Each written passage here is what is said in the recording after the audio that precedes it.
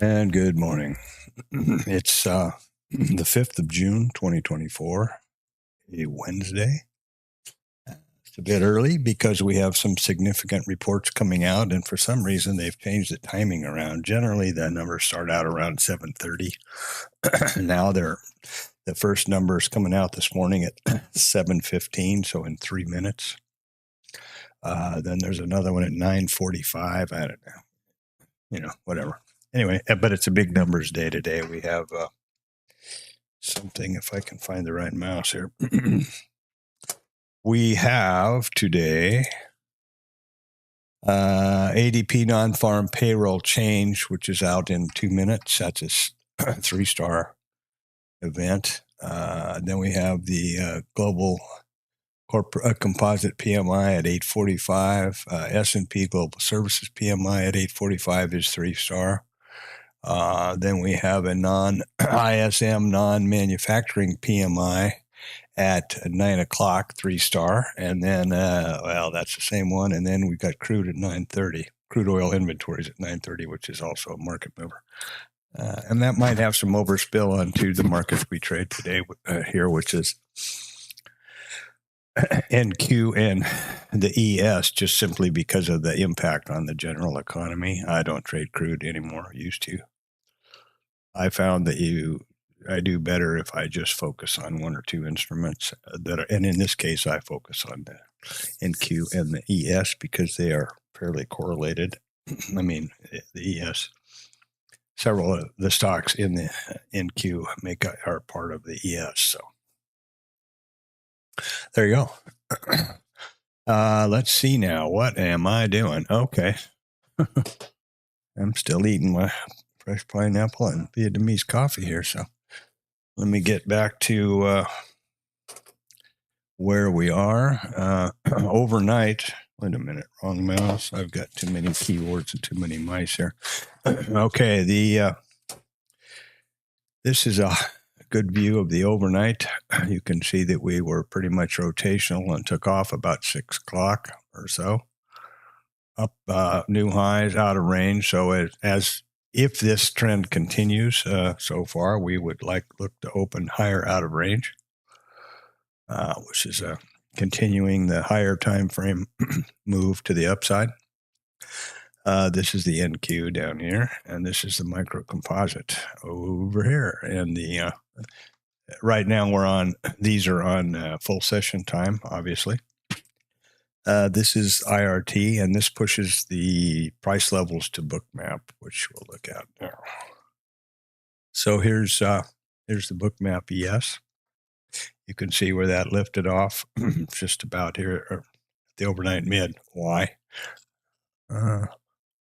Up we go. That would have been a nice 10 points to pick up from about 6 o'clock this morning. So I was up too. That's even more frustrating. But I find that if I walk in and look at something and think, oh, hell, there we go, there's bounce.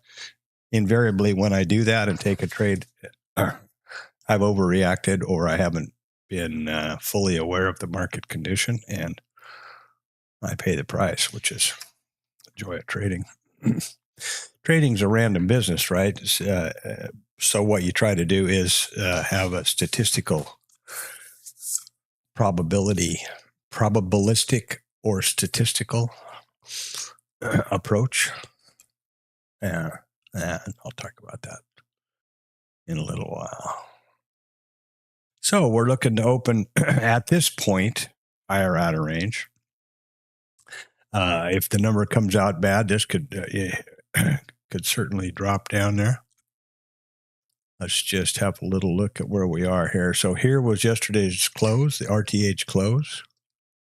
This is the ETH low. They just went a little below that and then took off, which is obvious right here. There's yesterday's close right in that area. They tested down and have been trading up all night. So I don't know. If I get around, I guess if I could figure out how to not sleep, I'd be all set. Here's the overnight point of control. I don't see the RTH high. Well, that's because it's right here. A word about my columns here. This is the high time frame column, which I manually input from the micro composite chart, which I just showed. These are the high volume nodes from the high time frame micro composite chart, and they are pushed by Bookmap. This is the full session VWAP, full session volume profile. So this column started at 1700 last night, and we've only traded from here to here all night long. Okay, that's 502 to 522. So we've got the entire range for the overnights, 20 handles. This column is the RTH volume profile. And so at the moment, it is yesterday's RTH volume profile. It will reset at 08:30 this morning. All of my times here on the bottom of Bookmap, my computer, whatever you're looking at, that's all Central Standard Time, which is the same time zone as Chicago, where futures markets are. This is the Delta column, which will reset at 8:30. I'm just trying to see if I think that makes any sense. Kind of funny looking. Anyway, this is a buy-sell Delta, right? And this is the chart volume profile, which is only, I don't really find much use in it, actually. It just plots, you see it changing, just plots whatever data is displayed on the chart. This is the where I put the open type. So this will be updated at the moment. Let's pretend that we stay higher out of range. I'll put that to just to show how I do this. Higher out of range, which is nothing more than a note for me, just a mental reference for me when I look back at the screen snaps, which I take of every trade scenario, and I can see immediately what the day opening type was. I enter these statistics manually from the study on IRT beside their associated price. So, for example, this column is a Cloud Notes column, and these price levels are pushed directly from IRT to Bookmap. Now, the way this works is really simple. This is the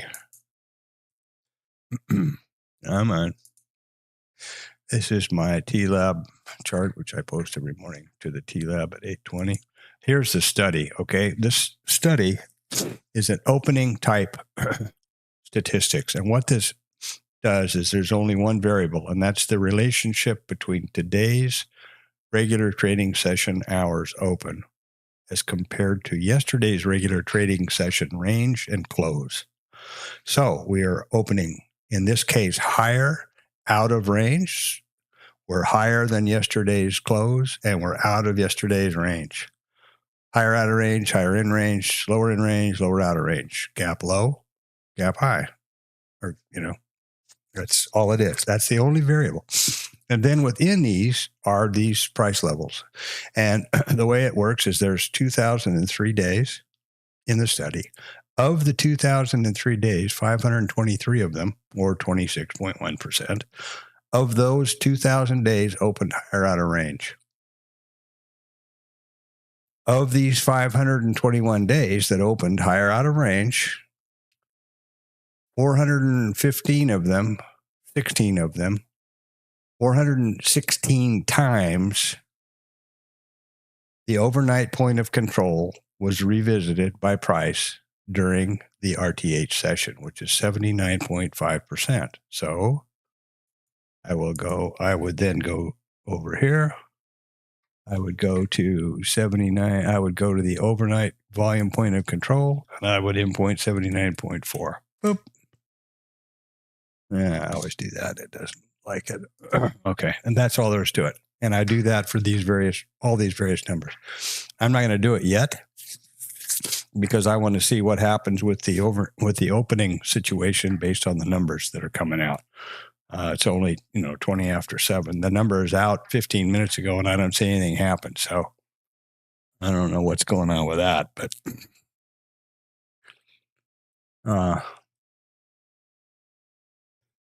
Yeah, I don't get it. That's the non-farm pay change. It's a 3-star number. It was out at 7:15 and exactly nothing happened. So might have to wait all the way until the 8:45 number or 9 o'clock. I don't know. I would imagine that's a 3-star high impact report, and it doesn't look to me like really anything happened. So I'm not quite sure what to think about that. But anyway, that's why I was going to wait to input the statistics until we saw where the actual open type shakes out. All right. So there's that. And now I'm going to just kind of stand by and not continually talk until we get to some more numbers and around the 8 o'clock hour, start the normal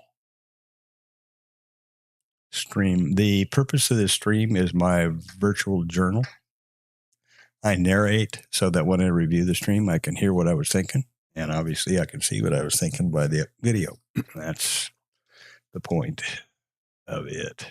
And I do it I stream it to YouTube so that I could review it from different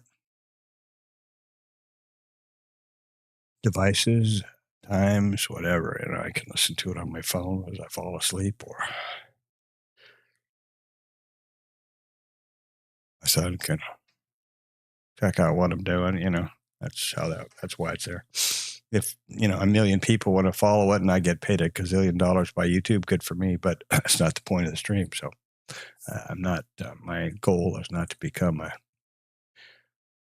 influencer and stuff like that.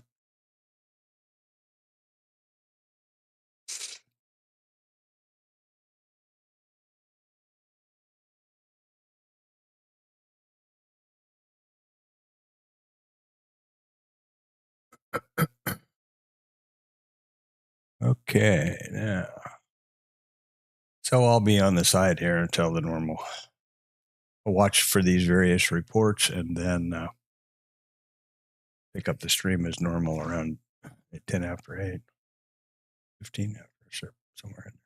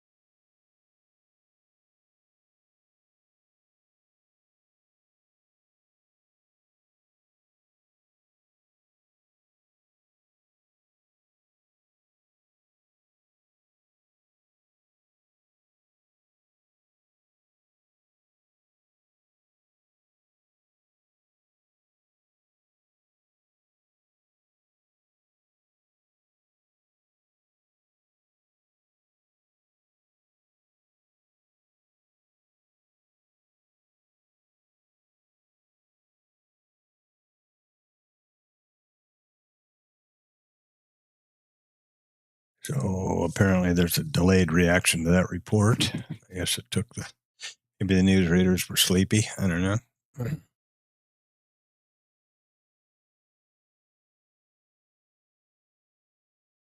Not really a big one, but there it is.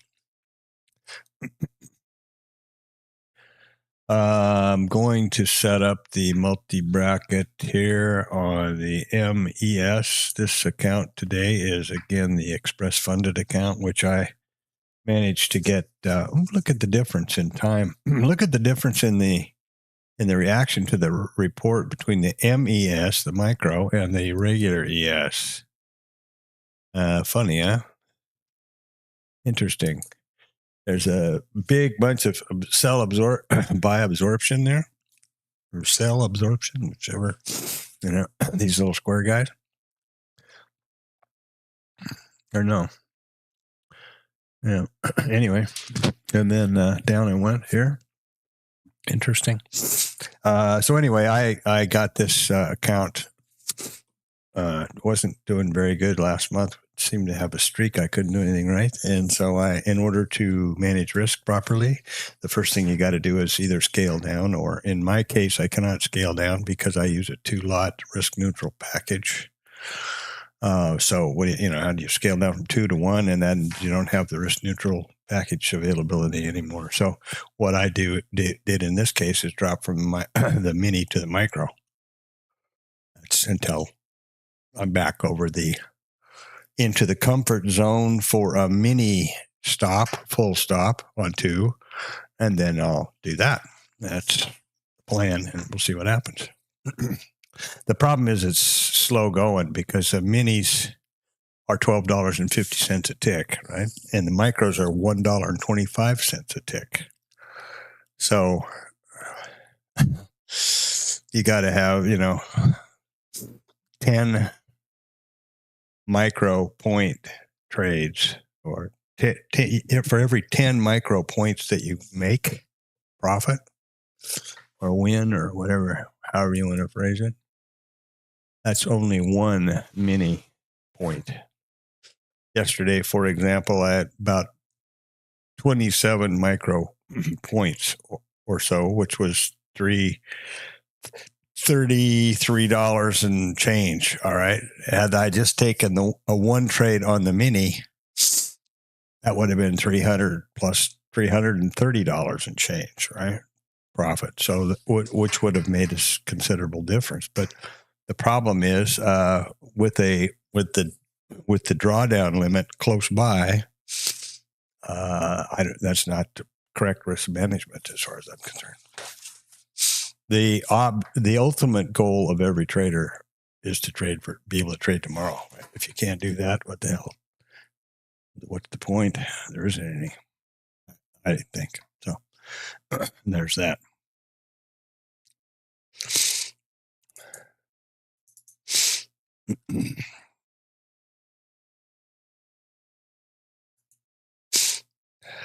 Wow.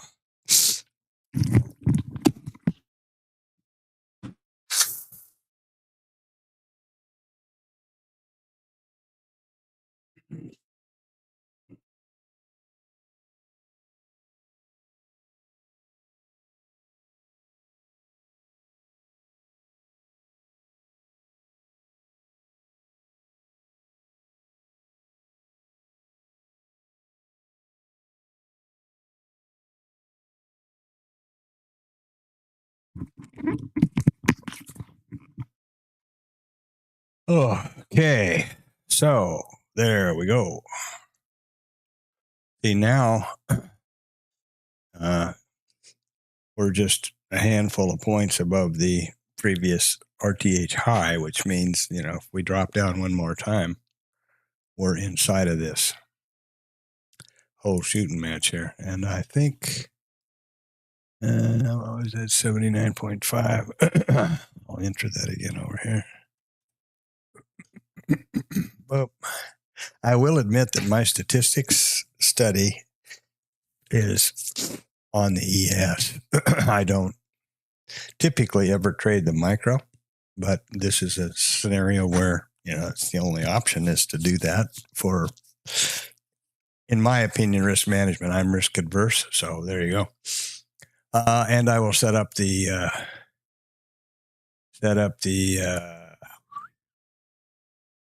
multi-brackets wherever they went, right there. This is the 2-lot package, risk neutral 2-lot package. You can take as many of these 2 lots as you want, obviously, but that's how you size up. But in this case, it's 2 lots. Stop on both is 12. The first take profit is 12 ticks positive, which makes the trade risk neutral, unless you're a complete idiot and you widen out your stop. So once you get that scale, the worst thing you could possibly do on the trade is that, and that makes the psychology tremendously. That's a tremendous relief on psychology and clarity of thought, and trade management, and those kind of things. That's the idea, anyway. So there we go. And then we'll activate that over here. Ooh, where'd it go? There you go. Activate that here. And I'm trading now only with, I'm only initializing the dome, which means that I will initiate trades with my keyboard. And in order to manipulate them, I manipulate them on the dome columns rather than over here on the chart, because I've had a problem with accidentally, you see how the cursor changes a little $sign, and over here, not that. This area right here is called the active data. This is where trading with the mouse can happen. So if I accidentally click over here, I'm in a trade. And the line, because of the way I prefer to have my graphics and stuff set up and my colors on the charts. That line's pretty hard to see. You can't move it any further than there. You can see where it is from the difference in, here's historical and this is active, right? You can see the price bouncing up and down between bid and ask and current last price. But yesterday or day before yesterday, I was trying to move a line and I accidentally, for example, if you're in a trade or if you're trying to do something and you accidentally click over here, your trades, that's a market order, bam, you're in it. And it immediately went to stop. So I was, in about 4 or 5 seconds of during the opening swing, I was on the wrong side of the market. And that's pretty irritating. So I'm changing that now. I went to Bookmap. Talked to Elena at Bookmap support. And what I was hoping to do was to initiate with my mouse, my keyboard, sorry, and then be able to manipulate the stops and targets with the mouse as usual. In other words, just shut this area off for trading with the mouse, but you can't do that. It's either the chart, which activates this, or the dome, which means the whole thing is off. So what the upshot of that is I can initiate trades with the keyboard, but rather than drag the levels around over here with a mouse, I have to drag them around with a mouse over here in the dome. So seemed to work fine yesterday. We'll see how it goes.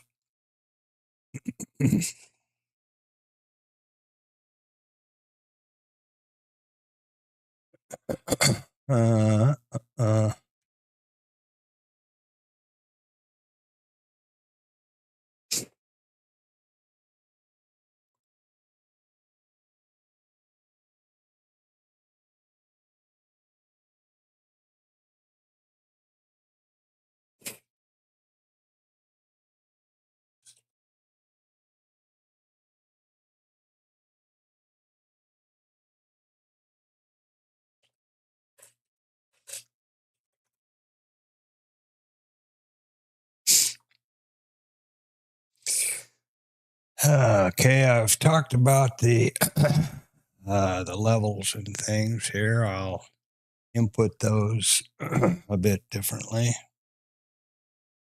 I think.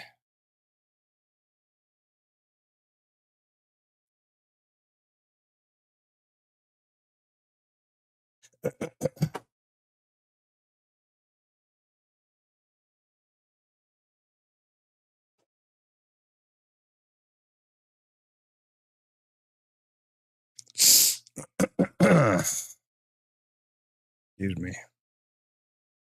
Vietnamese coffee makes my run.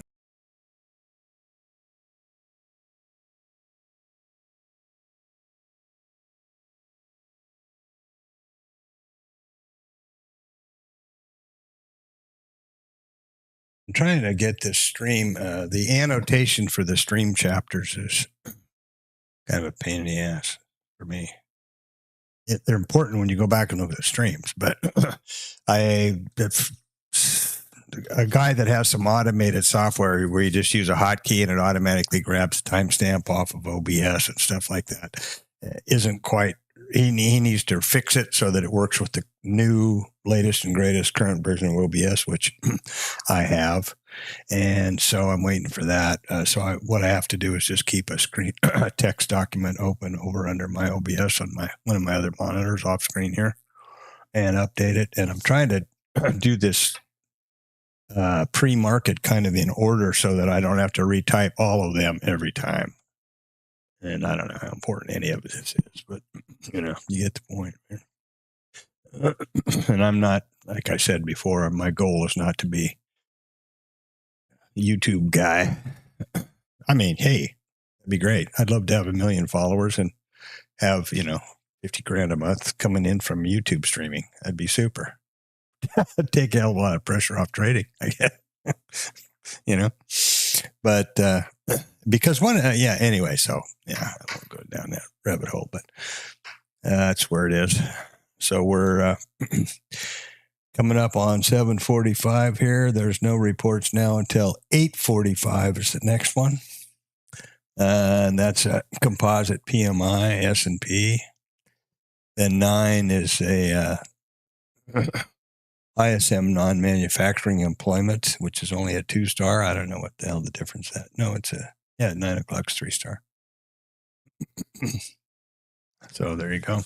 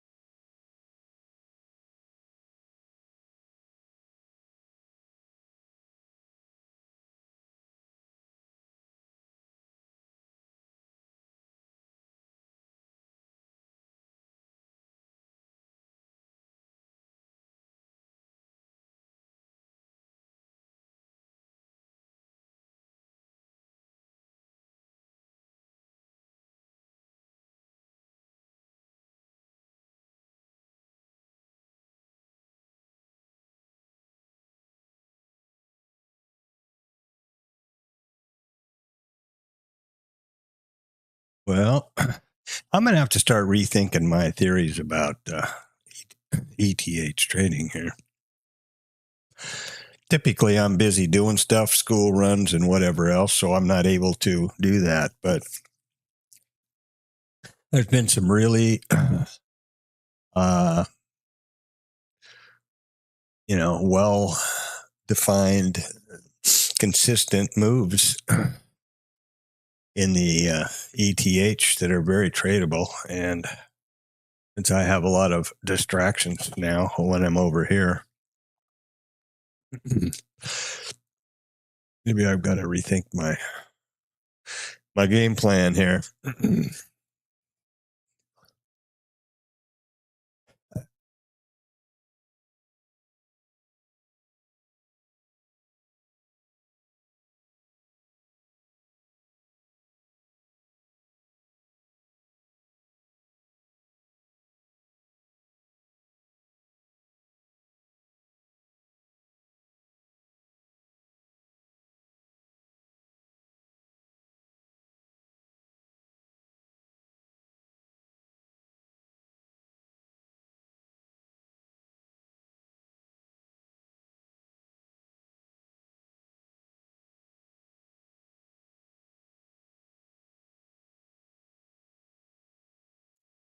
All right, so now what the hell's happening next? Okay, the next set of numbers are out at 08:45 or 15 minutes past the open. So that should be that, I guess. Damn, look at that nice move there off of developing value area high, and that's a that's a real known area or level that's often provides support. We didn't quite get down to that previous RTH high, which is yesterday's high. Okay, right here. So because we are above this, we are going to open higher out of range, right? Obviously, the previous RTH high is above the RTH close. Pretty hard for that to happen otherwise. And because we are above that high, we're going to look to open out of range. Now, we still have just about another hour, so I'm not going to plop in a bunch of stuff statistic-wise and then have to redo it. It's irritating. But that's where we are looking to open, in my opinion, at this point. Really irritating that I am not.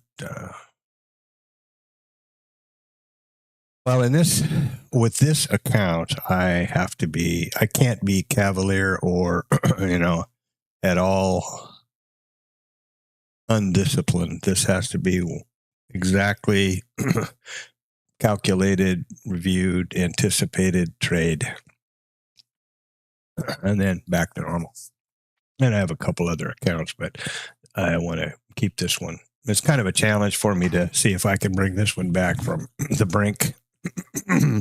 It sure isn't the end of the world if I don't, but on the other hand, it would be it would make me feel good. It would be a nice accomplishment, I think. Psychologically, if nothing, only psychologically, because it's not monetary. This account cost me nothing to have open. It's an express funded account with TopStep, which means that any profits I make, I can take up to $10,000 to withdraw 100%, and then after that, 90%. Until such point that they think you're a good enough trader on the XFA that they switch you to live. I'll call you up to the actual prop account or prop firm. Well, that's how that all goes. What was that? what happened over here. Wow, this is all weird kinds of stuff going on here with my little thing that I'm doing here. Oh, there we go. Wow, this did all kinds of weird things. I didn't know you could. This Windows 11, I guess it's different. I don't know. I'm not going to bother switching around or making a big deal out of it, but trying to get this thing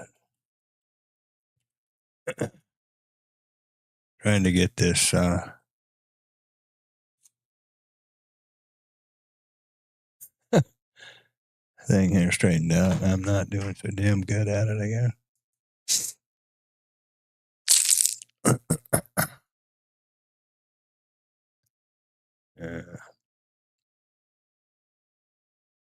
These numbers are all, I don't know how to, boy, it'll be great when that thing, the biggest problem for me with this chapter story is the damn time, right? Because the time is not as it is on the Bookmap. It's the time since the stream started. So in other words, right now it is, 7:45 and change Central Standard Time, but the stream is been live for 39.44 minutes. So those are the timestamps that you have to use in order to have that be meaningful.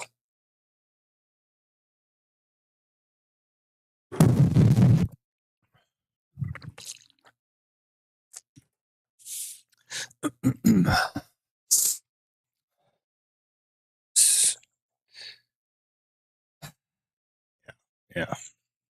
And again, my focus is not to be a YouTube guy. So, like took me 20 minutes to figure out how you're supposed to put a plug in OBS,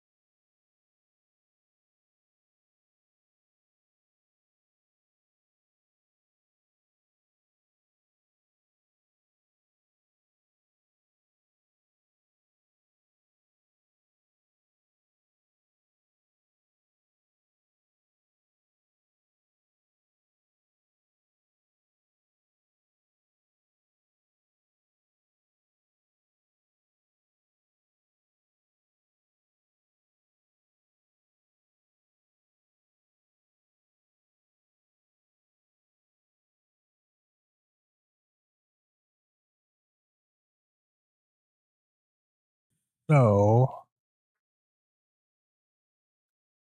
one thing that is worth talking about at this point, these levels here, point out this is the micro composite volume profile. Because the text is black, it's now a previous one. The current for this current micro composite is somewhere down here. Maybe I don't have it on. Oh, yeah, this is the M. I don't have it denoted over here yet. So let's take a look at this then. Let's go to the, over here to the, a couple of things that are important. This is the micro composite chart, and all it really is I just draw a volume profile around a group of these. First of all, these are daily RTH price bars. And I draw a volume profile around the group of them where price continues to overlap. When you draw a volume profile with IRT, you get a volume point of control, which is nothing magical. It's just the price at which the most volume has traded in the session, or in this case, in this profile. So this was the previous volume profile, and this is the that price level right there is 53.25, right? Okay, and we are now trading because this is yesterday. These are RTH bars, so this line right here is where we're trading currently. And if you zoom back over to this side, you'll see that this is the the previous micro composite volume profile at 24 or 25 quarter, and here we are. So that's how the micro composite works. That's where these levels are manually input, and these levels over here. This is the damn. Let me try to do this all on one chart where everything's working. So this is the ES now, not the MES. There you have that. Here you have the high volume nodes, which are these green lines that are put here. These green lines are pushed automatically from IRT to the. And the significance of these volume profile can be pretty amazing. Look at this huge sell-off on Friday, I'm sorry. And look exactly where it stopped. It came right to the volume profile of this major profile here, which goes back 120 days. It encompasses all of this trading. So this was the highest time frame on my micro composite chart. This was the POC for the highest time frame here, 120 days back. We stopped within 2 ticks of it. Turned around, 1 tick, and turned around and went the other way. That's, it's often quite amazing. Here was the close right on the VPOC there. Look at this one here. Wick test down. Or no, this is with IRT. This smaller yellow line is the developing volume POC, and the thick one is is where it's set. You see how it developed up and down up here. It's amazing how often that happens. Here we wick test up through the POC and then close back below it. Same idea. There's a test right to the POC and then back.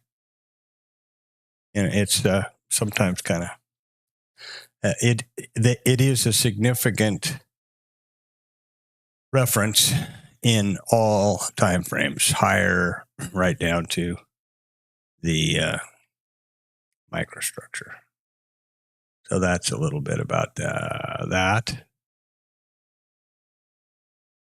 And the levels here are, as I talked about earlier,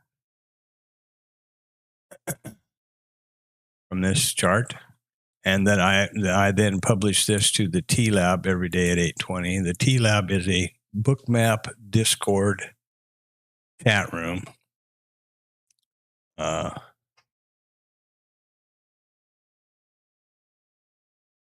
Let's see here if I get this right now so I don't screw this up. 48. Okay. It is a Bookmap Discord chat room started by a guy named Tom B., who is, in my experience of trading since 1999, one of the only true or real traders that I've come across on the internet stuff. He's first and foremost of all has nothing to sell. Has been a professional trader on his own account, supporting himself for 44 years. He doesn't, he's not some flash in the pan crap. Like I said, nothing to sell. Maybe the reason I appreciate this place is because his theories and his risk management ideas and things align with mine. Plus, I've learned a lot from him that I believe, that resonates with me. So that's probably part of it. You don't have to be a subscriber to Bookmap. All you have to do is click the link in the description here and go over and sign up for the Bookmap Discord. I mean, that's obvious to any server, any Discord server. And then you can join the TLab. It's called Traders Lab. The guy's Tom B. Definitely recommend it. And it's a good group of people too.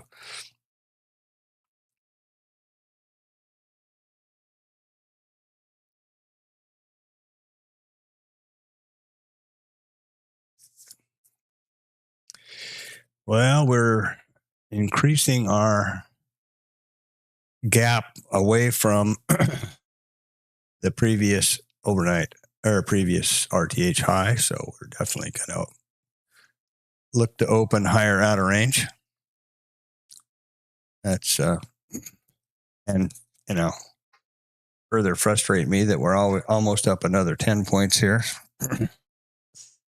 I stand here and don't get involved. I got to change my mindset about that and focus, I guess.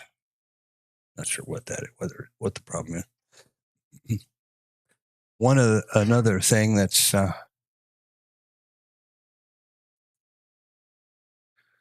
worth mentioning maybe at this point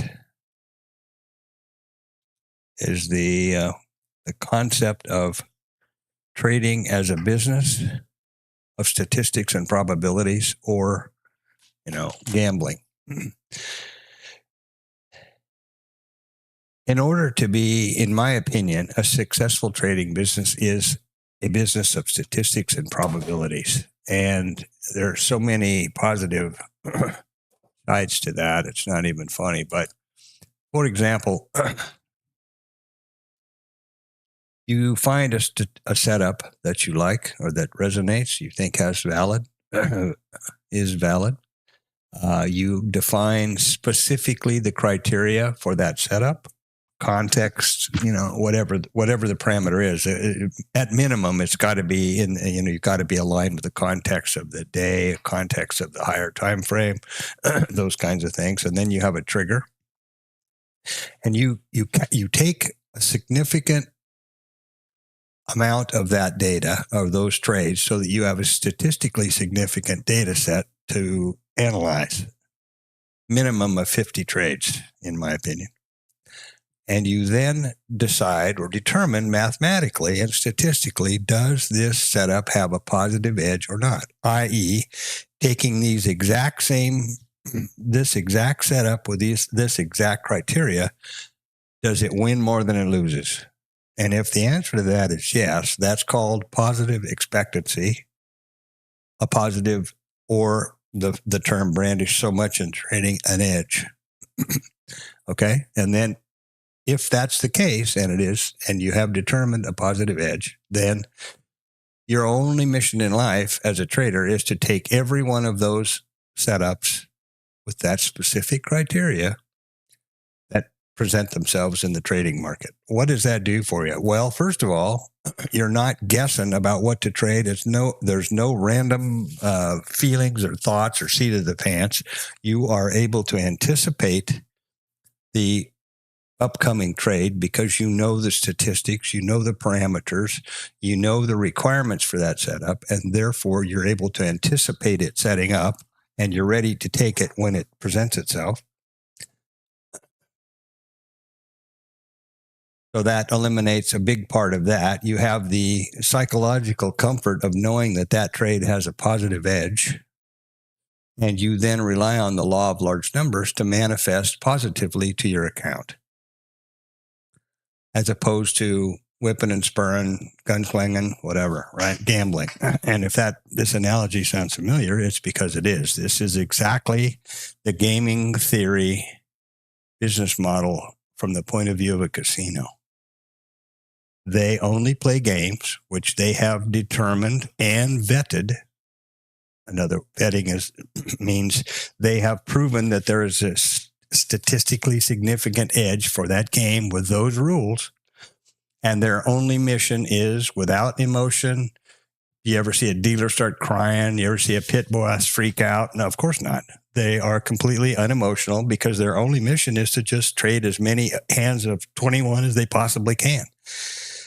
And it ought to be pretty obvious to everybody in the world that's got eyes or even a sense of anything that's alive to know that casinos are hugely profitable. They pay for your drinks. They fly you in. They give you the cocktails. They give you the tickets to Adele. They do all that stuff, right? And still, they're phenomenally profitable because the law of large numbers manifests positively to their account. Sure, gamblers walk out the door with a suitcase full of money once in a while.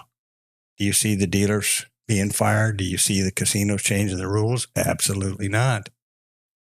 They know exactly what the specific rules and criteria are for each game, and that's exactly how each game is played. And the only requirement on their part is to trade as many of those instances or as they possibly can. That is the golden rule. I think that's the secret sauce to a successful trading business. And if you don't take the time and the work to actually vet a statistic with specific criteria, you can't have, okay, I'm taking an IB high breakout, and then this one had a 5-point stop, and that one had a 20-point stop, and this one had no, they've got to be identical. Each one has to have the stop identical. It has to have the scale in the same place. It has to have all those things equal in order for those apples to be apples. Otherwise, you're measuring apples and oranges, which is not statistically correct. This has to be a statistically mathematical business, not anything to do with emotions or feelings or seat of the pants or any of that stuff. That's what I believe. And that's also one of Tom's at the TLab, who I spoke about earlier. That's also the philosophy for those guys and him. So there you go.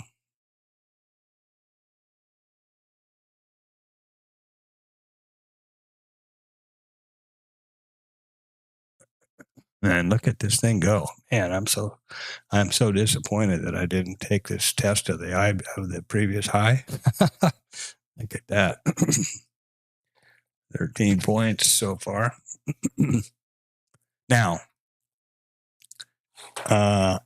just saying that, and why I didn't do that, I have no trade that's been pre-vetted that says I'm going to do when we have a breakout. When the high time frame context is up and we've had a breakout of the overnight or ETH period is trading outside, or let's try to identify it within the parameters I've discussed. Okay, so if we're in a situation where we're looking to open higher out of range and we test back to the previous RTH high, what are the statistics of that move continuing higher X number of points to, first of all, you want to know how many times you get to your risk neutral scale, and then how many times you get to your T2 target. And in this case, you'd have to factor in the reports. So I don't know how to do that, even though I know something about statistics and databases. I'm not sure how you would code all of that stuff up. And that's kind of my stumbling block at this point. I'm trying to take real basic setups with basic identifiable criteria that I can guarantee to myself are the same. And sure, this is a money maker, and there's people that are going, Yahoo, I made this, I got that, look at my screenshot, all the shit. But I'd like to know how many of those trades that they've vetted. How many times have we been approaching all-time highs? And how granular do you go? Do you factor in the micro composite VPOC? So what are the parameters that we have at this point? We're looking to open higher out of range. We have crossed over a micro composite volume profile. We are doing this move based on a report. Now, I don't know how many days you could determine that have all of those criteria, but that's what you have to do. You have to figure out how to identify each one of those criteria and see how they apply to your data set, however many days it is. In my case, I have 2,000 days download, data in my IRT, so I could do that. But that's kind of the problem for me, figuring out how to go about doing that.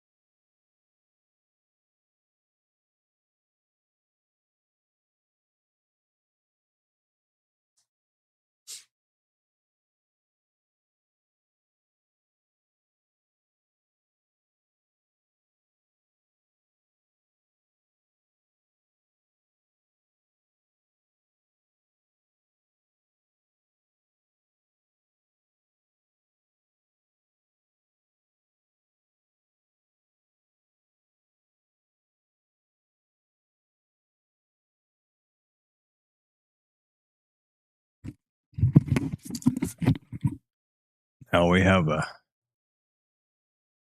pretty substantial, where the hell my mouse go? We have a pretty substantial block of liquidity living up here.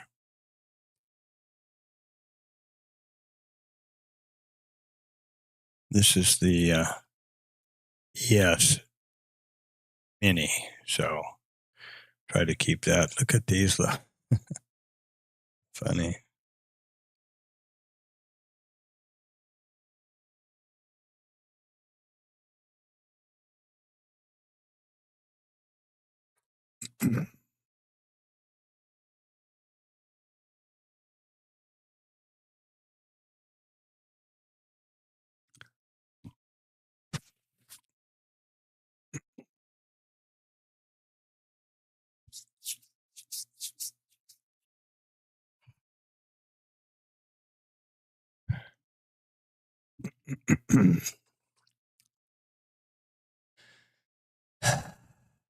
And we get back over. Let's see. Oh, it's 8:13. Okay, get back over here. Turn this on dumb. Getting her back into the normal time frame here for myself.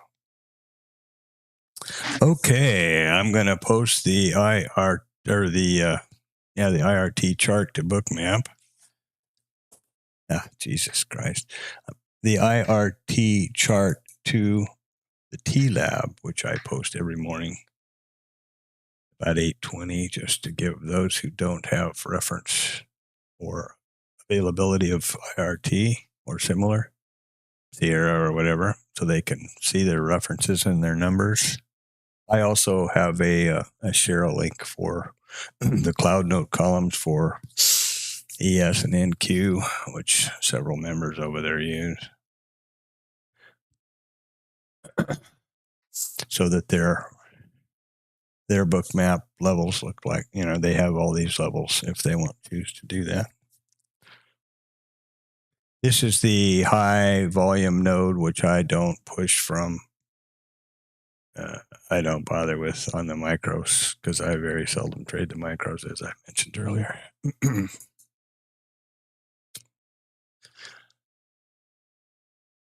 So, well, here we are around at 8:15 now. So now the next number's at 8:45 and then 9, if I'm not mistaken.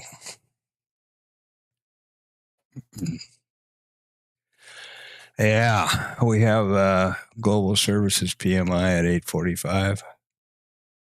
And then 9 o'clock is the non-manufacturing prices, ISM. I don't know what all these stupid numbers are. And then crude at 9:30. Crude oil.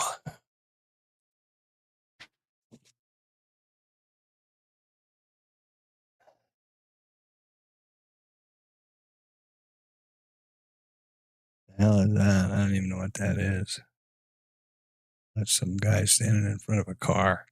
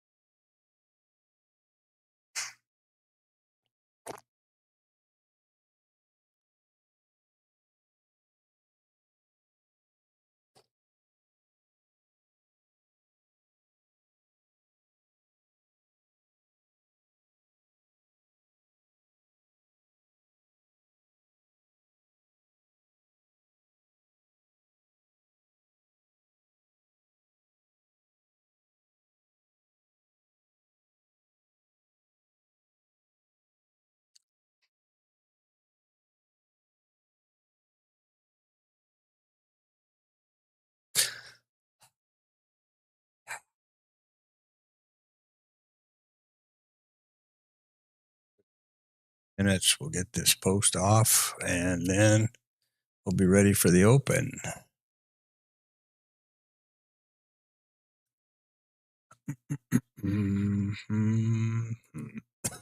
Excuse me.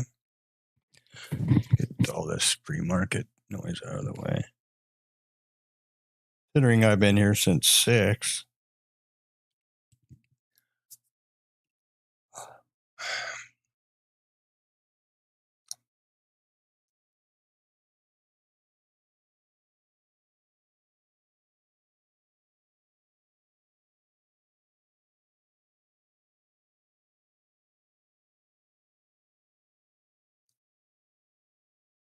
Yeah, that's a real disappointment there.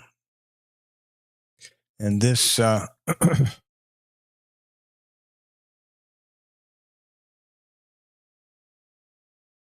this level here was a previous NVPOC, which I think has gone. I gotta put the date or something on these. I wonder what happens if I put the date here. I can see that. What's the day? That's the next question. 050624.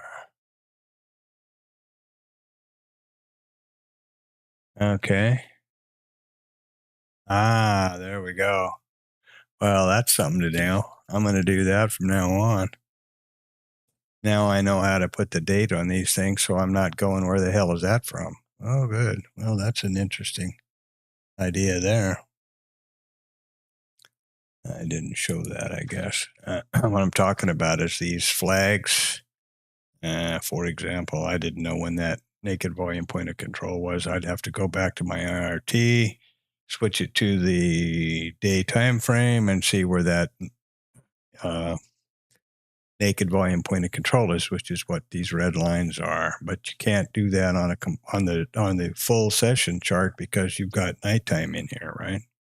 So you want to do it where you've only got the daytime, because we only pay attention to day time frame naked points of control.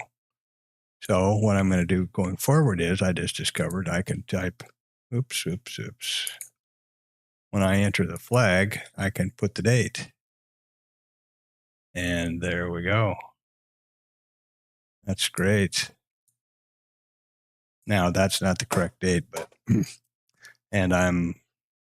and it's certainly not yesterday's VPOC, but we are in new territory. So it could be from a day or two past, but so I won't remove it until I'm positive of that, which I will be here in a minute. Now I'm going to do this snap, and then there we go, and then the post, and then I'm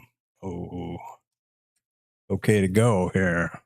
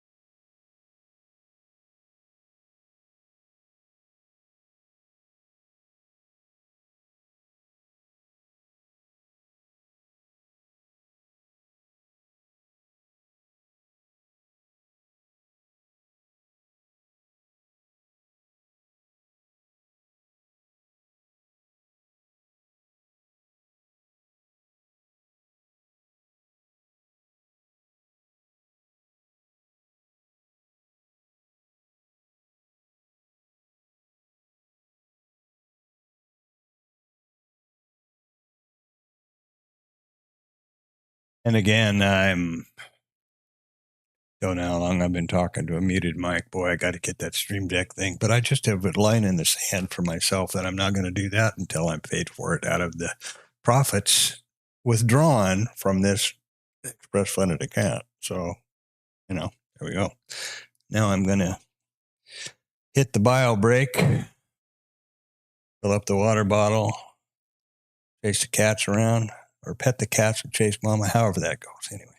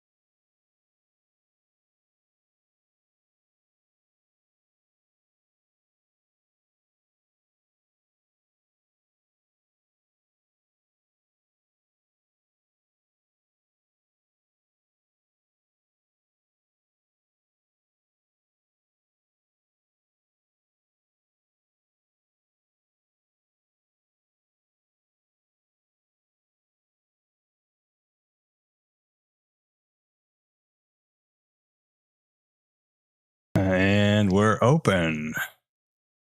And that was a pretty big bam there now. Let's get these charts in IRT over to regular trading session. That's done like this. You just click on the chart, hit a hotkey, switch from full session to IR to the regular trading session. That's done.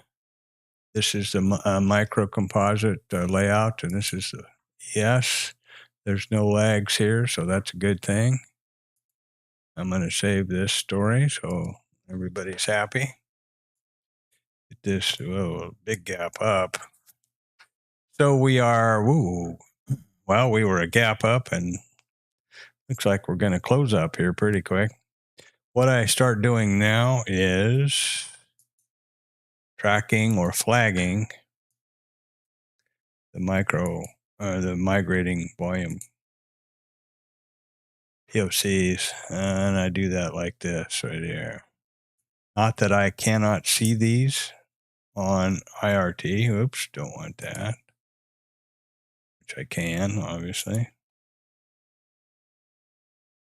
But as the day progresses, this yellow line will scroll off the left of the screen, and therefore I can't see it. Now, I can always see it on IRT because IRT has a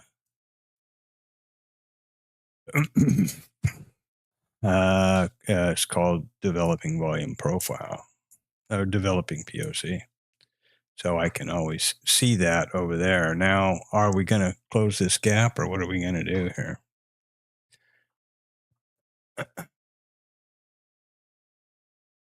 Gap rules, baby.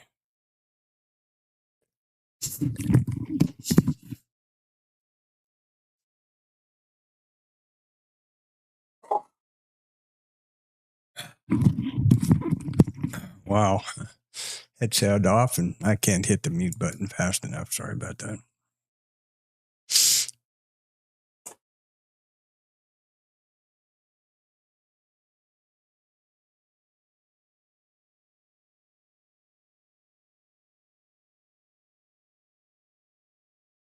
All right. Well, we're in a gap rule situation here now. Is it gonna close the damn gap? So here is the previous RTH high. There's our open up here someplace. So I got to remember to put this stupid thing in here, which I just hate having to do. It never tracks like it's supposed to. I don't know what that is, actually. Is that the VWAP? Okay. Well, leave it alone then, I guess. I don't know. This new thing I don't like. So we are bouncing around quite a bit here, which is very, very normal. Obviously, this line is, again, it's just the price at which the most volume has traded. So at the beginning of the market, here's 1,800, here's 1,900, right? Well, it's only 100 points different to move the volume, right? Here's 1,800, 2,500. It's only 600 contracts to move the volume point of control. So in the beginning of the price or the session, it's very volatile, perfectly normal. There's no indicators on my charts, either IRT or Bookmap. It's the mid, the VWAP. I didn't have to do that one. Apparently, this goddamn thing is driving me crazy. Maybe it's working now. I don't know. Let's just get rid of that one. Get rid of that one. Now we've got a VWAP line here that's lining up with the correct one, and that seems to be okay. So fingers crossed. Fingers crossed it keeps working. Then here's the overnight VWAP, which is correct. Okay. And what I was saying was there's the brighter yellow, which is the regular trading session volume point of control, and there's the more muted or darker yellow, which is the full session. There's the mid, and there's the VWAP. That's it. This goofy looking line up here is the correlated market, which is the NQ. That's it.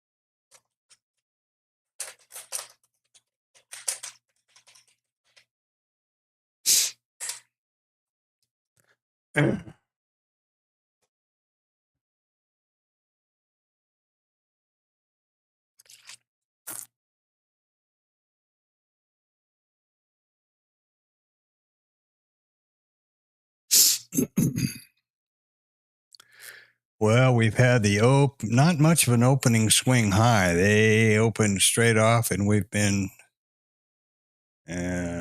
lower, a little bit of an opening swing high, and now they're bouncing around here again. So I'm on the NMQ. Is this damn thing ready to roll? Yes. Okay. There we go. One thing I've noticed here is that, I'm sure it's a well thought out function. If you change instruments, for example, I go to the ES, which would be the normal one. I haven't done any flags. Let's throw in a couple of those. If you come over here to the ES and just pick up a couple there. ES looks like it's going to try to close the gap here pretty quick. Anyway, you come to the ES and now you jump back to the MES. The trading control panel has reset to off. So that's something to remember. And more than once I've seen a setup, jumped on it, hit the keys, hit the hotkeys, and nothing happens. Two things can happen to affect that, actually. You have to have the Bookmap window in focus by clicking on the header bar, or don't click over here in this damn thing unless you've got it set for dome. But anywhere that you just click on the Bookmap window, and then the hotkeys will work. Otherwise, they will not. Now where are we? I'm late to the party talking here. Gotta close the gap, looks to me like, but I'm not going to enter this because this would be considered a breakout trade for me. The trade would have been this touch of VWAP or a mid and VWAP up here and then sell down, I believe.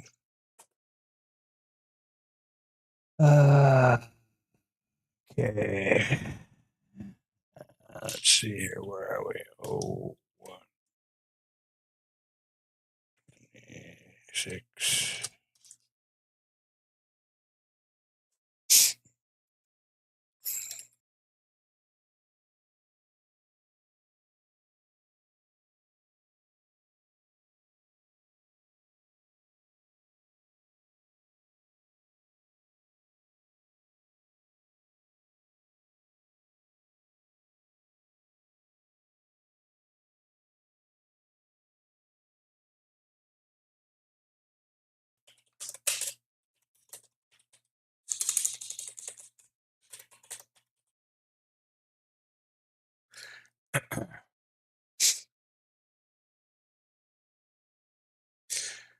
Let's see what we have here. Well, something that's another thing that may look a little bit mysterious, but just absolutely not, or the IB high and low. It is nothing but the high and the low of the first 1 hour of the regular trading session, period. The name IB stands for initial balance, which is an old acronym from market profile days. But that's all it is. They continue to go up, continue to go down until the first hour is over. Then they're set, and there's a statistic around the IB stat, IB60, and now somebody else came up with an IB30. There's some statistics around that.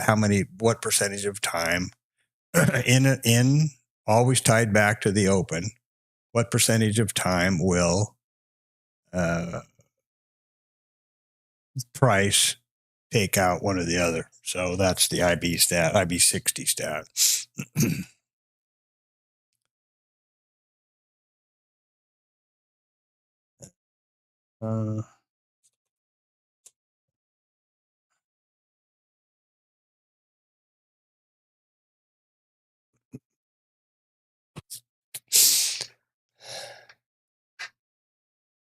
Those statistics, just for point of curiosity, the IB30 was developed by somebody in the TLab, which, first of all, let's look at the original IB stat says over 95% of the time, the IB high or low will be revisited by price in the current RTH trading session, which means that after 9:30, this will cease to move up, this will cease to move down, and price will go above or below one or the other.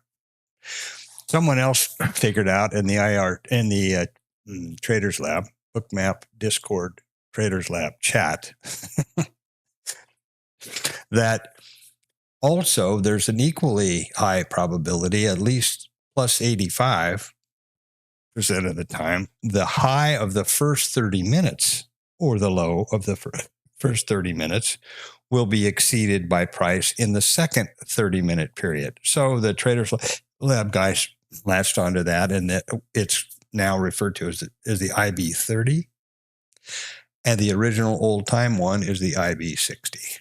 So that's the IB stats.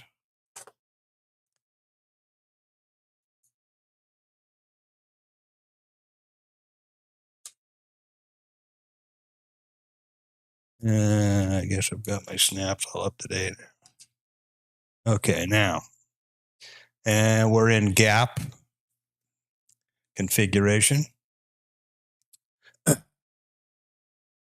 The old market profile gap rules are, if the gap is closed relatively early in the trading session, in other words, if this price gets down here to close the range gap, and on top of that, maybe it's easier to explain over here. If price gets into the range and trades down to previous value area, if today's price is accepted in the previous value area, there's a very high probability, which I do not know, nor have I vetted, that price will trade across the value area to the value area low from the previous RTH trading session. Those are old market profileisms. So that's the gap rules.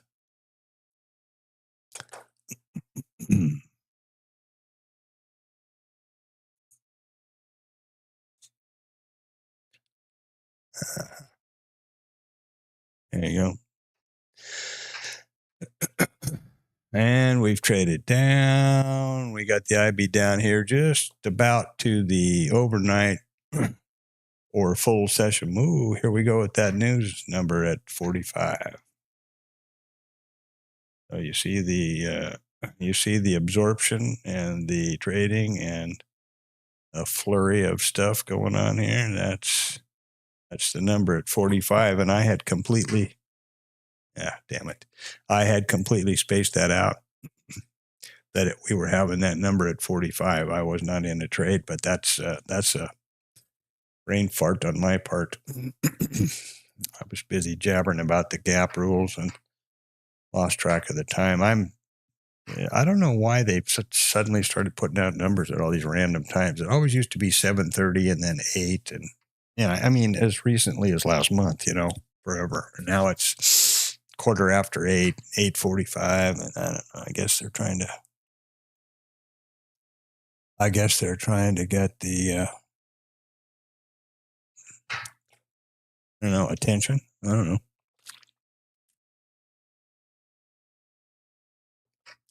Notice how the book completely cleared out at the number. Just all this liquidity disappeared.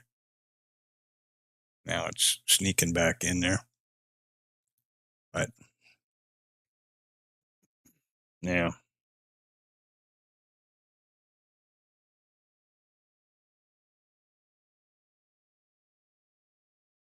And how the number traded right up to the previous price check at aisle 3, right up here to this one. It's pretty crazy how these kind of things continue to repeat themselves. Why? Beats the hell out of me. It has to do with positioning of the higher time frame. And obviously now our world famous naked volume point of control is no longer the case. So I'm so pleased about that, though. All right. Now let's see if we get a trade or two off. There's one of the parts of my trade plan is that we cannot have an entry is not valid if there is not, or let's start over. To have a valid entry on a setup, a vetted setup, there cannot be an obstacle between entry and the first scale, the risk neutral scale. I don't know if I even said that right yet, but in other words, if I was going to try to enter here, long, impossible, because it's not 3 points from entry to the first obstacle, which in this case would be the overnight VPOC, the POC, the VWAP, or the mid, okay? So even if I was targeting the other side of the range in a mean reversion, I couldn't do that because there's not 3 points unobstructed to the first scale.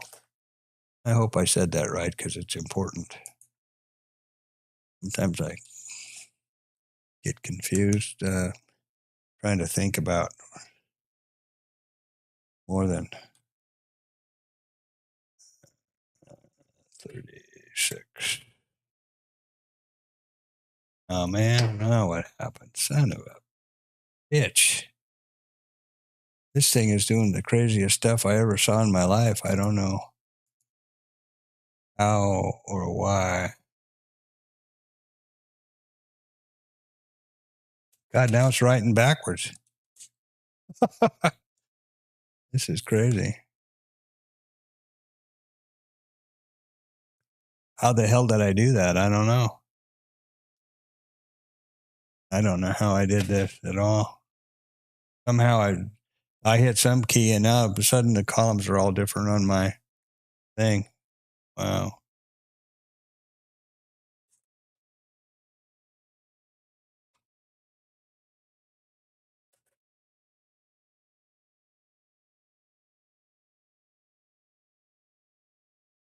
Well, that's the weirdest thing I ever saw. I didn't know I could do any of that crap. This must all be a function of Windows 11 that I never knew about. Look at this. I hit some key by accident and now it's typing backwards. Now the time's over here. It's supposed to be the time and then these deals. And now watch this. If I trade, it types going the other way. See, how is that? How crazy is that? I don't know what I did. My mouse is a Logitech something. I forget what model it's called. It's got a lot of extra buttons and stuff on it. A gaming mouse, I guess.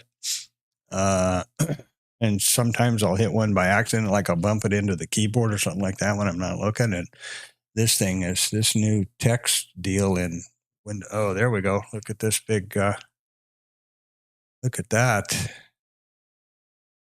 My. I don't have any of my levels input here yet. That's probably not a good thing. Not that it really matters, but just for the sake of the video, so that I can be sure I've got them when I review. The mid is 63.2. So the overnight mid probability was 63.2% of the time. The VPOC, which was already taken out, 79.4.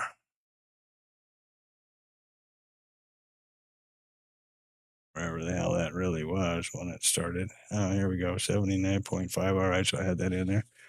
And the overnight high is 76.5.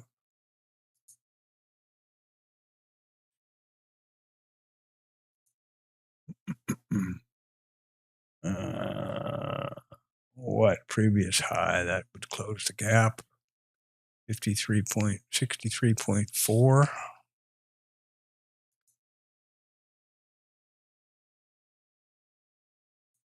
Yeah.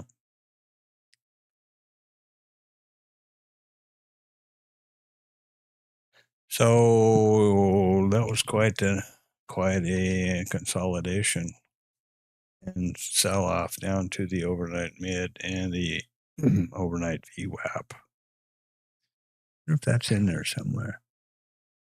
No, VWAP's not in these statistics. Okay.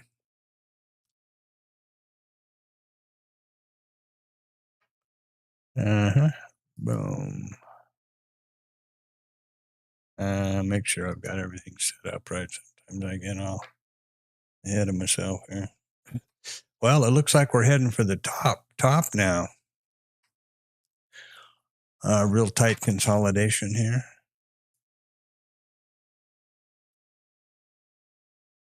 On the NQ, anyway. Funny, the NQ's trading at the highs, and the ES is trading off the lows. It's interesting.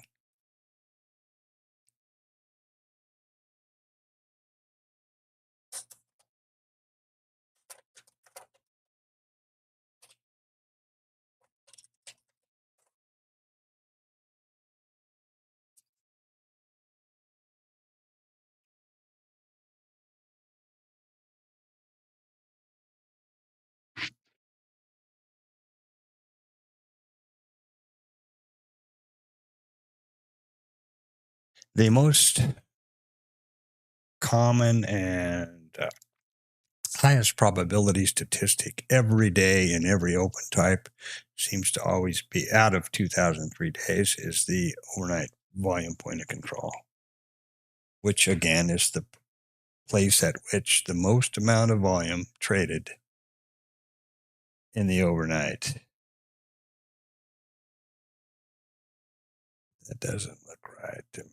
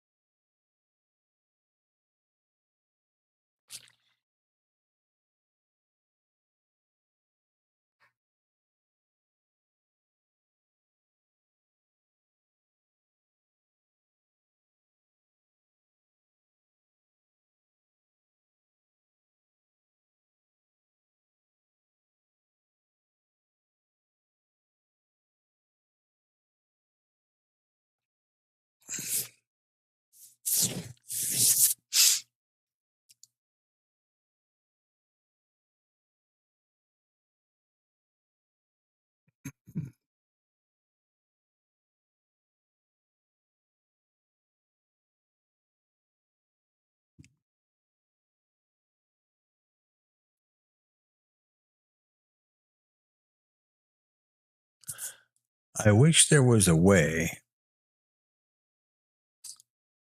but there isn't, to stop. First of all, I got to figure out how to turn this goddamn chapter thing around. I feel like I'm reading Chinese. I'm not good at reading Chinese.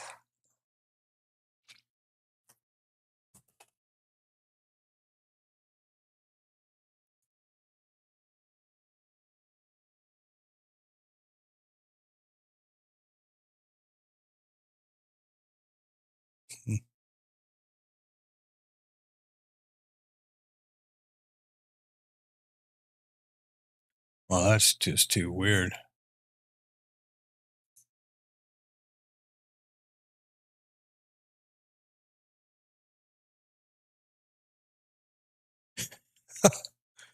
Jesus Christ. Why is it making all these different copies of this timestamp thing? Didn't think I did that. It's like it's making a fresh copy all the time, too. I don't know what's going on here. I got to not think about it now, that's for sure. Okay, let's focus on trading. So we traded up and touched the VWAP, the regular trading session VWAP, which is here. This is the overnight VPOC, or the full session VPOC, not overnight, because this full session, I wish I could stop recording this full session volume profile at the open of the RTH. But what happens is, by definition, I mean, as per my naming, it is the full session. So this is the full started trading since 1700 last night. Okay. This down here, according to IRT, and correctly so, is the overnight volume point of control. But that doesn't really seem too logical when you look up here, because this is the full session volume profile. Volume point of control right there. Okay. Just to make that clear, this is the IRT session, RTH session, and it is accurate for RTH. So that's how that goes.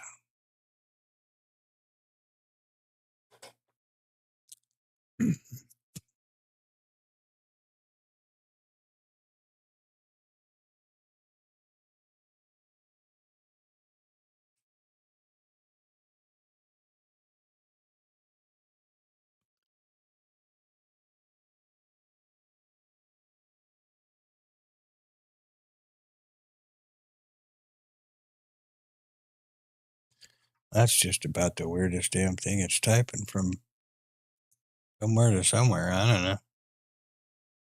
Font, word wrap.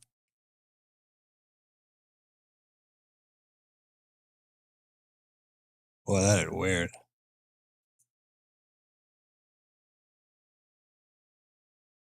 What happens if I just select them all? It won't select them all. That's weird.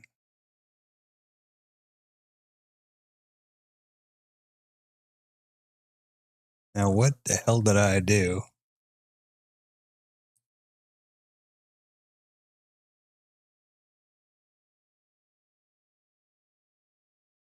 Right to left, editing, reading order. No. There we go. Okay.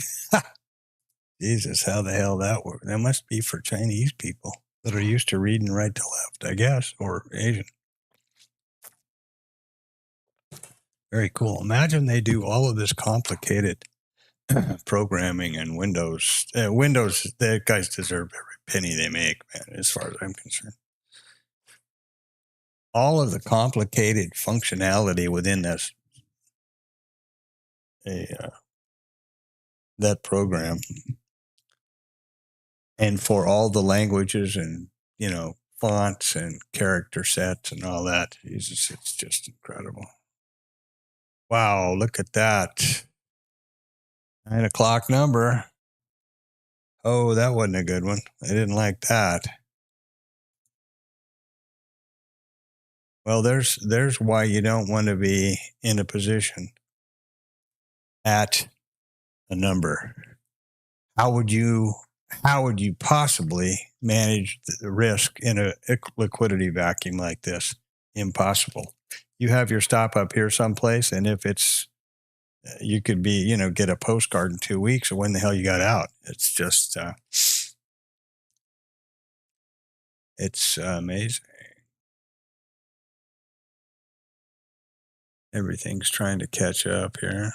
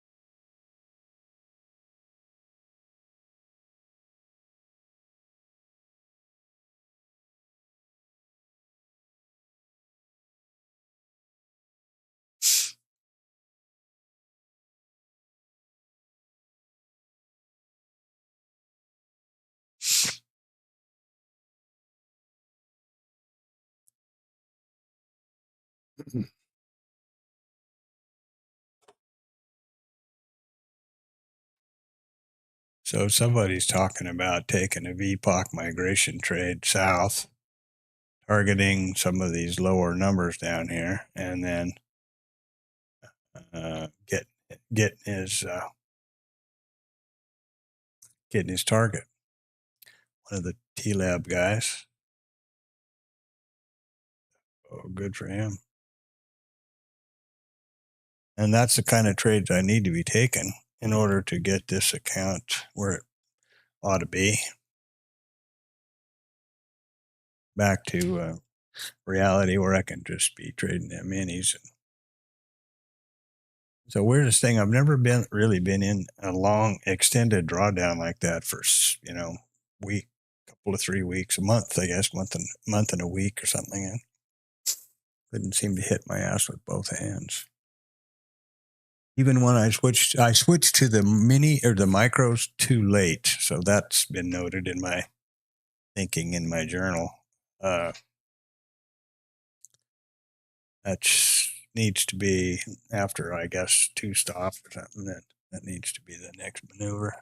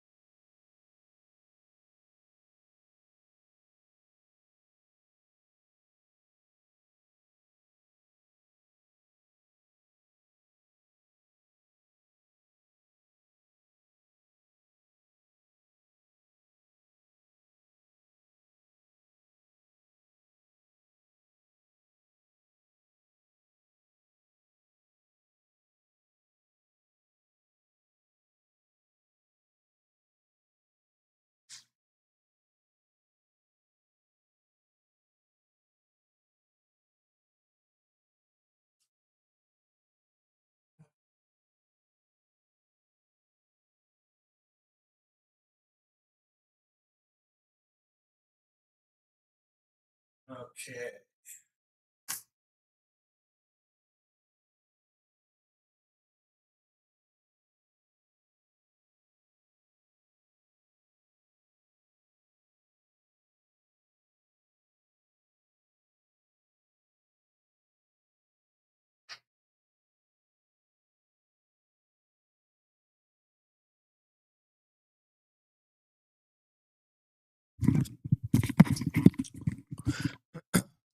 Yeah, so now what the hell are we doing here? A lot of volatility here.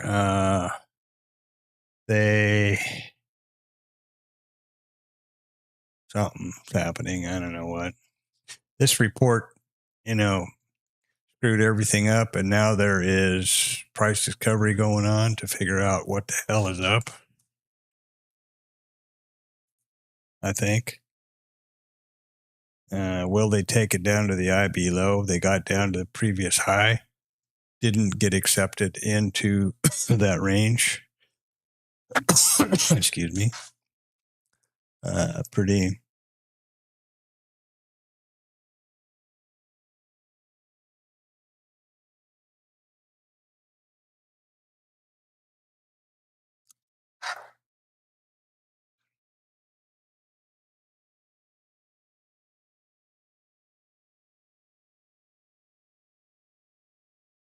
I'm not sure that any of these are a good trade location with that big number screwing everything up.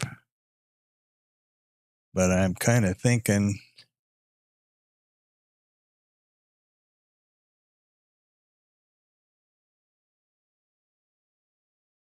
if they get accepted in there and we get trading for that gap rules, I'm still looking for gap rules.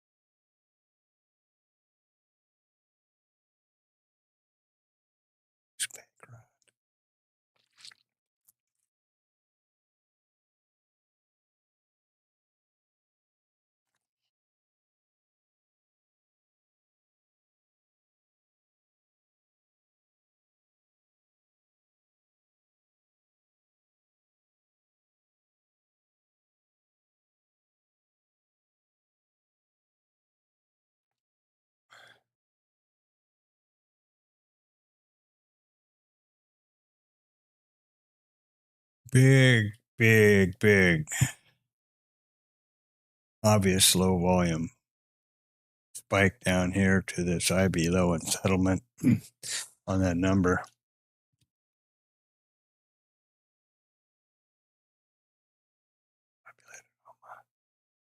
Cipher in there.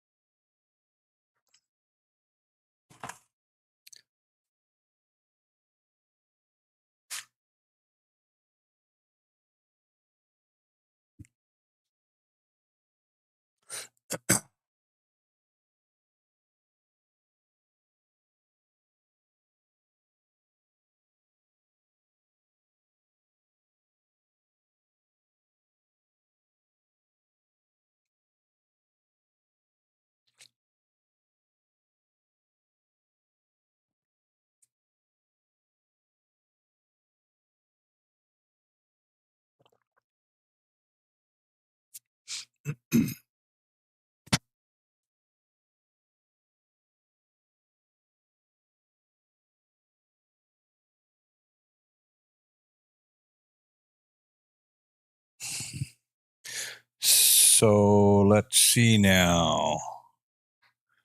We had the big report that's broke the auction. Now we're having a hard time getting it to stick inside a previous range. And after they can get it stuck in the range, will they be able to get it down into value? Then gap rules. Don't know. The report broke everything as far as I'm concerned. Which is disappointing because I'd like to have picked up a big pile of money here, and I'd like to get away from these micros, to be honest with you.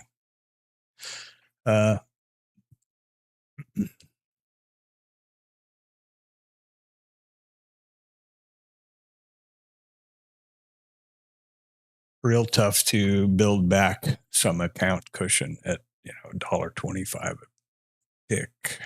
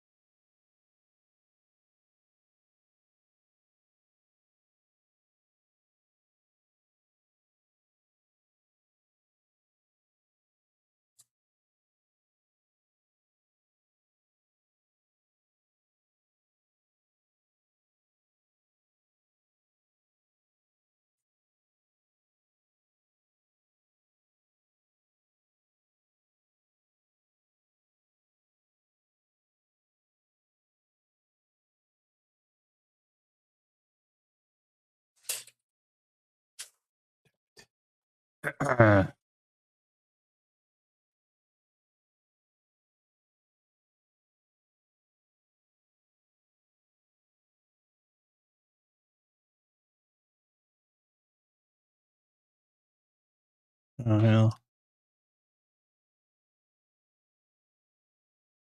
I guess I don't know how to do this. What am I doing here? I got the wrong mouse going on the wrong thing, and I probably entered a trade and don't even know it. And who the hell knows what's going on there? I'm getting all discombobulated with my other set of monitors. Make goddamn sure I'm not in a trade. There we go. Jesus.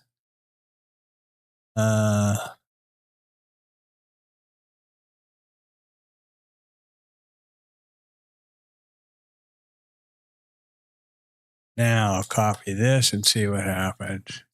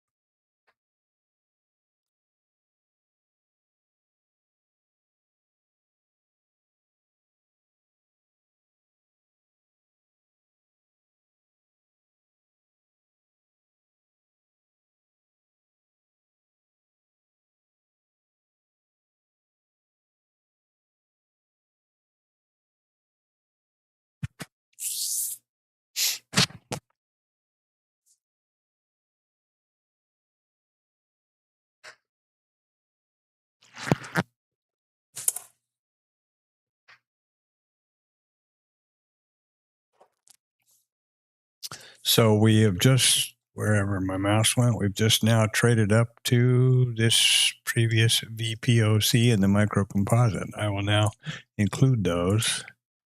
So that'll adjust this VPOC according to this volume. We have closed the gap just barely, and it'll also include these high volume nodes, which will push across to my other charts. Bookmap, sorry.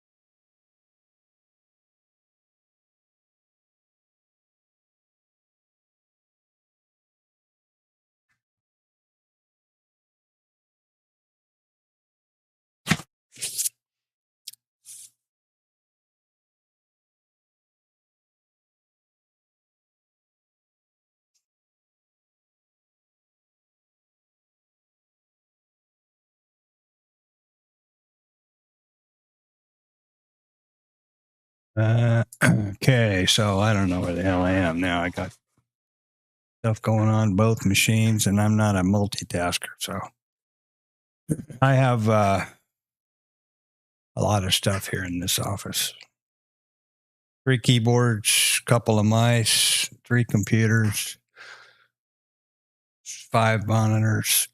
No, 6 monitors, sorry. My initial monitor rack is a set of 4 with 2 32-inch 4Ks for trading, and then above that are 227 high-res for my other stuff, my other work. To the left is a 27 high-res vertical for OBS and the stuff, and then another 27 on my third computer, which has got normal crap, email, and Traders Lab, the Discord stuff going on there. So I can look up and down between my two things. If somebody pings me or a meeting comes up or I get a Teams thing or something from over there, I have that in front of me. Problem is I'm always getting the mice mixed up and, typing an answer to somebody on my trading computer keyboard, and then IRT is going, what does that mean? It's not ideal at all. I'm not good at multitasking like that. I prefer to be focused on, I don't ever have music and crap going on in the background when I'm focused on doing my work, coding or whatever. Previously to moving over to stateside here, which we did a couple of years ago, lived in Kuala Lumpur for 11 years. And that was absolutely perfect. The markets, I get it, Panda. The market started, RTH open was 21:30. So the family was in bed. Everything was done. No daily stuff going on. It was quite ideal, actually. Complete focus without any interruptions. And it was great because my other involvement is globally and manage things globally. So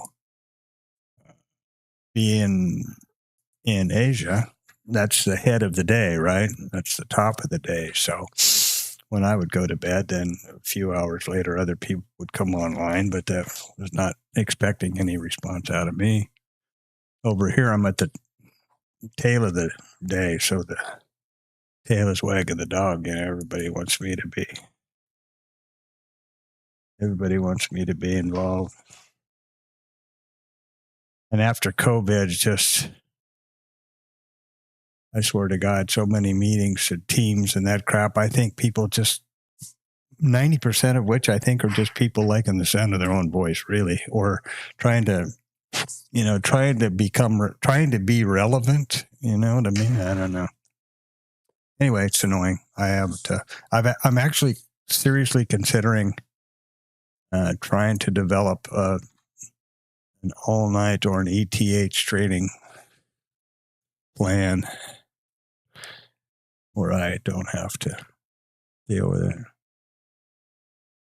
Or, push my responsibilities off to afternoons. I don't know. I work around 12 to 14 hours every day, and including weekends usually. So it's not a matter of anybody getting a pound of flesh out of me. It's just a matter of dividing up or allocating the time to get the most benefit, be most effective to everything. You know what I mean? And here we are at whatever all this stuff is. That's the MCVPOC, that naked volume point of control. And now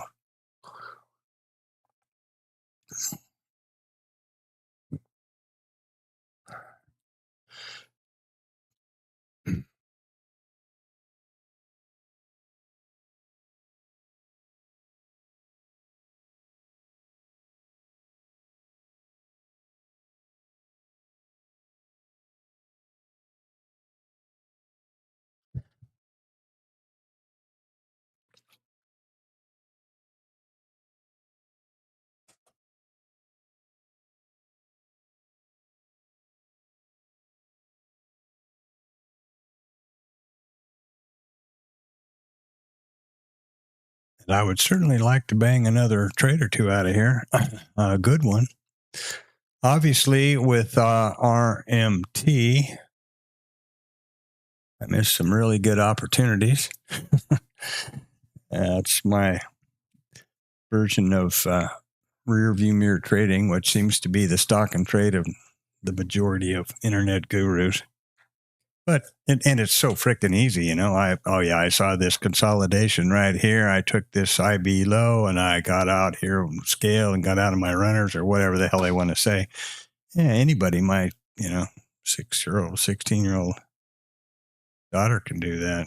She could care less about trading, unfortunately. But yeah, you know what I mean. Anybody with a brain can look at the history and see what that is. That's got nothing to do with the hard right edge, which is where trading happens. In my opinion, this is all the world according to Boomer. And like the world according to Garp, only different.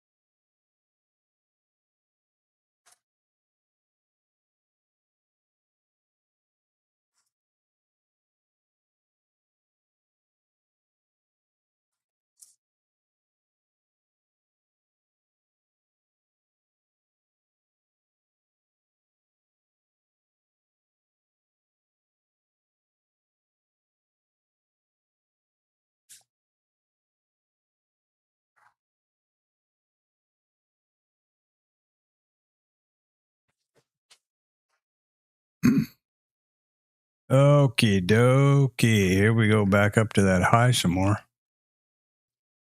And high of the day is up there at that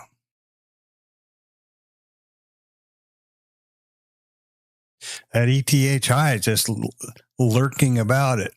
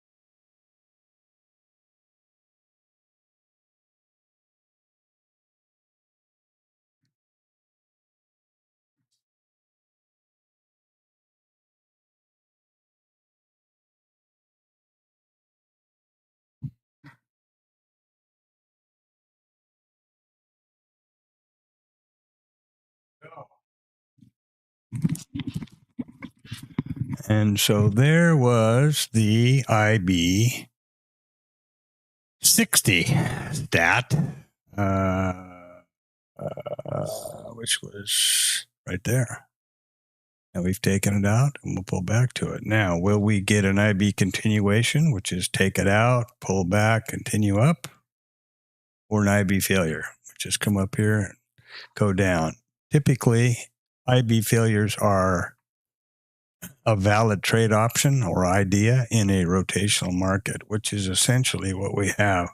Not sure how that fits into the and I don't know what we got going on now either.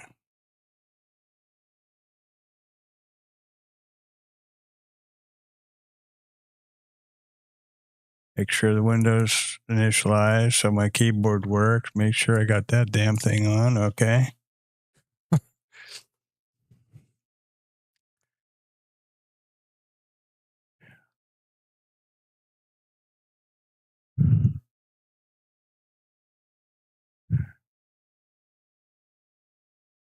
A little bit dicey up here as far as I'm concerned. I need to be real specific with these trades with this risk critical situation.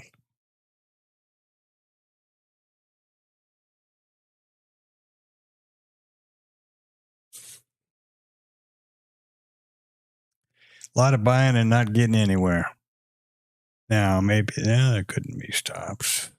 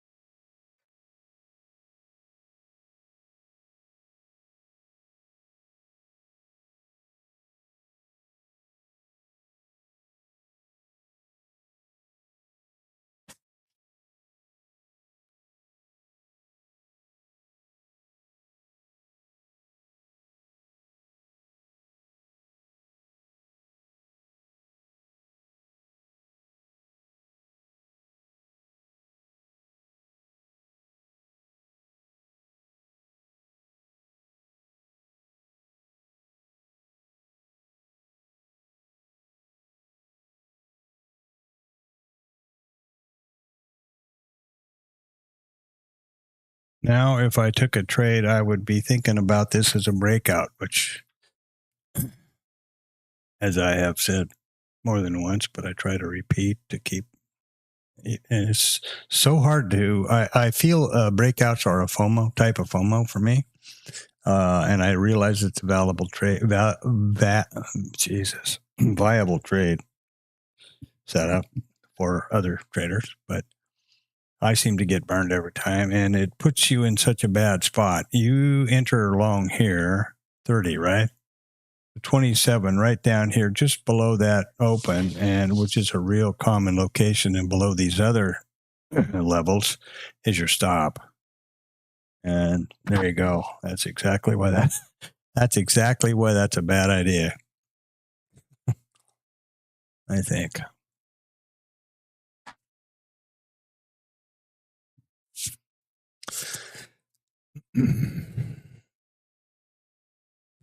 Yeah, there's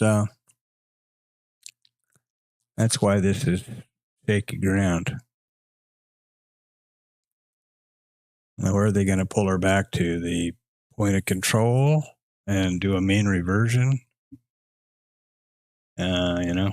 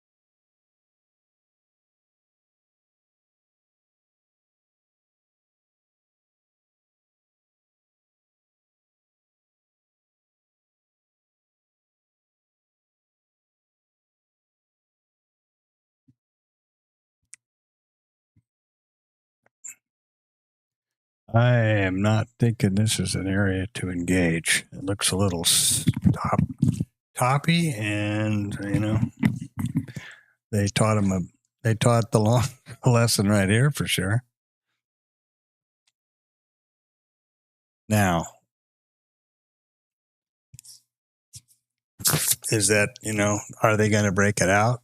Maybe.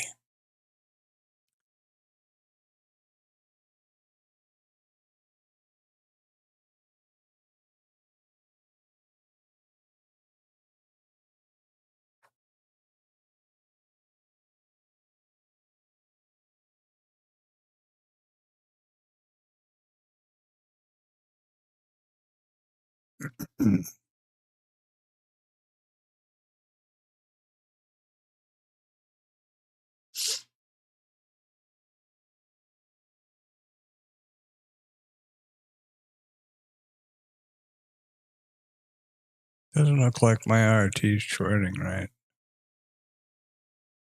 to me.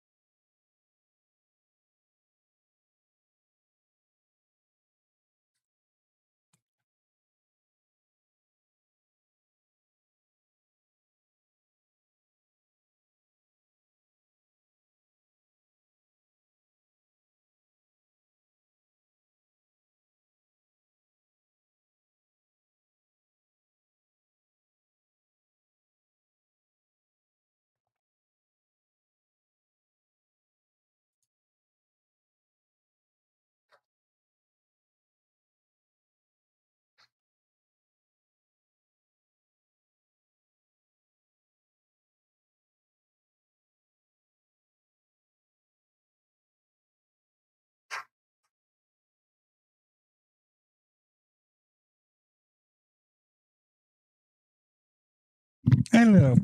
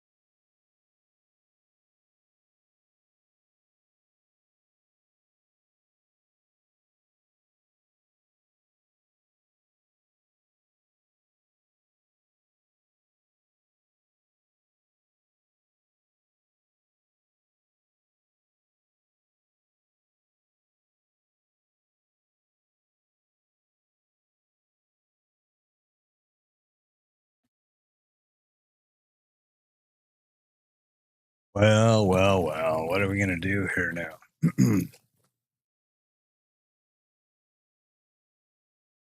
I don't like these situations. Just slop around on the IB high at the high of the day, at the you know, it's, well, of course, there's no way I have any kind of a vetted trade up here. It's pretty wide for mean reversion. This might be an area for IB continuation or failure. So far, there has not been either one. It's been hitting on both sides of them. IB continuation is obviously from the IB continuing, and failures IB pulling back to the mean, which we are in a rotation today. So that is a likely prospect. The overall higher time frame is up. I don't think I've changed my. Matter of fact, I know I have it 53.31.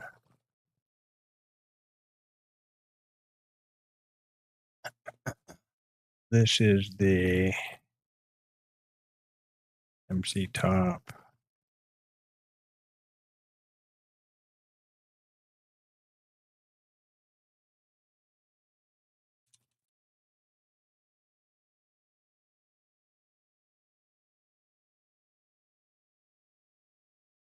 At the moment.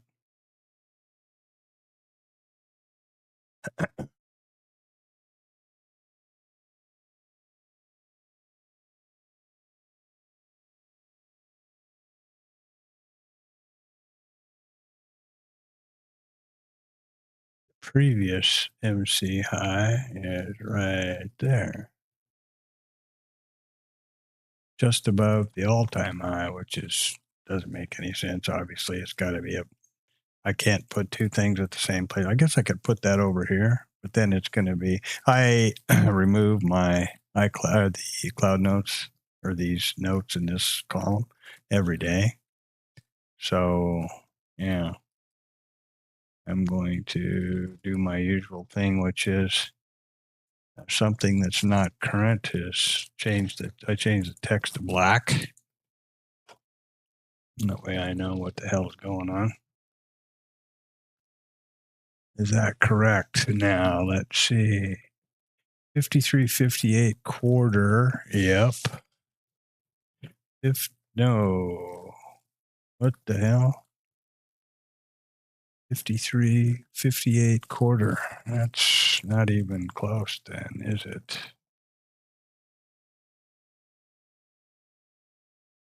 $53.58 quarter. How the hell did I not get that right? Oh.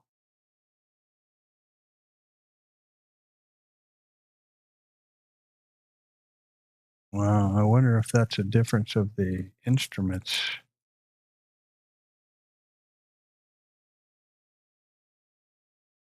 And that would be the all-time high also.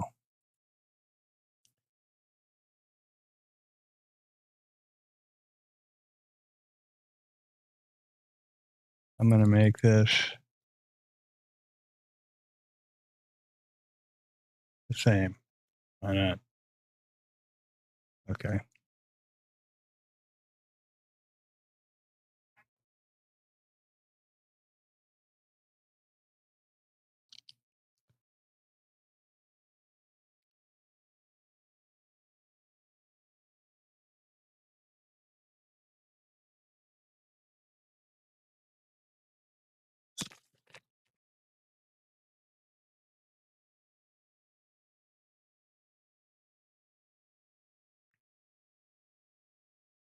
What, depending on the fractal, right? Okay, so essentially then here we have a mean reversion, right? With the mean being right around in here of this volume profile. Not the mean of the entire session, but This is called fractals. Fractal didactyl.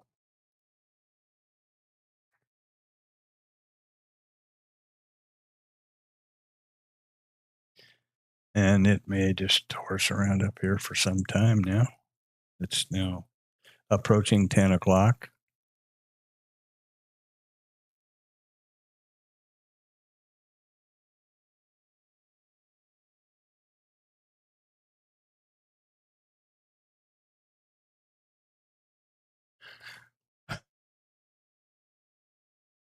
Just dorking around the open.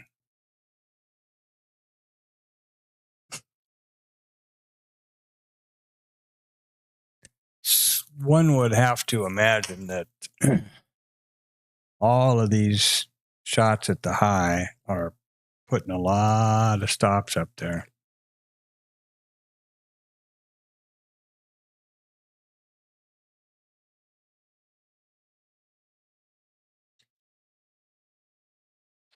You know, there we go. And this might be the run at them right now. You never know.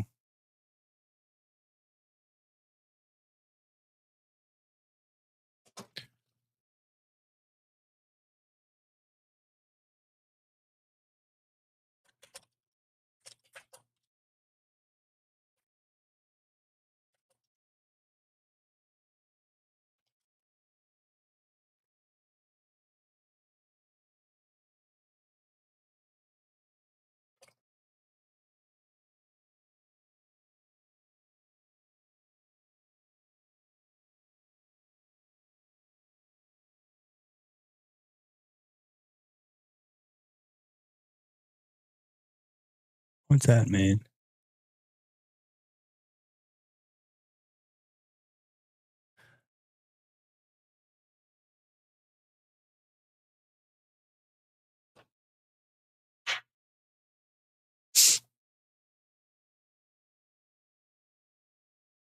$503 stops taken out. Again, with the breakout, I am not into doing that. I guess but maybe that's the way to go. I don't know. I just have a hard time with that. I mean, and if you stop and think about it, while I discuss this, it'll go up 3 or 4 points. So, I understand the concept of the breakout and the momentum trading and stuff exactly, but for me, it just doesn't feel right. It feels like a FOMO trade.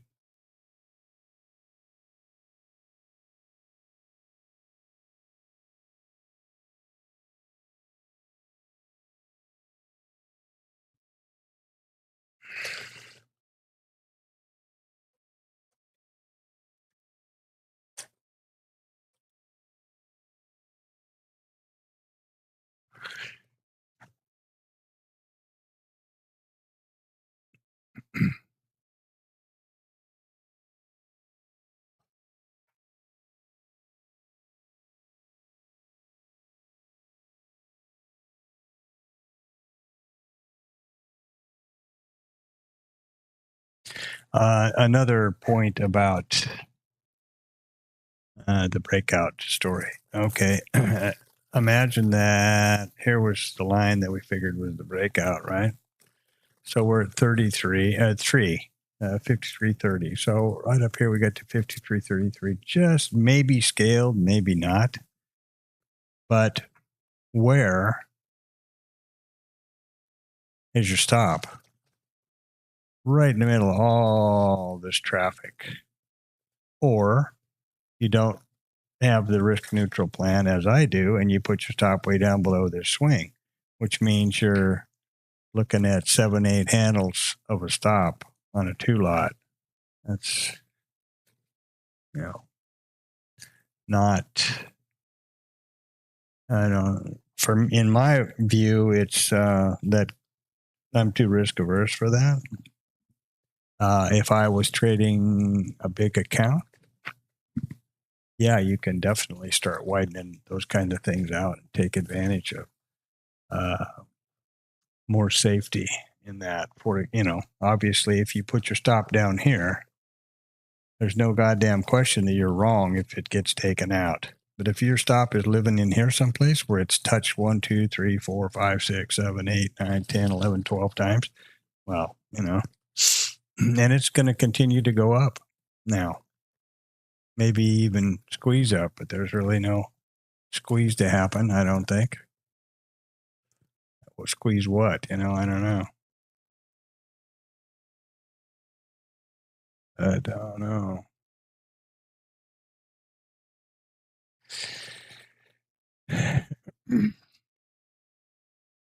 And again, this same story. It's a matter of fractals. I mean, if you say, okay, I'm gonna go long here, I'm gonna go long here and put my stop under here. That's different, but it's still 3 points. It is under that swing, and that's a little more viable because then you're trading in a different fractal. You're trading, and I guess you could get real anal and say you're going to trade this fractal right here, like these guys over here. So you're going to trade, put your stop down here and hope to get up here. That's how many ticks you're looking for.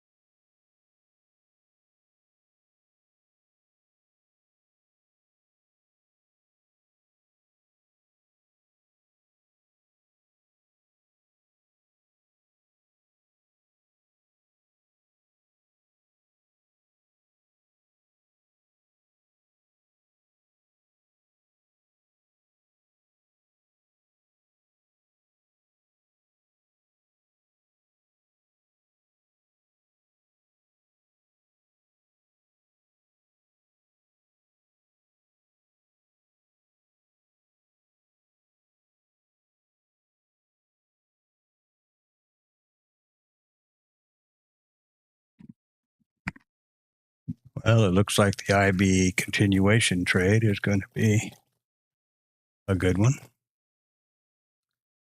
Now looking at about 6, 7 points.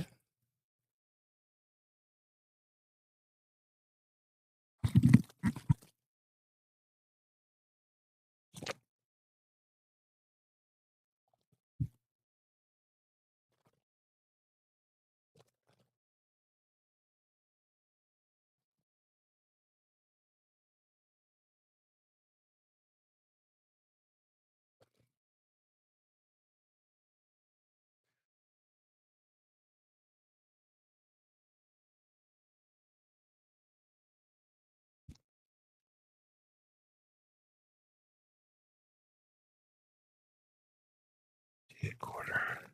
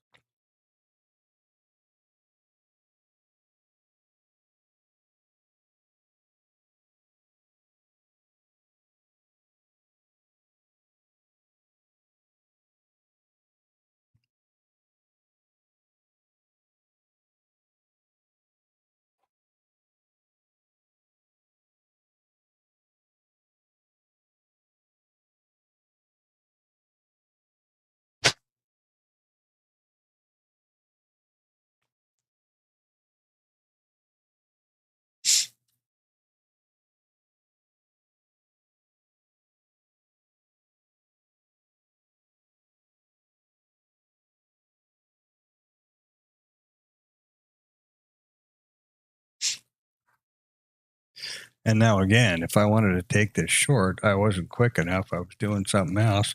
Where would my stop be? It'd be right in the middle of traffic.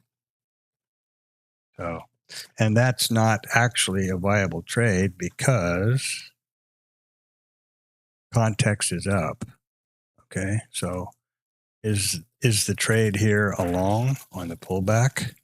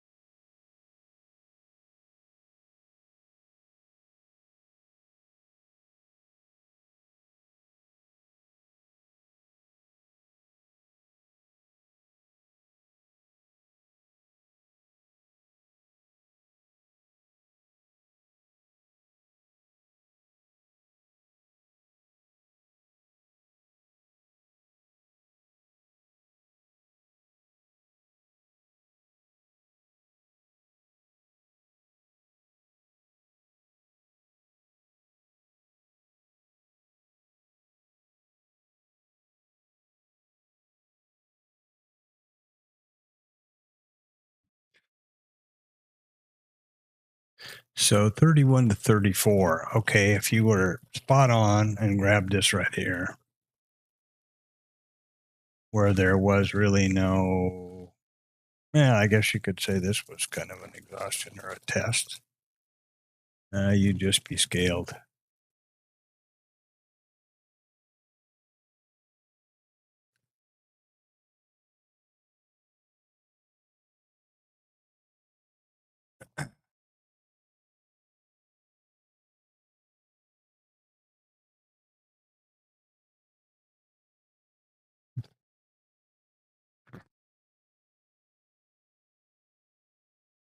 So the pullback was the play,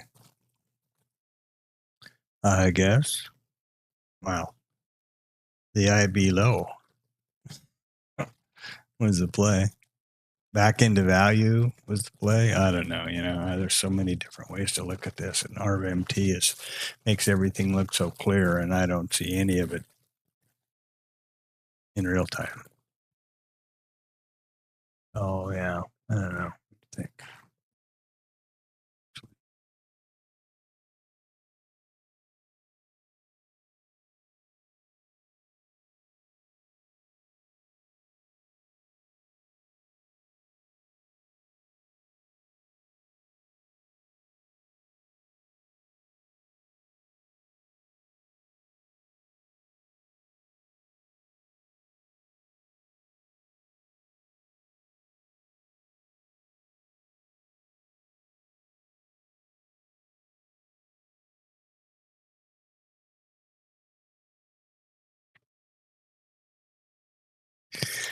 And I'm still torn between what to do. Here's a micro structure, I guess, mean reversion. What's this? Here's another one, right? No. Breakout, not to break out, to break or not to break. I don't know what to do. This is the difference in having a vetted trade plan or setup or not. For example, if I had some vetted thing around the IB high or low or IB continuation or failure, then that trade should have been taken, whichever one, you know. I don't have any kind of I don't have any kind of a vetted trade that says what you do when you're looking at it approaching an all-time high, breaking out of an MC, blah blah blah blah blah. I don't have any trade like that. I don't think anybody else does. I think they're just betting on the cone. And there's nothing wrong with that. There's 36 points and it's still running. You know? Whoever got on the IB continuation is just happy as a pig in the mud. But that would not me.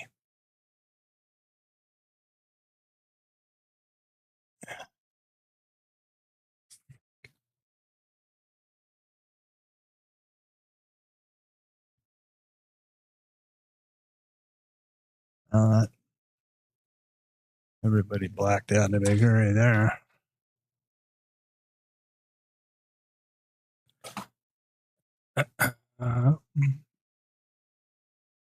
And I don't know what to think, actually. I'd like to just catch a quick trade off. And is this going to just keep squeezing up? What's to squeeze? I don't know. We're about out of the dam.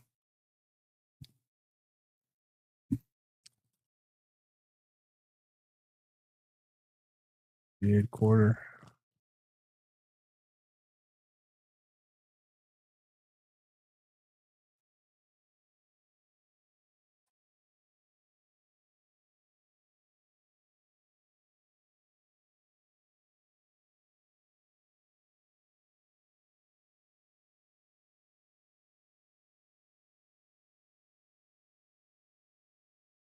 About half tempted to just get on the damn thing and try it up and see what happens.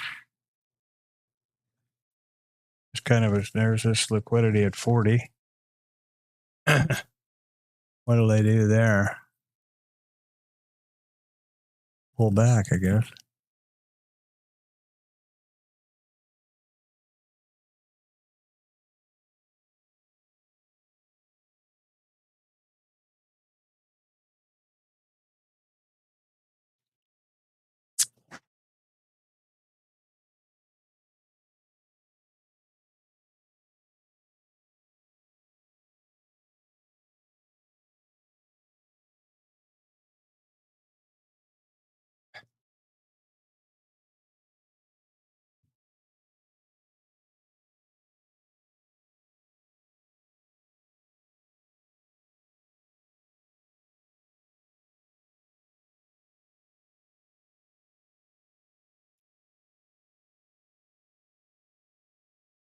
Now, picking the top and shorting is the wrong idea. That's joining the that is joining the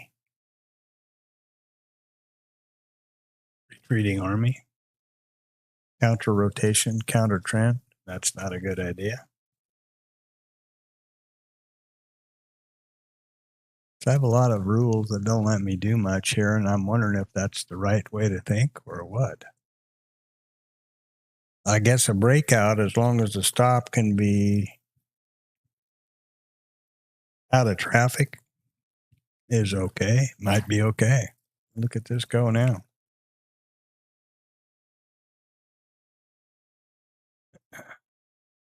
And the second I hit into this, it'll stall out and fall straight down. So I'm not going to do that. I can't afford to with this account. And I wish there was a quick way to switch accounts with Bookmap and not lose everything. So I could just jump out of this express funded account and go to one of my others that has some room and take some of these more experimental type trades, or gambling type of trades, which is what these are in my opinion. I'm pretty sure nobody's got a vetted trade for this. The last vetted trade that I know of, it could have happened here as far as the setup that I'm aware of with my setup or TLab, is the IB. In this case, the IB continuation.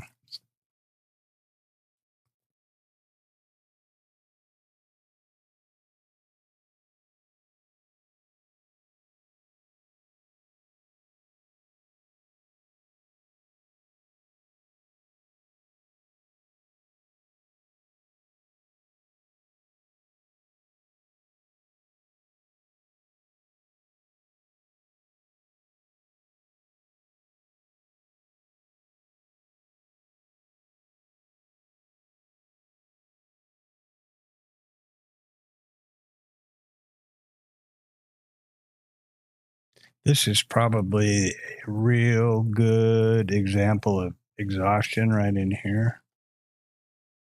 322 out in here, whatever this one is, and 5, right? Then no more buyers or no more sellers, and up she goes. It's probably a real good example of a exhaustion. My problem, well, it's not a problem.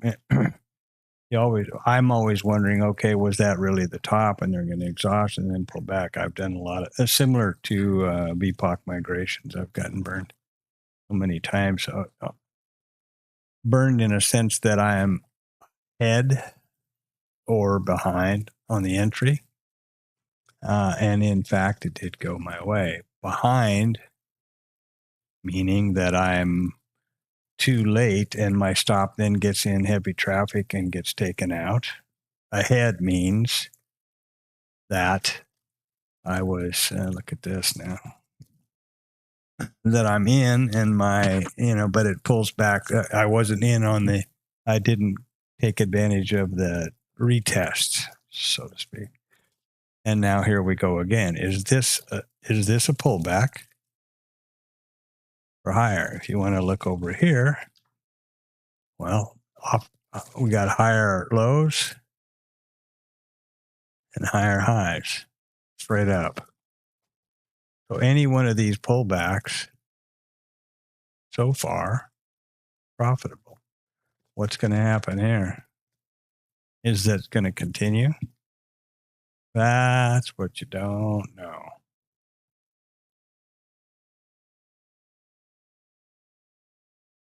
That's what I don't know. That's where I get confused, I guess. And on a pullback like this, where's the pullback take off? Now, in my opinion, which has spurned me more than once, is I would take it here and then it'd pull back to test this, stop me out, and then go that way. So I've subsequently, or the other, from the top down, different directions, but I mean, same idea. So my latest ideas for myself is to not do that. And in this case now, I'm missing out on, there is a scale for risk neutral.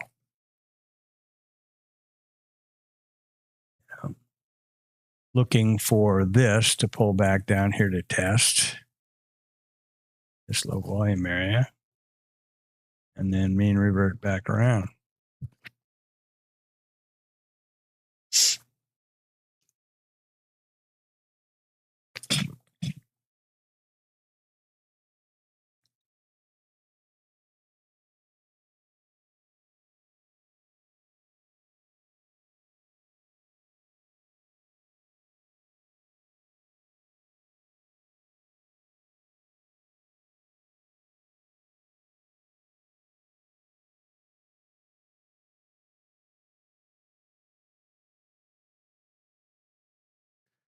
So now I tell myself, well, that's not going to pull back. It's going to go ahead and march up.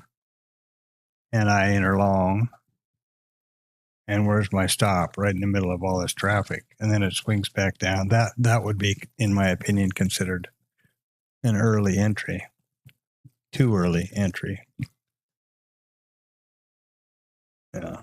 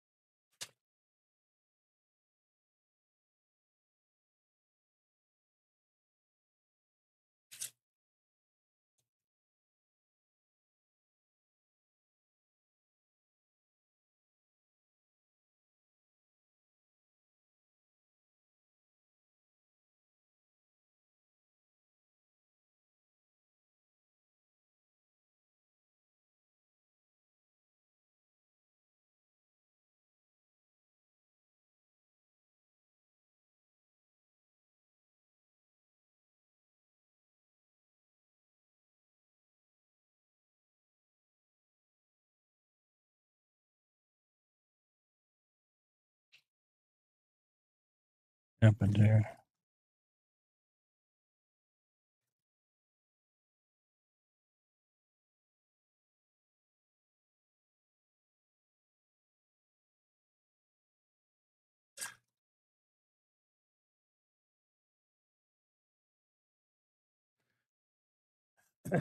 And so to continue that thinking,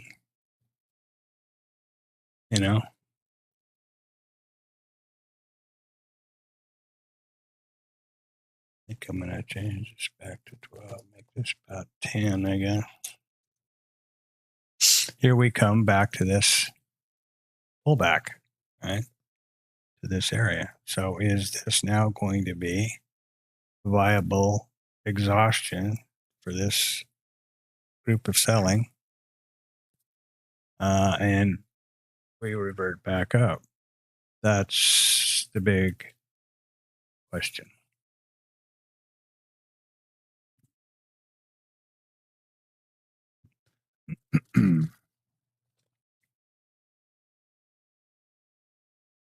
I've even toyed with the idea lately on this particular account where it's so risk critical to change my brackets to have like a one tick stop, you know, and then it either goes your way or you're out.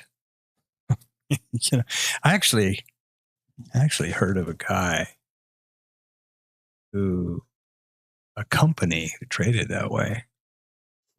They were phenomenally, they had like 100% win rate or some silly shit, or 90% win rate. And, you know, and were very profitable. And when questioned about it, the guy says, well, we have a one tick stop. We're either out or we make money. And I suppose that they undoubtedly didn't let the runners go for very long. So now we're testing back to the previous location of the micro consolidation high. A little bit below here, we've got 138 out and 5. That's considered exhaustion. So is this a long? Or are they going to get up here and stall and fall down and then just hammer it back to the IB? 36, 38. There's 2. If we make 39, well, we wouldn't got 36. Got to get 39.5. Got to get to here for the scale. Okay, let's see what happens. Looks like that's going to happen.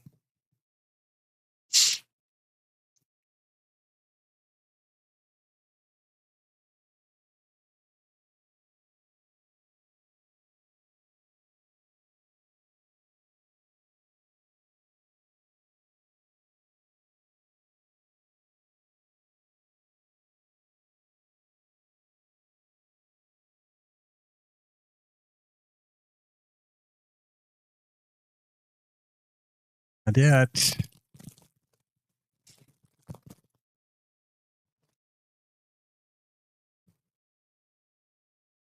Nine half is our scale line had we taken that retest or that pullback.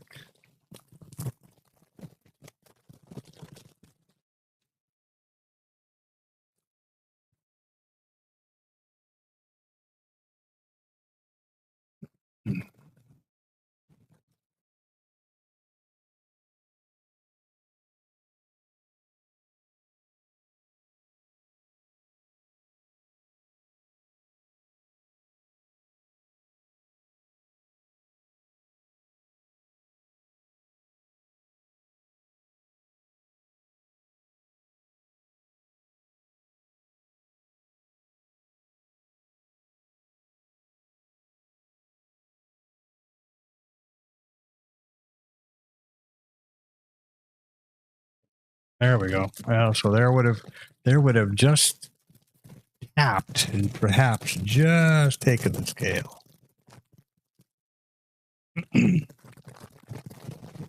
Or just really pissed you off and tapped it on the buy, and here we go. Now they're going to get up there and take that risk neutral scale here in a second, I think.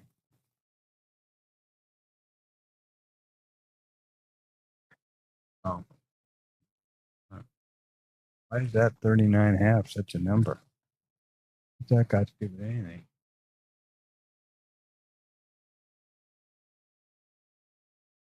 Kind of the top of that last bunch of stuff. There we go. So there is the risk neutral scale. It would be risk neutral scaled now, and see where it goes.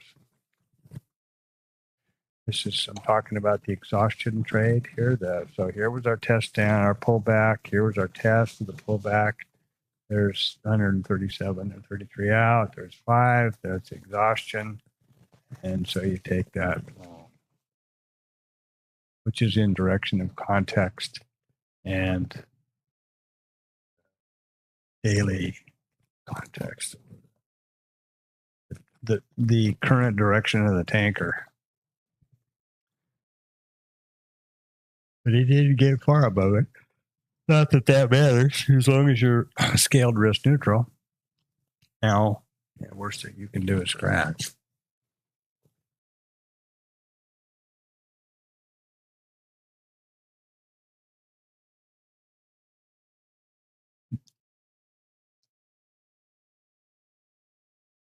So there you go.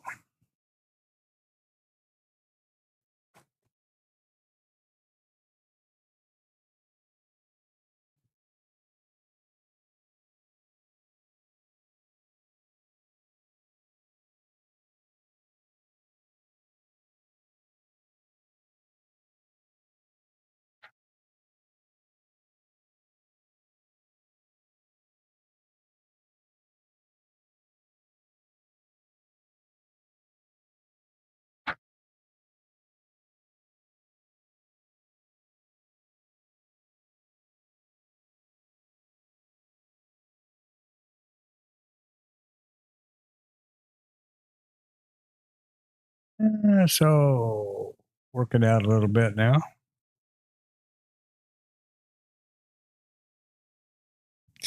Under normal circumstances, that would have been a trade that I would take, where I have a stop out there, and that's okay. That's what a stop is. Taking stops is a cost of doing business. It's just like when a casino, when a gambler wins. Casino guys don't go out and shoot themselves.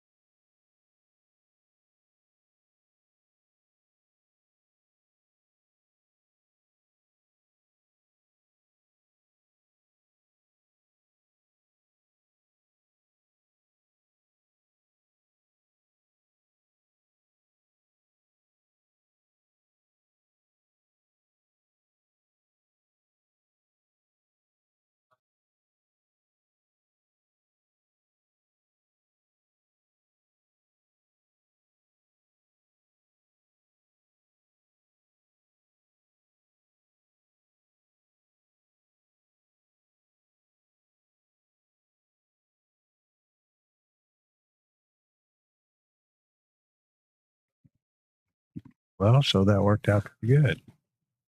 That was the test and my hypothetical exhaustion, which somewhere went, why can't I get it? There we go, right there, 5. And we're up to 40. So there's a 5 lot out. We have been scaled. We're 2 points ahead.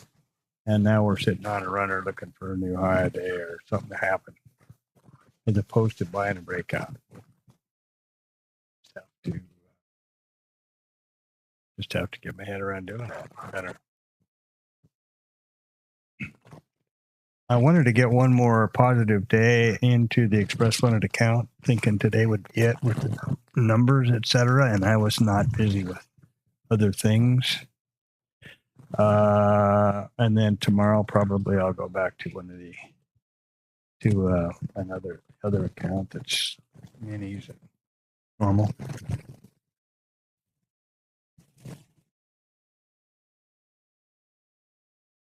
And again, okay, this looks like a breakout idea, right? And what would you do here? Trade the breakout in very low volume. At 41. There's your stop, right smack dab in the middle of all the traffic. And I believe that's one of the bigger.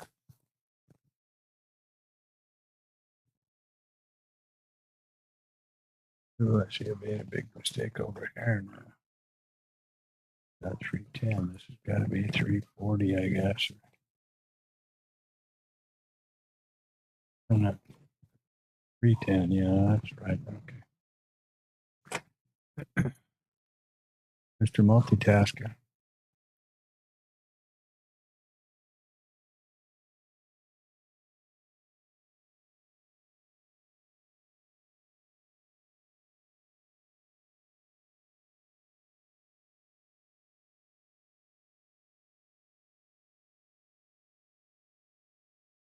There's a few stops at the high.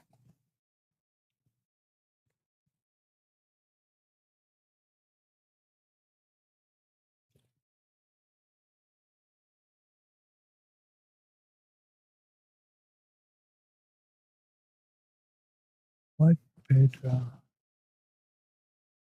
Webinar with ConocoPhillips. I don't care. Thank you so much. Wrong goddamn mouse keyboard again. Excuse my French, but that's just irritating.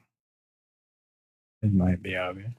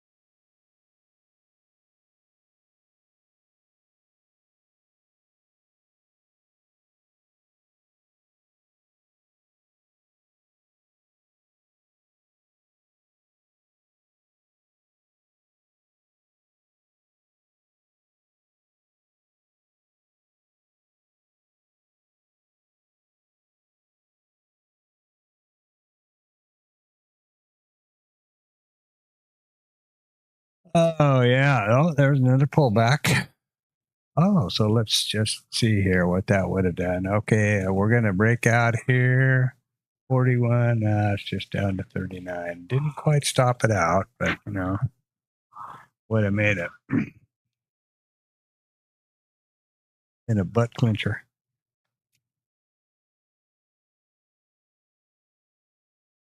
This is the last obvious pullback, exhaustion test, up, scale, scale at 39. So not exactly setting the world on fire here, but at least you're scaling risk neutral and just riding the trend in the direction of the market, which is up.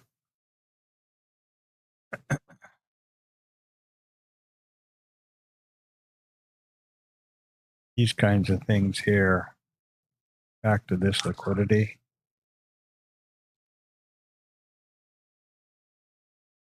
And now we've got liquidity at 43. Previous all-time high is 58, so that's not too far away. I don't know what to do. It just keeps breaking out.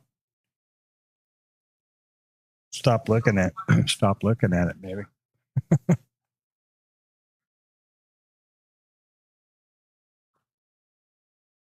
Disappointing. I have a good handle on the chapters today and no trades. I tend not to leave no trade days as private, not public.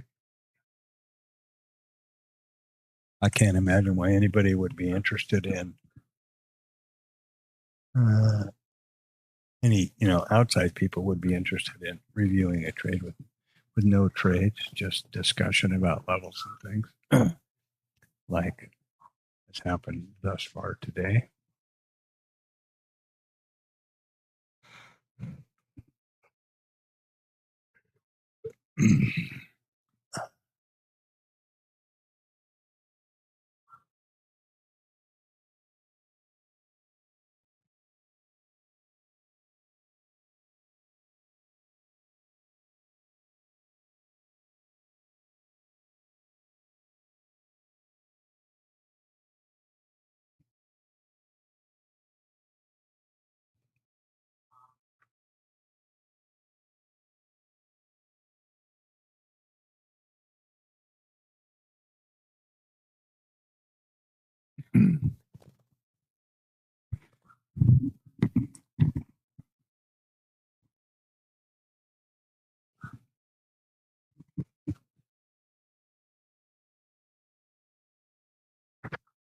They're just going to keep poking around here. Pretty soon they're going to have a damn trend day if they're not careful. At the moment, we've got about 1, 2, 3, 4, 5, 6, essentially, distributions. You see? 1, 2, 3, 4, 5, basically 6, I guess, distributions. This is going to be, we did close the gap. We didn't get accepted into previous value. So it's working out pretty much as the gap rules would indicate, as per the gap rules. We traded into the range, didn't get accepted in value, and were rejected back out. And here we go in the direction of the gap. And that's just exactly, it. What's happened here.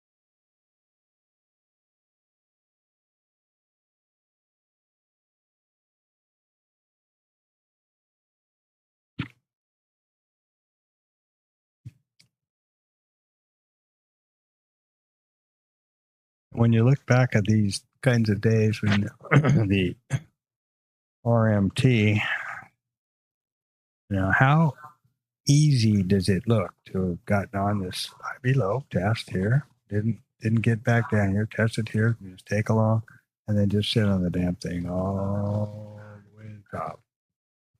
That's the way you should do it. But that's way easier to see in hindsight than it is to trade when you're on the hard right edge, which is what we're on. And one of the things about Bookmap that is a little bit, I don't know, hard for me to get used to, I guess. This is all you see. You don't see, you can, if you scroll back here and see, look at all this. There's, from the, there's the open. You can see from the open down to that report and then up. So, yeah, I guess I should shut up. Maybe I just need to scroll. Maybe I just need to be more in this view, perhaps more of a forest for the tree instead of the trees idea. What I try to do, this is almost 10 points between ticks. That's pretty random. That's a pretty high time. My general idea is this, which is 50 cents between tick marks and between price levels, right? That tends to make it easier for me to have some sort of scale, in a sense of scale with the moves.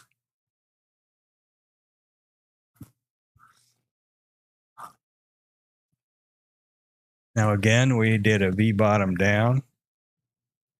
Let's see if we get a pullback down and an exhaustion like we did back at the last go round. And take a look at that.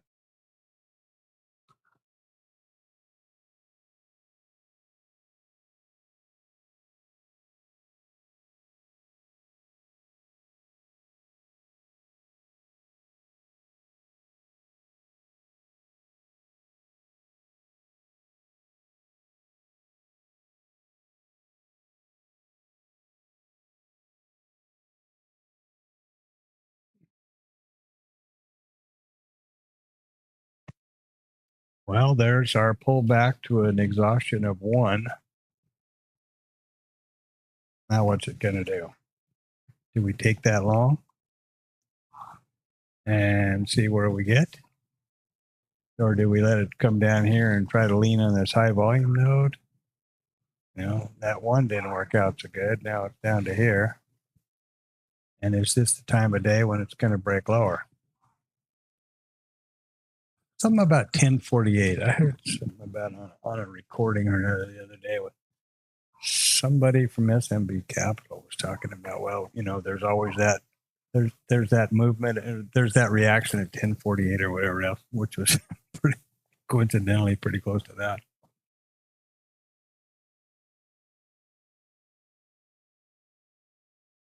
So 40.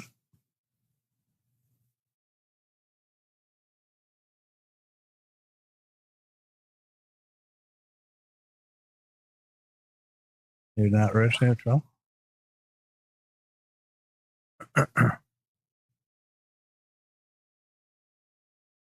Maybe a bit late in the day.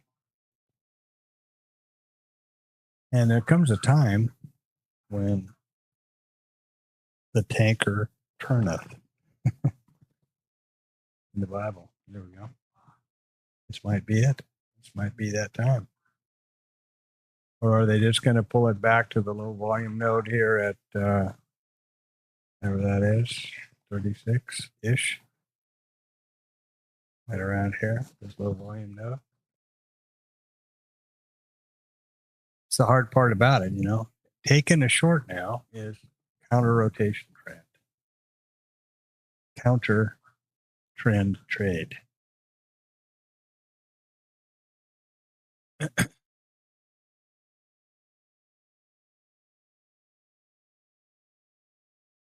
And if you were long here on the pullback, first pullback, you're sweating bullets right there. Almost, half a point away from stopping out. Maybe that was all it took.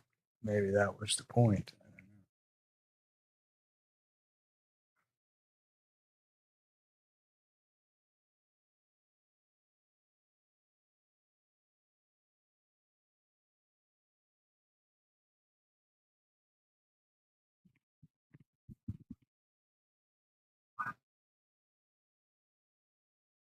I'm going to mute this off. I guess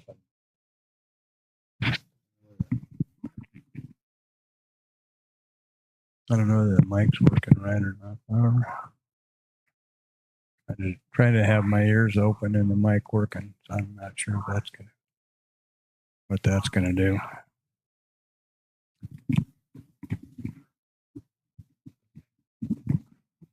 I guess it's kind of the same thing about here.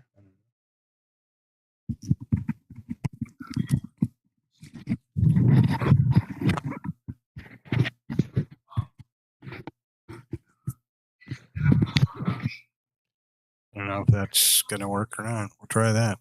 So it's at 341.26 in. Mic adjustment. See if I can figure that out. See if it's okay. I've got to get the Stream Deck and then put my XLR mic up. I've got the mic and the boom and the whole shooting match, but I just don't have that way to connect it yet.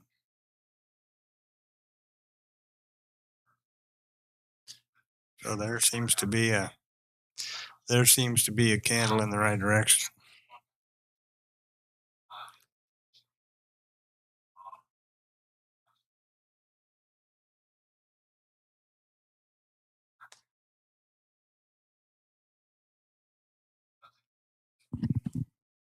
It would seem to me that if we get down into this low volumes areas down in here, around the old MC high, Katie bar the door,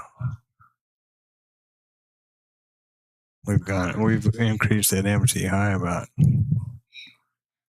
10 points so far today.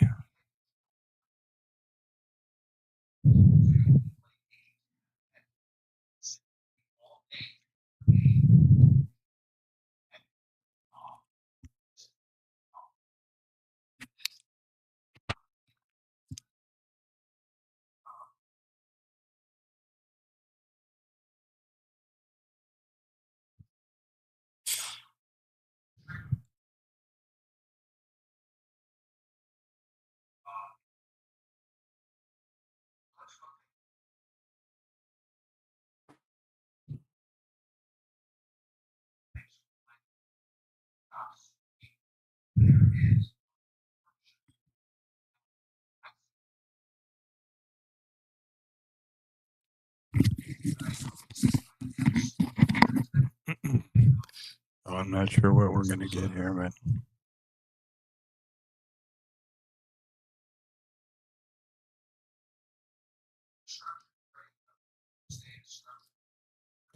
here we are at another pullback. 118 out, 31 out. See something here. Where did it go? There we are. 62 delta. This is stops. This is delta. So we have 32 stops, 18 stops. This is a delta of 189. Delta. Where'd they go? There we go. It's in green. I was trying to figure out what's up. Yeah. So is this going to be is this a pullback and a test? Exhaustion, and up we go. 39 again.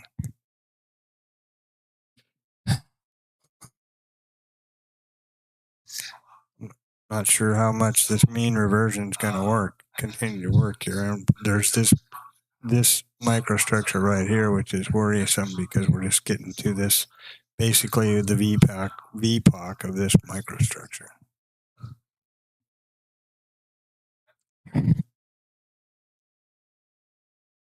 I guess this is working. I don't know. I hope so. I just have the headset around my neck and the mic in front of my face. We'll see if that works. I'm tired of having the headset on all day.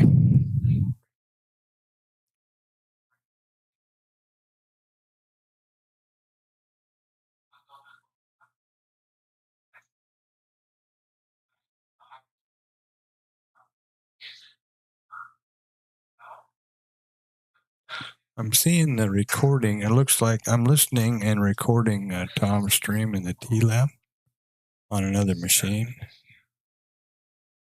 And I'm thinking that's bleeding over here, which isn't probably nice. And I'm not sure that he would appreciate that.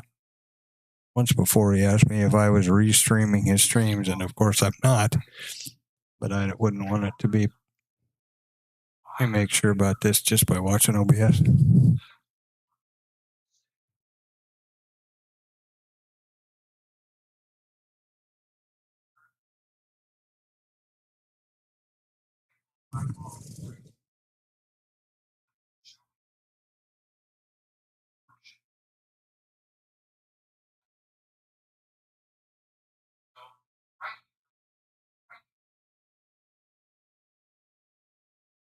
Yeah, there's a little bit of it, so I'm going to mute off the mic here.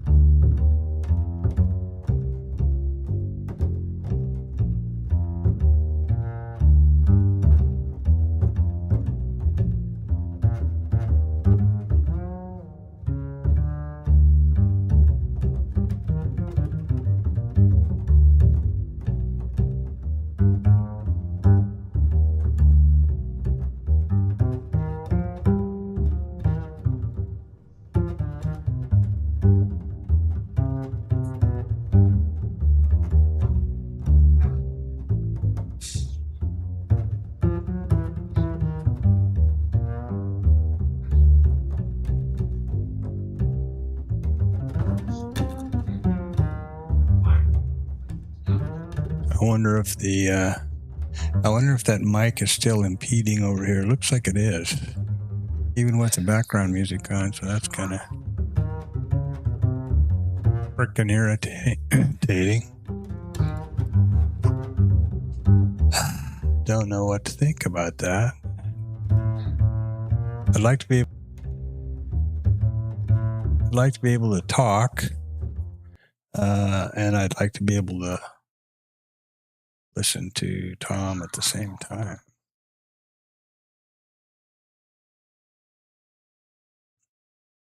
Not sure what to do. I don't imagine his conversation is very audible, and I don't want to just keep talking all the damn time here to drown it out. Well, we are obviously, where'd my mouse go? There we are. We're obviously doing a form of mean rotation around this microstructure right here. VPOC hasn't migrated up and won't for, let's just see where. So we're at 8201 here at the VPOC. That means these have got to get doubled, right? These have to get up to 83 or 8202. And then this VPOC will migrate up here because what's the VPOC? It is the nothing magical, just the price at which the most volume has traded so far in whichever session you're measuring. In this case, the regular trading session. So that's all there is to it. And this is the full session volume profile, or VPOC, which started last night at 1700. And you can see that it is 98.94. So there you are. That's how it works. Really simple. Let's see what I got going on here now. And this is just kind of doing the irritating thing here. 11:06 going into the noon hour. There's been some pretty radical movement in the lunch. The 12-to-1 trade. There's a 12-to-1 trade in the TLab, which I never remember the statistics or the setup for, and obviously don't trade it. But it's one of the next ones. The idea here is to, in my opinion, pick one setup, vet it as I've described earlier in the stream, so that you know exactly what the statistical edge is or is not, with the exact definitive parameters, and then trade the damn thing every time it shows up. Start with one, then do two, and that's trading as a business rather than throwing darts, gambling, whipping and spurring, whatever. Pick one. Pick it in. Pick a description.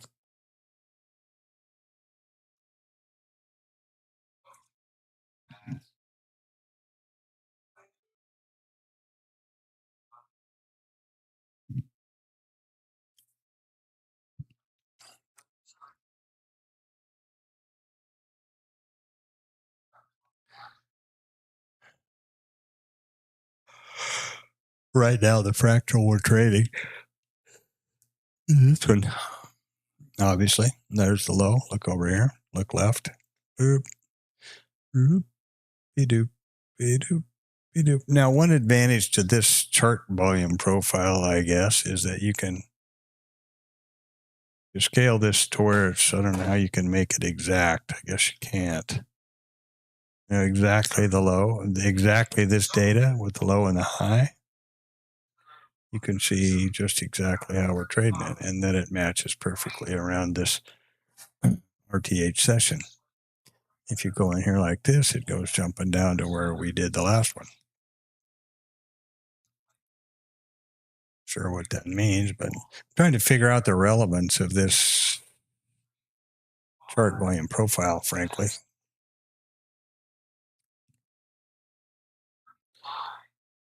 because even though these are 32-inch 4K monitors, the real estate's always at a premium, right?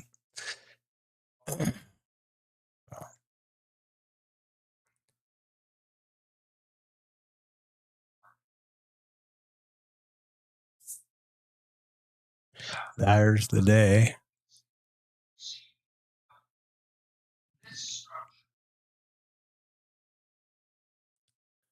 There's the day.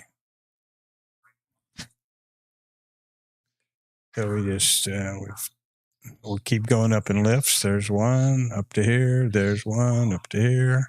Now we're kind of trading back at this one.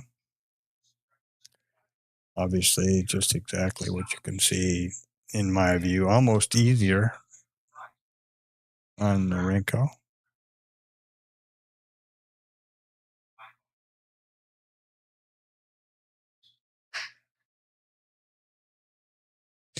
Context is obviously what direction? Oh, up. In that case, then shorts so far are off the table.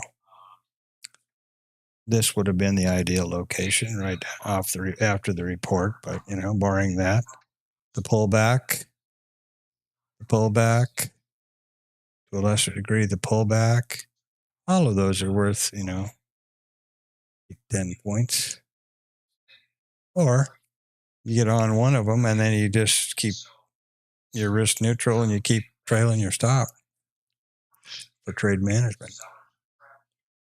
Now, does that mean that this series of tests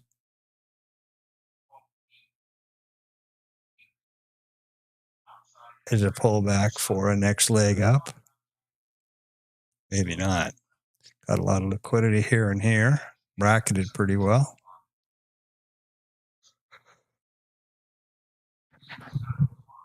Not so much when you roll out.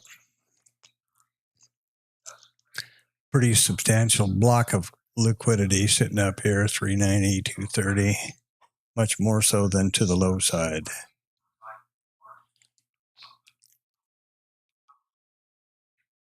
As we get past 11 towards the noon hour.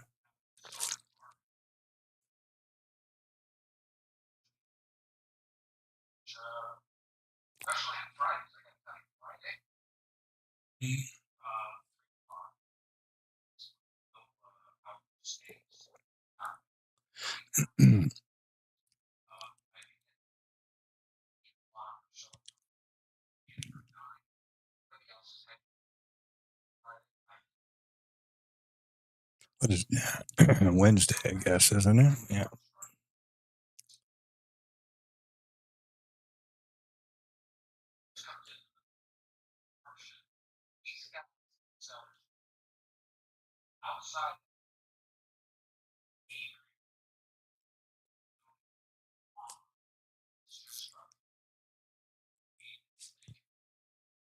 Outside edge.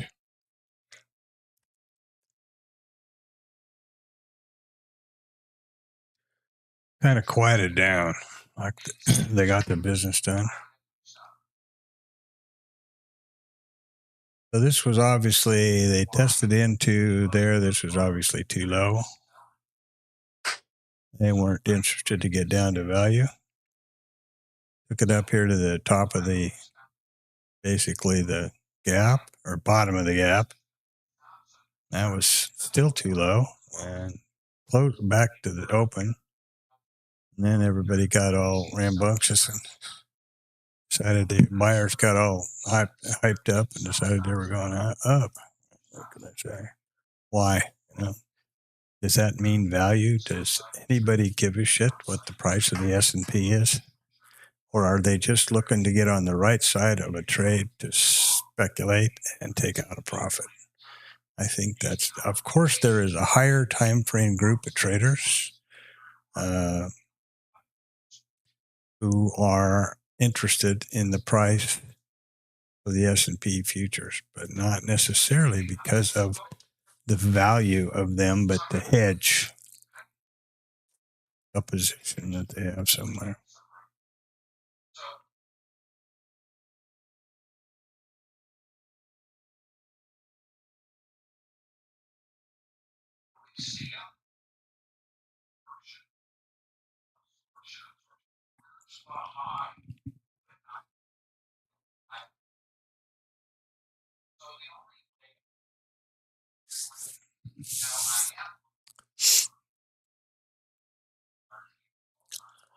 Sitting on the hands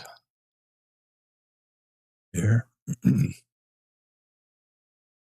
Regretting that I didn't take a couple of the pullback trades that I was talking and or narrating about.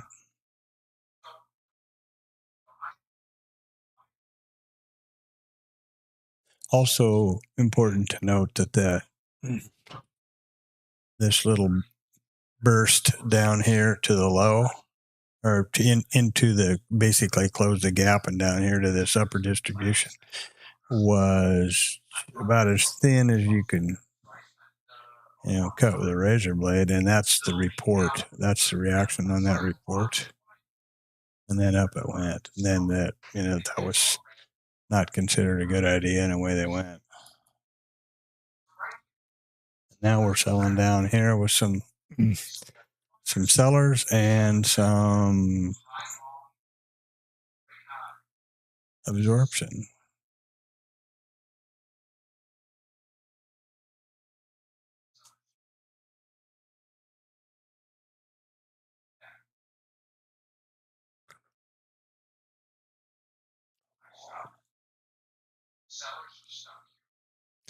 And where have we pulled back to? Oh, surprise, surprise.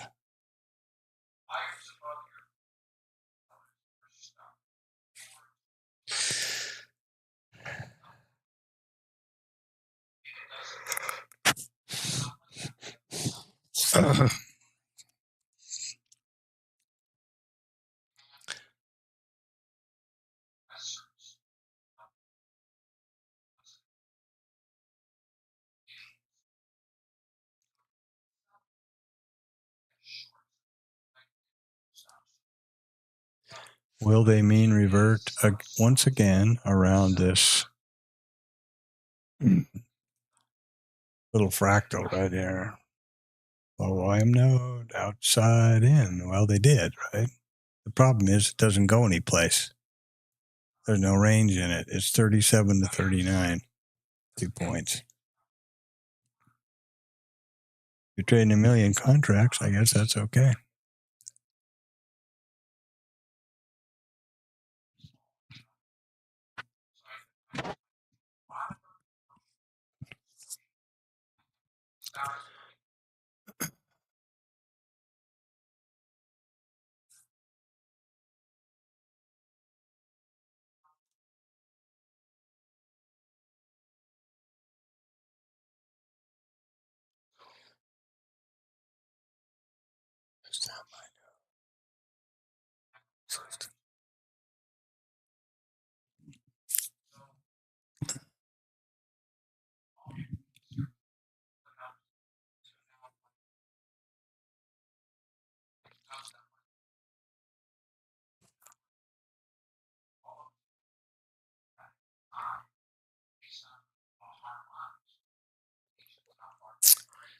These are all real definite and clear mean reversion outside in trades, or price action. There's a series of little stops. There are icebergs down there. Here we are at 293. Come back to 3. That's exhaustion if there ever was one. But what are we going to? And then we're at the bottom or the outside edge of this fractal. But here's the mean, or here, if you want to be. Oh, it's actually here. So that's basically mean reversion is here to here. What's that, a point and a half? And is there any interest in new highs?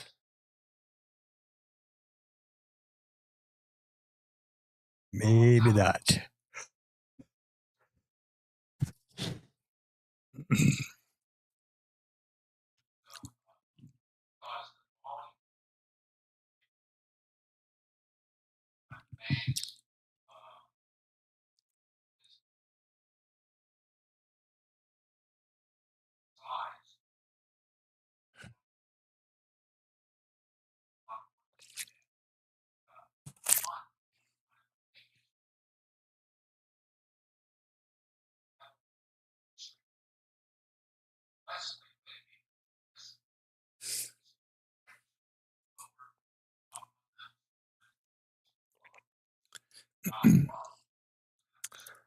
They're not getting anywhere on the downside or the upside.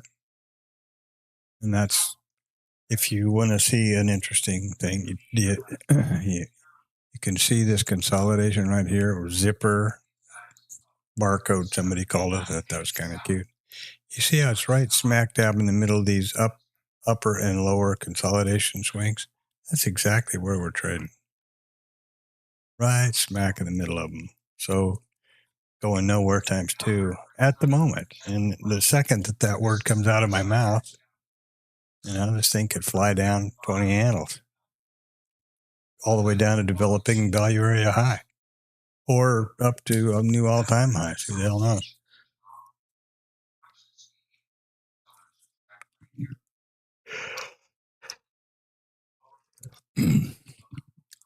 Why did it run out of gas? Is it that the high time frame got their business done? Is it because it's lunchtime in London? I mean, in Eastern time zone? I don't know. Beat the hell out of me.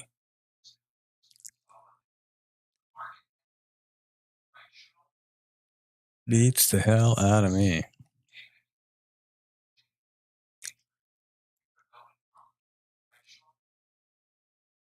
The longer the day wears on, the more vigilant you need to be about FOMO trading or boredom or trading or whatever else it is, and stay focused on the market.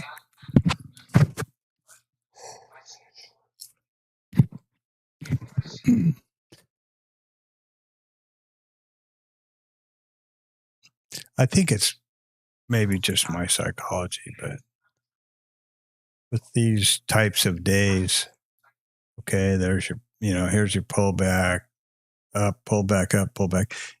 Kind of, you sort of notice that they start getting a little shorter, a little closer together, and in this case, like the consolidation takes a little bit longer. It seems like that's kind of. Somebody once explained trading to me a funny way. It's like the bandwagon, right? It's going down the street. There's nobody on it. The band starts playing, and pretty soon somebody jumps on, and pretty soon somebody else jumps on, and then a bunch of people jump on, then a whole bunch of people jump on, then pretty soon the last guy jumps on, and the wagon turns around. And that's kind of how it is, I think. That's kind of a good, cute analogy of trading.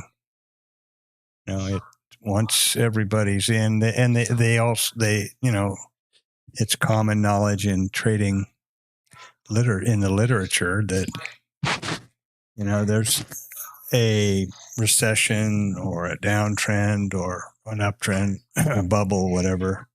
They go until there's capitulation, when finally everybody just throws in the towel. And of course, the rich guys on the other side that are buying all those towels, they're sitting there with inventory, and then up it goes, and they make a lot of money, and then they sell it. And that's how old big money operates. Who is on the other side of all of this? Somebody has been on the. Let's look over here. Somebody has been on the other side of all these trades. Pretty soon, in order to take profit, what are they going to do? They're going to sell them. Somebody's been buying. Who are they buying from? And pretty soon when they get up here,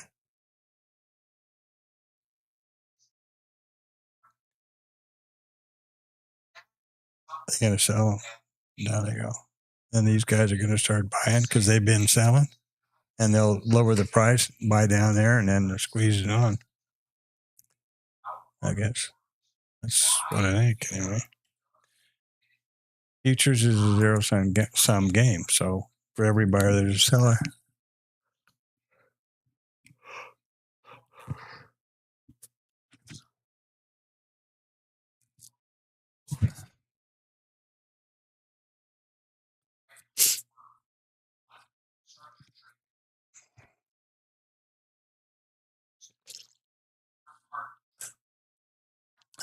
And here we are, mean reverting around this little fractal. Pretty close, pretty exact. Boom, boom. But what do you got? You got 37 to 41. So 38 to 41. 3 points. All in. Full rotation. No meat on the bone, no range, no. Not enough edge there, in my opinion. And if they're going to trade this thing up to where they finally get the VPOC to migrate up, we're going to be here till Christ was a kid, because this is, so they got 8,000 VPOCs down around 8,000, so they got another 3,000 trades to go here, more than 50% of what they've traded so far today to get the VPOC to migrate up. So if that's what they're looking to do, to have value migrating higher, then we said, wait. Now I got the yawns going on. I got to go for a walk or do some pull-ups or something. Get my blood stirred up.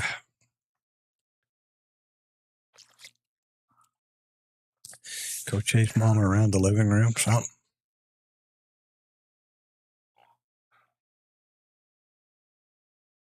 Boom, boom, boom. Look at the selling. Sell stops. Bam, bam, bam, bam, bam, bam, bam. And not really conversely.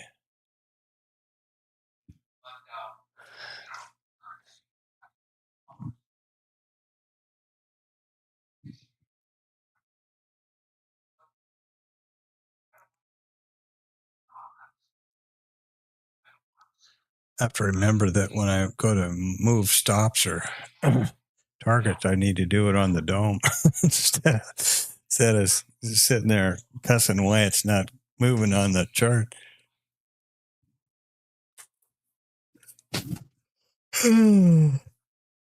Wow.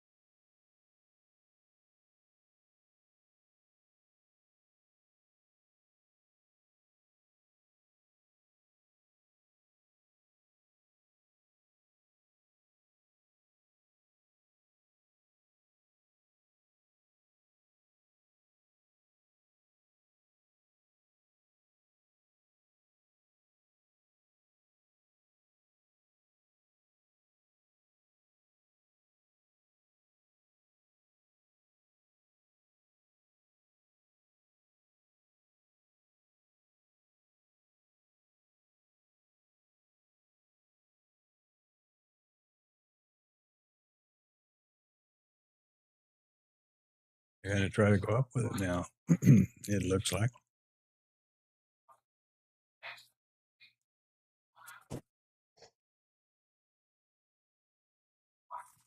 I try to understand or to imagine or to understand, I guess the best word. What were they trying to accomplish by that?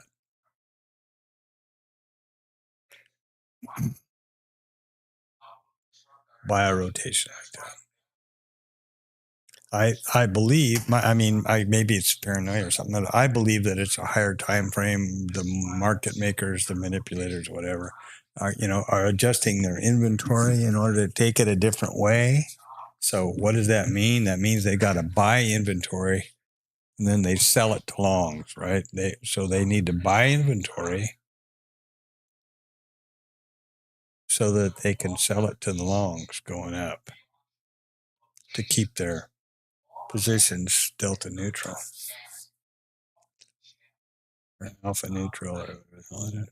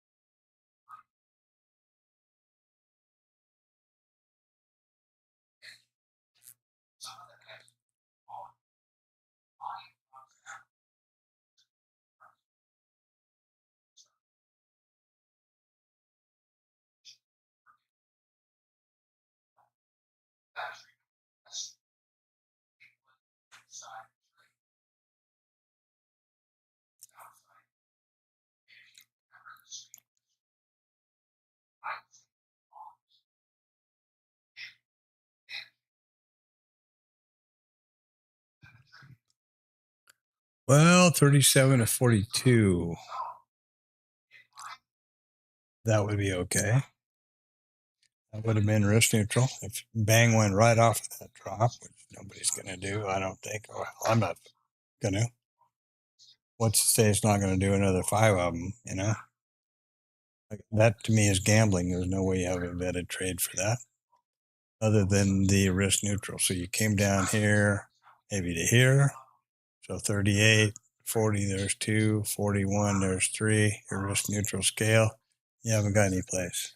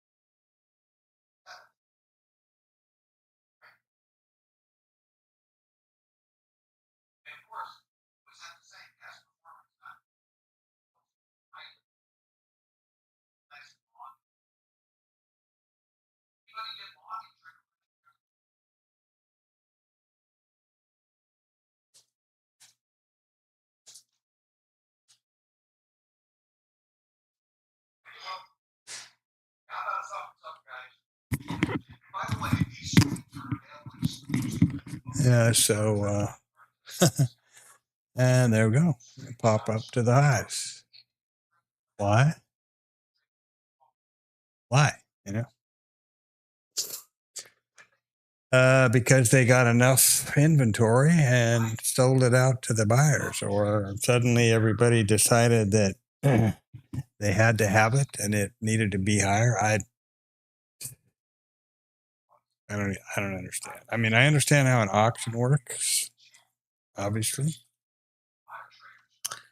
used to go to them all the time. Livestock auctions, actually.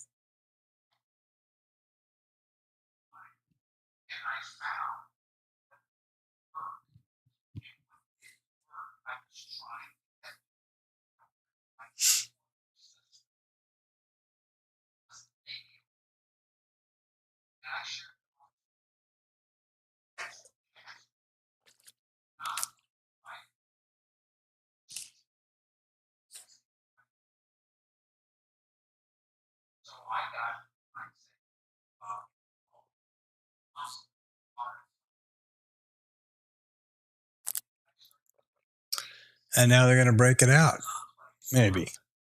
And I guess be looking for stops above that high.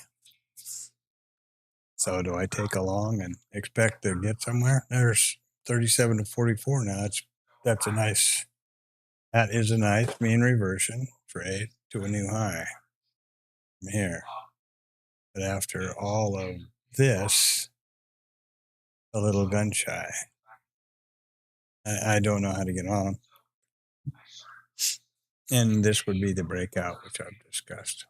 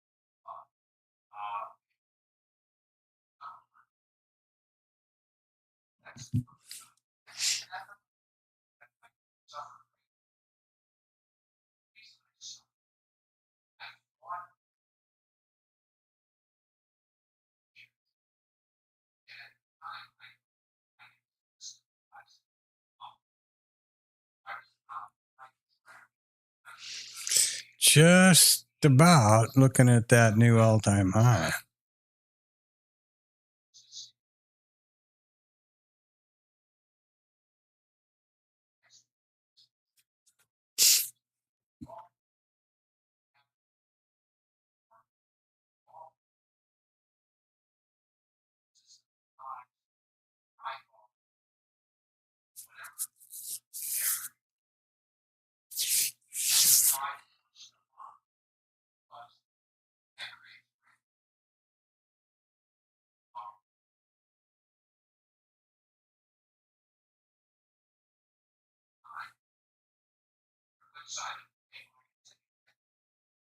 Yeah, we're definitely out of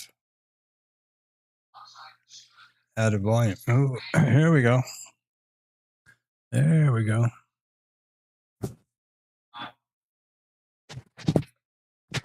There's the next lift up. And will they go through all that consolidation and nonsense up here? But that was would have been a lovely move off this test. 10 points, right on the money. Boom, boom. With no heat. But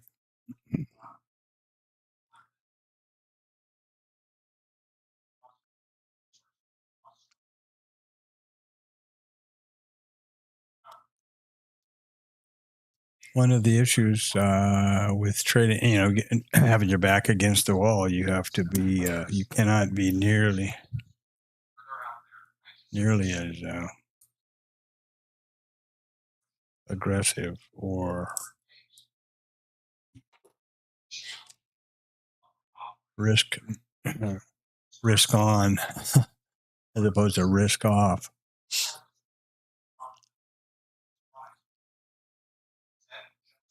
Or at least I can.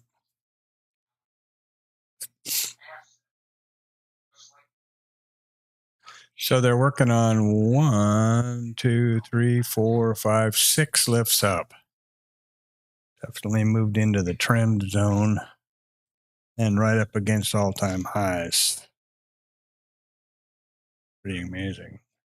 I've moved this MC high now a number of times.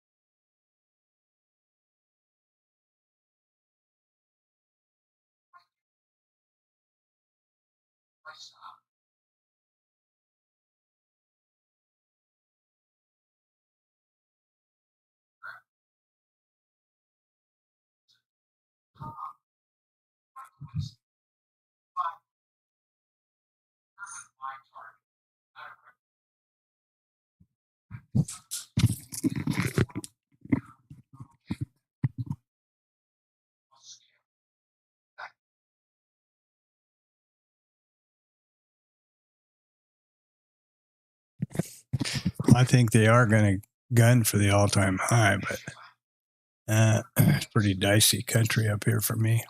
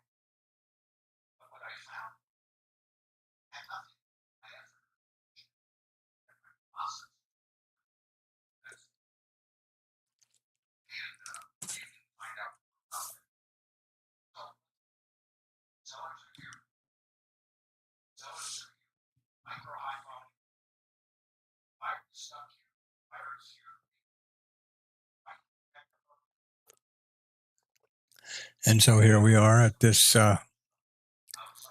another high pullback, irritating. So I'll start building volume in another area. Will they just continue doing this up the map until we get to the all-time high? Maybe. Above all, it's no area for me to. I just am not remotely comfortable getting involved in this kind of thing, and I can't with this trade with this account. I don't want to turn it off and start Bookmap all over again. And I'm not sure how all that works actually.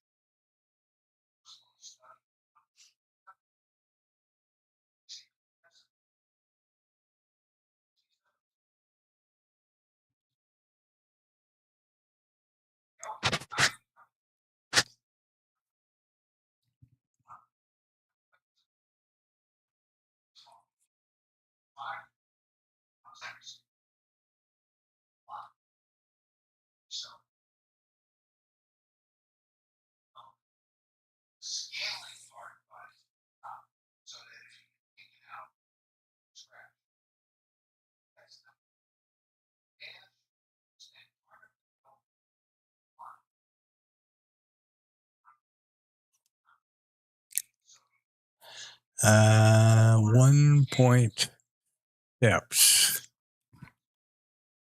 If that makes any sense.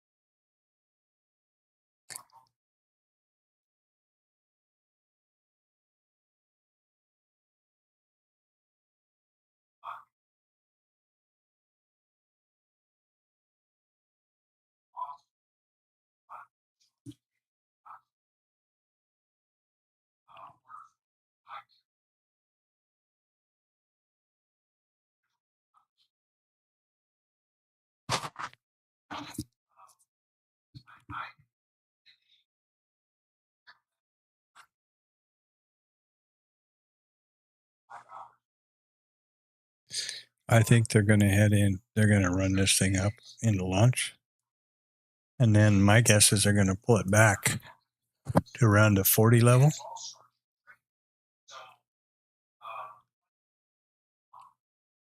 Over lunch hour. Counter rotation.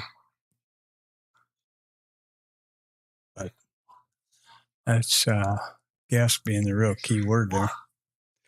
Now we're at 44 to 47. So there's, nope, not quite 3 points yet.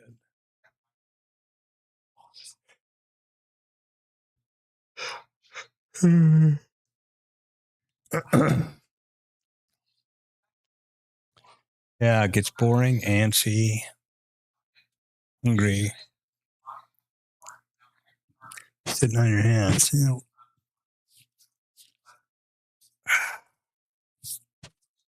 I imagine that I'm way too conservative. Yes.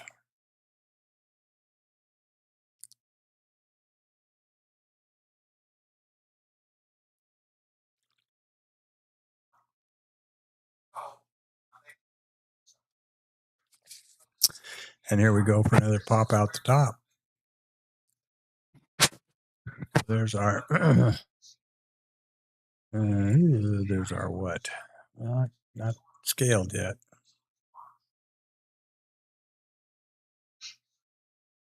Got to get yeah, 47.5. Yeah, we are just scaled. If we hit this exactly, and who the hell, I certainly can't do that.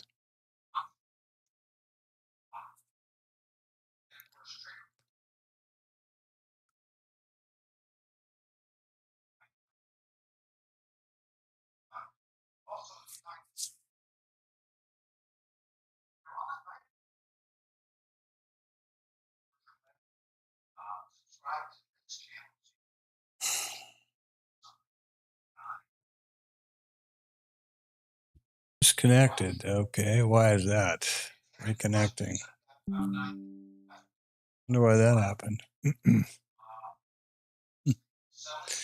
Yeah, so another breakout here. Just going into the lunch hour, and yeah, pretty frustrating day for me. This is on this account is very risk critical, so I am real cautious with it, and it's express funded, so I'd like to it's kind of a personal challenge to bring this back from the grave.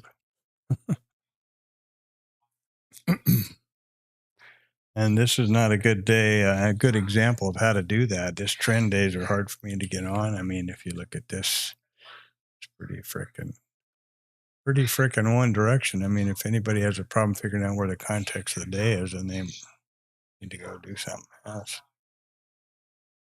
But I'm not able to have seen that. This is RTA. This is RMT trading, right? Rear view mirror trading. I've not done that, and I am, on a roll back. Yeah, it's pretty obvious there, and maybe that's what I need to do. I don't know, but it doesn't look to me like we're this pullback now at 44. We're 47.5. Scaled up there.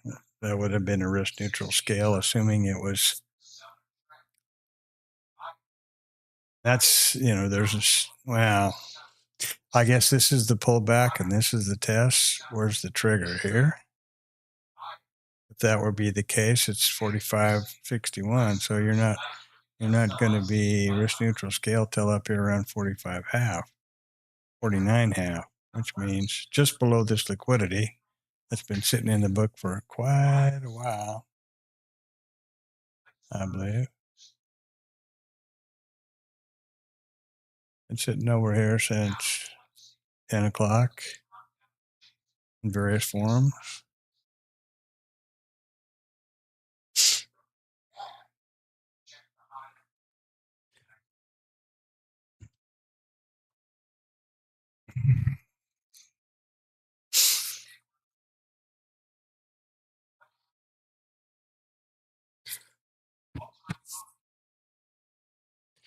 We're approaching all-time highs, 58. So just another, 9 points above us is the all-time history record high of the ES.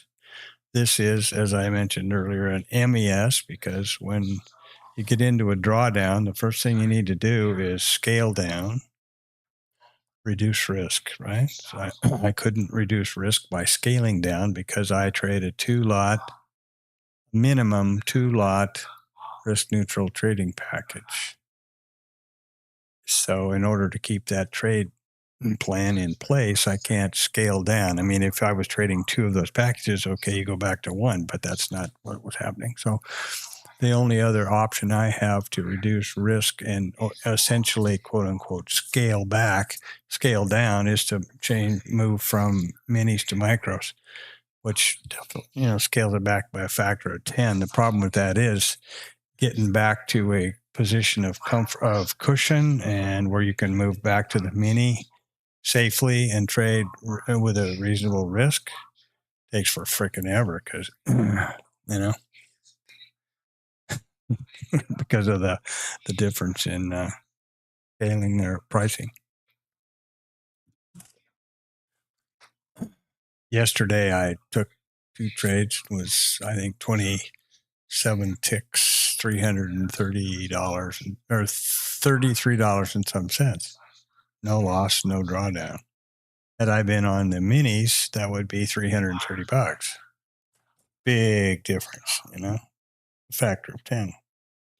So in order to get the account to an area where going back to minis with the potential of one full stop or perhaps two before you were in any kind of peril risk-wise, it'd take forever trading micros. trading a 2 lot of micros. So, but trade this a day or two in a week, and then have a couple other accounts there. So that's what I'll do. Kind of a personal challenge to get this thing back. And it would be just simple to put a YOLO on, and if it hits, great. Like yesterday, throw on a YOLO trade, and if it hits, which it happened to do, I'd have been, out of the woods on it and off and running. But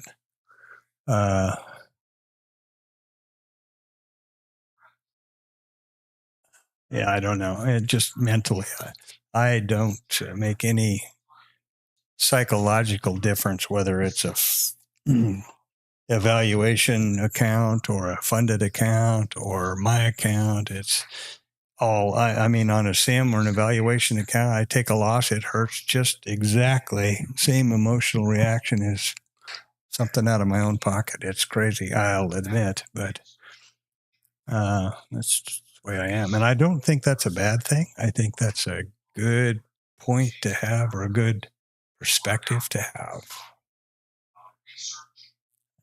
for me anyway.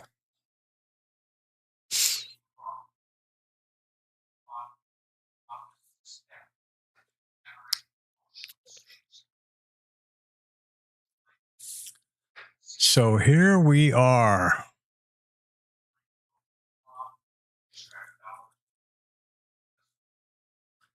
Noon hour, bango bongo boom.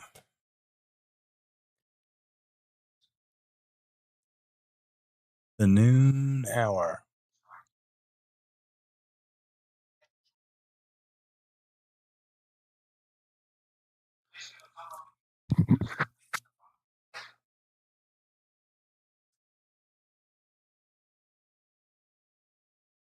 I hope this background noise hasn't been too distracting.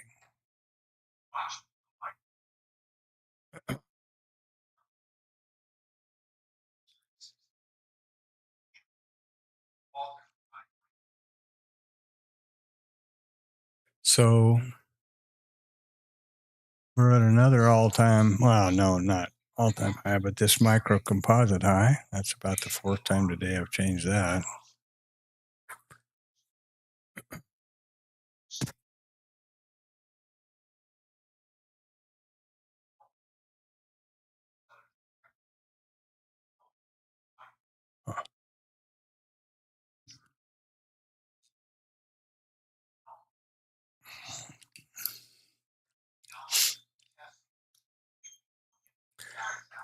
Entering into the noon trading hour here. So the possibility of a counter rotation is pretty high, I think. Got to say though, this has been a pretty benign, straight up trend. Had I been just better at trading those, it would have been a, using RMT, it would have been a really fairly benign. It's not like some radical, huge move. It's just been a constant climb and a pullback, and a climb and a pullback, and a climb and a pullback. And then these increases in consolidations getting a little bit tight right around there. And then they pick it up to this one. So we'll see what happens. I would assume they're going to bring it down to the test the developing value area high in the next 1 hour. Let's see about that.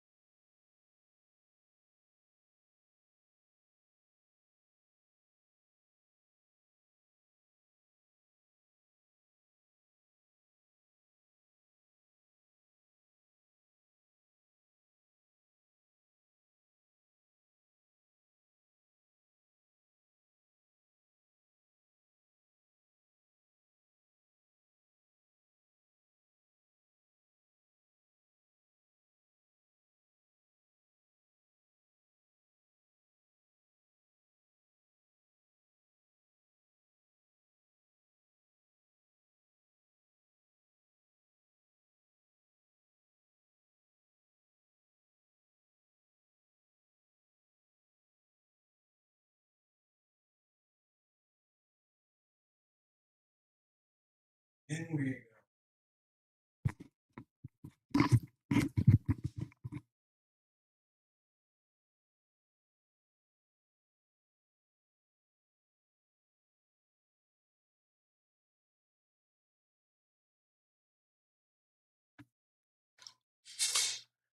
So there they are. The value, developing value area high test was was a great one, and it was in my wheelhouse as far as trades go right here. Though I didn't take it. Next up, and equally beautiful, would have been the IB continuation.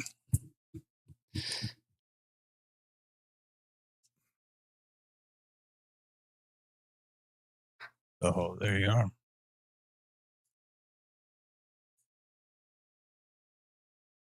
Six points to the new all-time high.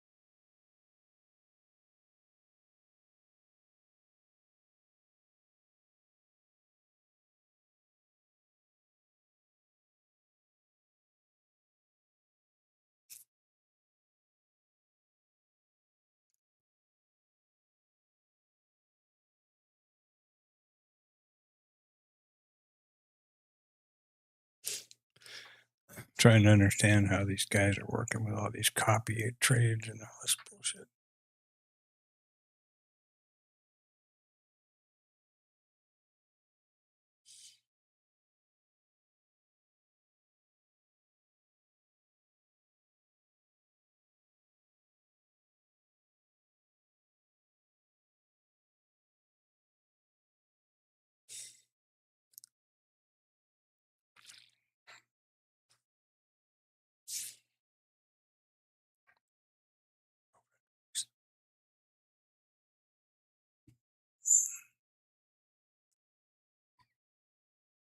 Dick pics, yeah, dick pics are not allowed.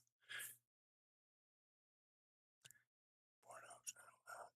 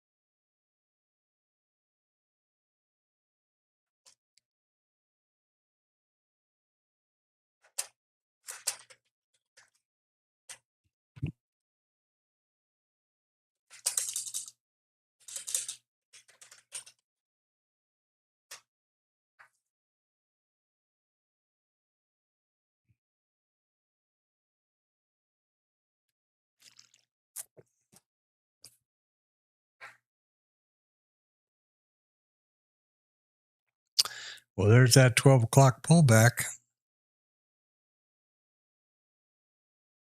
Or counter rotation, or whatever you want to call it.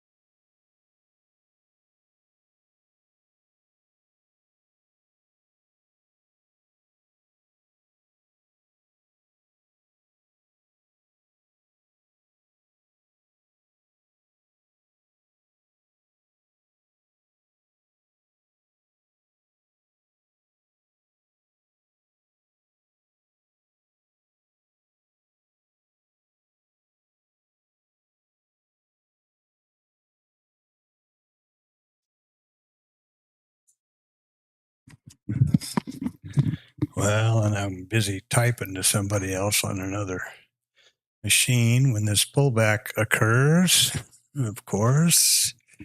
I was thinking earlier, as I mentioned, that we would pull back down to around the developing value area high.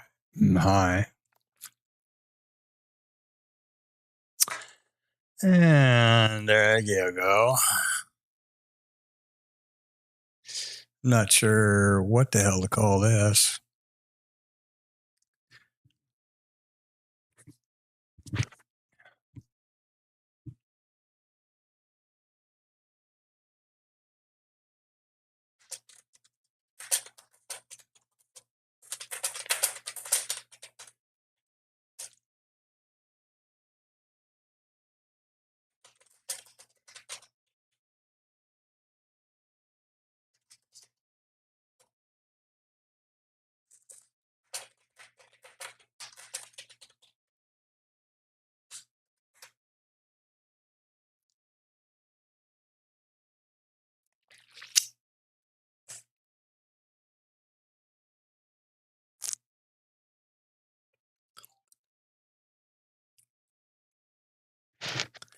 Well, that's kind of damned irritating.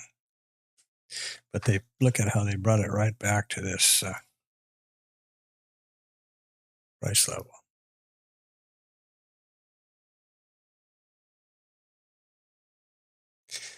44, 42. So this swing looks attractive and juicy, but it's only 2 points, right? Now it would be 3. And they may take it up and hit the highs. Who the hell knows? Or this could be a A, B, C room.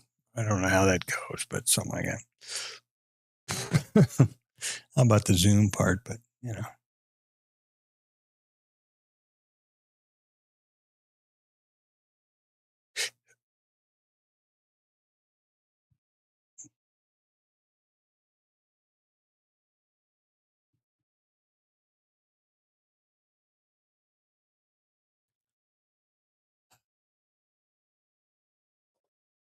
What's going on? Okay, so we got, I don't know what we got. Something. W. We got a W, baby. It's writing stuff. I don't know what to think. I think I'm hungry. I think it's 20 after 12. Central Standard Time.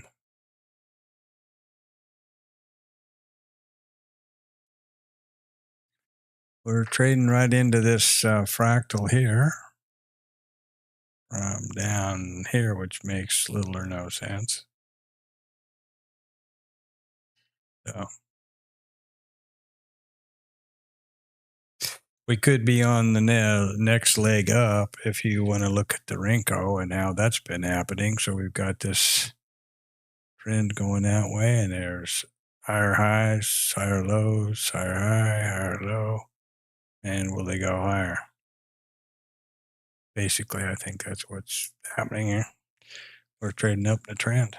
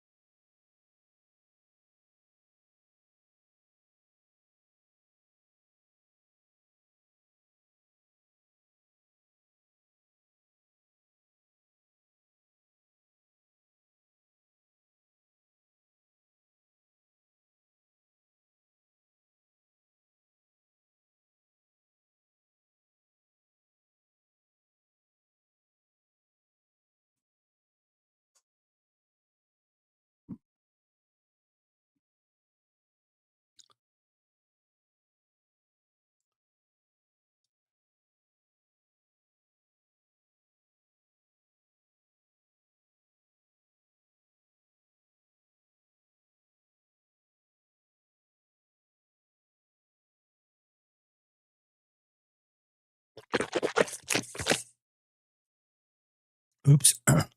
Well, that was good. Homemade Vietnamese baguettes and homemade pate. Wow, my wife is a killer. So there was our pullback, or drop, our pullback to an exhaustion, basically, and that was a pretty textbook long out of there, up to and including about damn near 10 points. So, that would have been a lovely trade. I was busy thinking about what a W meant, but because I had only gotten back when we were up here, which is not the place to get on this long, because where's your stop going to be? Right in the thick of it.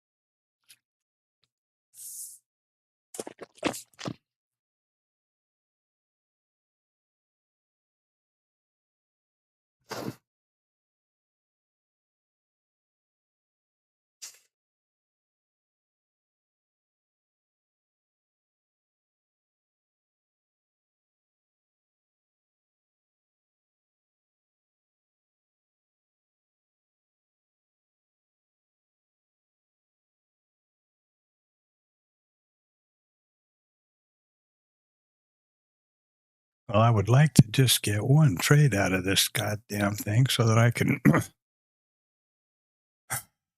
have a little more breathing room and also be onto a different account tomorrow.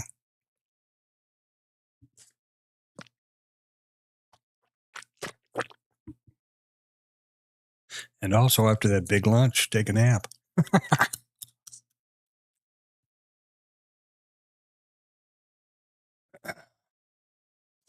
She is truly a miracle person.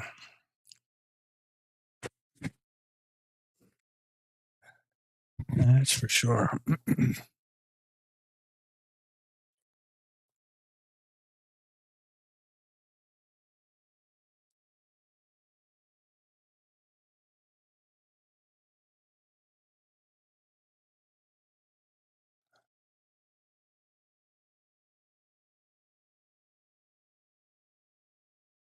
What the hell does that mean exactly?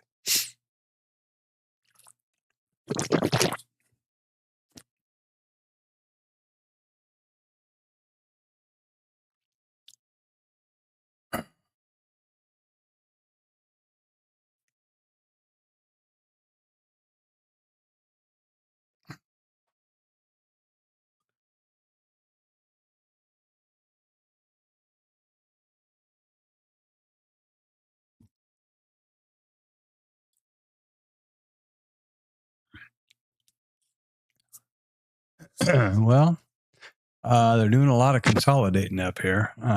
Guess they're probably going to try to break for the top and get a new all-time high, I suppose.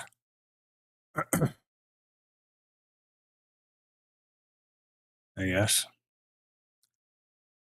This pullback, there was a missed opportunity right here. I guess that would have been the trigger.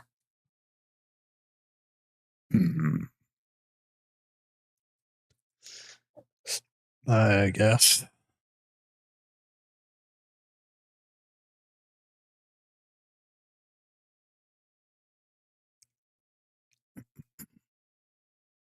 Now, do you look at that the same way on the other side? There's 515 up here and 12 over here. The problem with that is context, which is that the day is definitely owned by the buyers all the way. So that short would not be a good idea.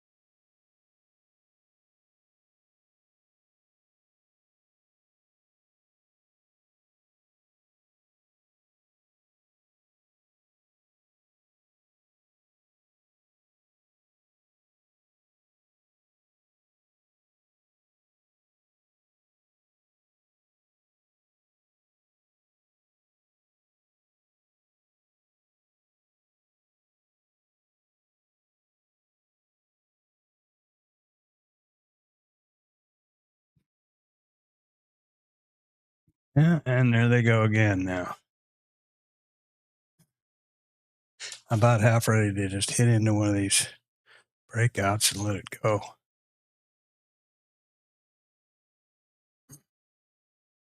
Especially now that we're going to undoubtedly look for that all-time high. Except I'd be kind of disappointed to have that happen right there. No, I'm not going to do that, even though it's very tempting. And there's a lot of people that trade breakouts and momentum. That isn't exactly something that I'm good at or think is a viable trade, actually.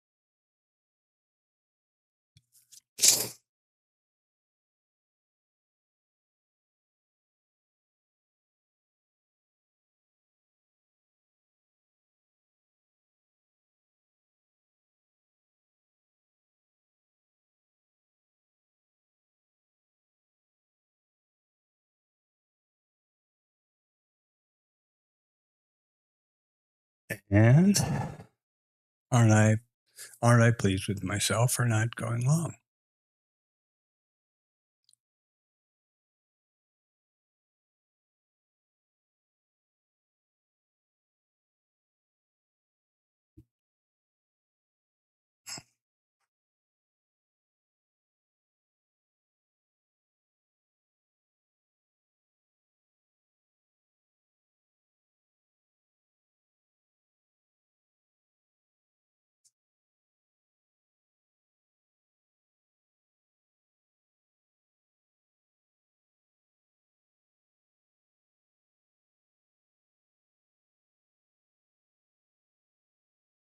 There's 1 o'clock.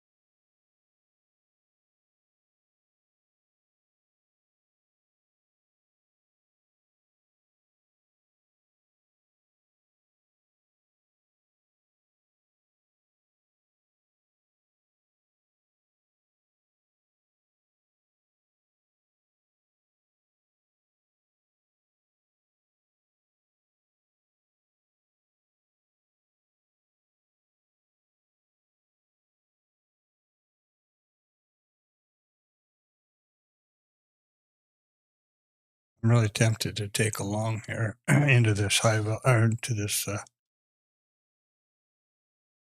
new all-time high.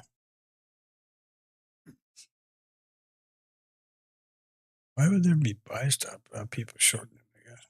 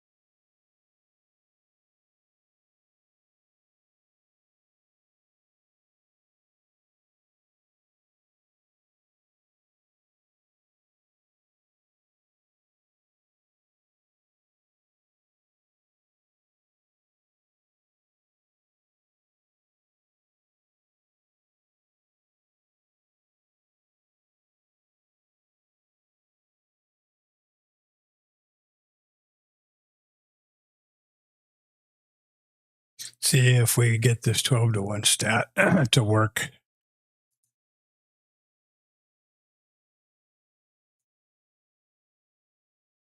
A bit late. Right there. Okay, now I have to remember how to do the damn targets.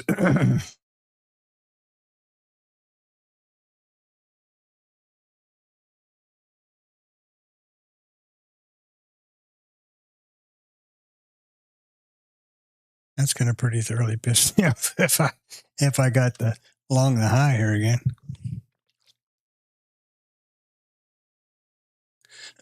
So 558. Oops.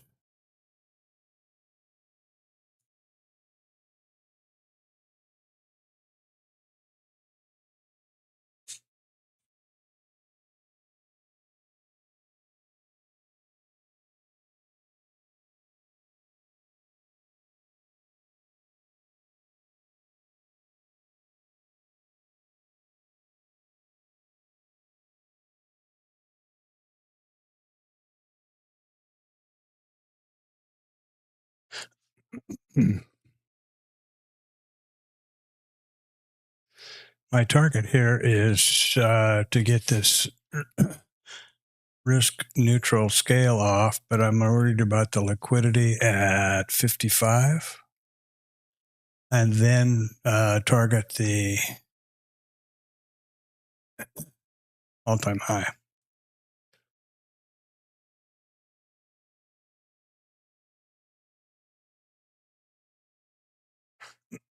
Don't seem to be going any place, which is not particularly warm and fuzzy.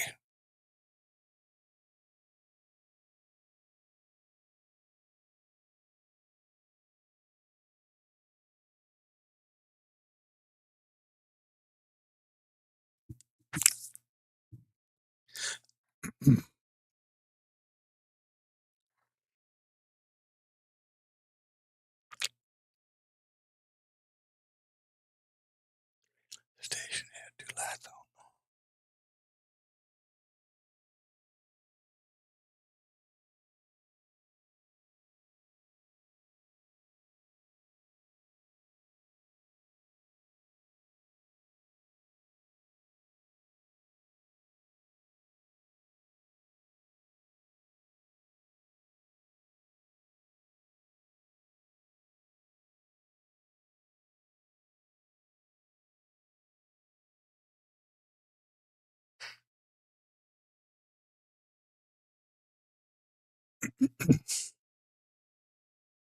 Station head to Latham.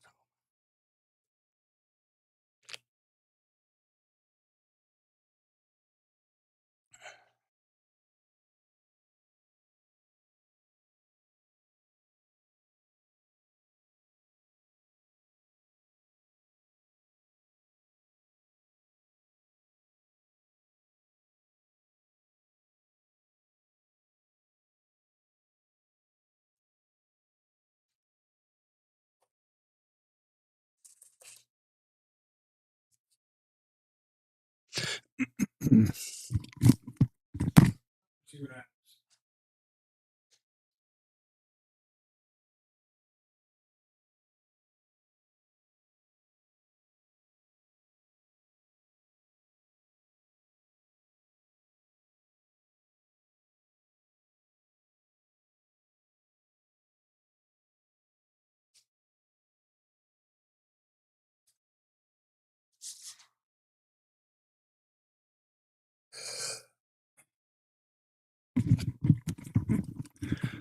They're going to start this crap now.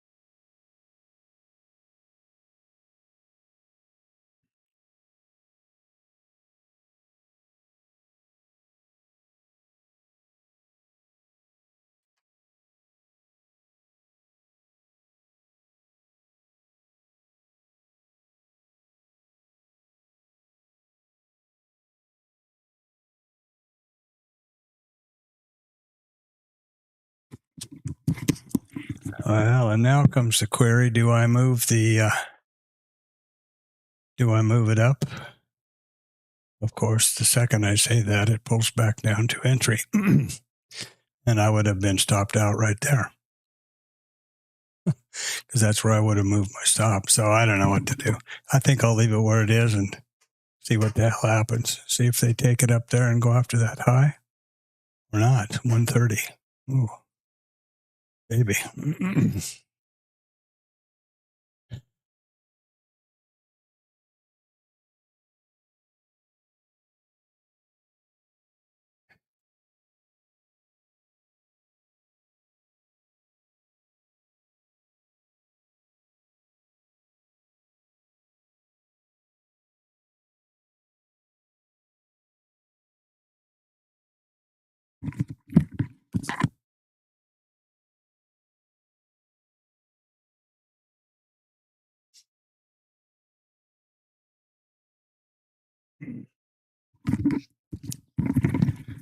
Of course, the goal here is to get risk neutral and then let her see where the chips fly. I would say 130. Okay, we're coming up to that 2 o'clock hour.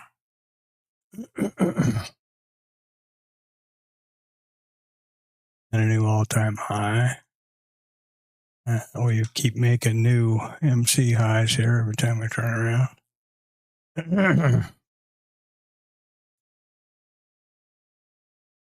That's a good thing. Get up there and get that. Get up there and get that risk neutral scale. I don't like this liquidity right here. Get off of there. There you go.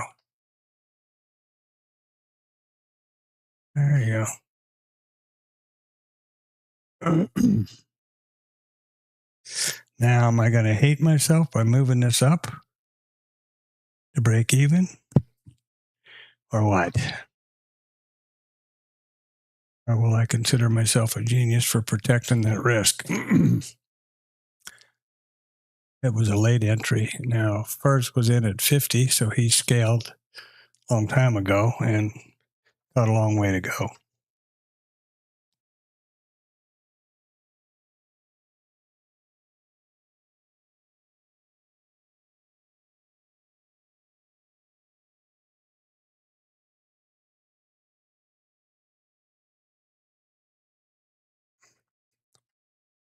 So we'll see if we get up here now. And I'm still trying to remember how to move two stops at the same time with the mouse.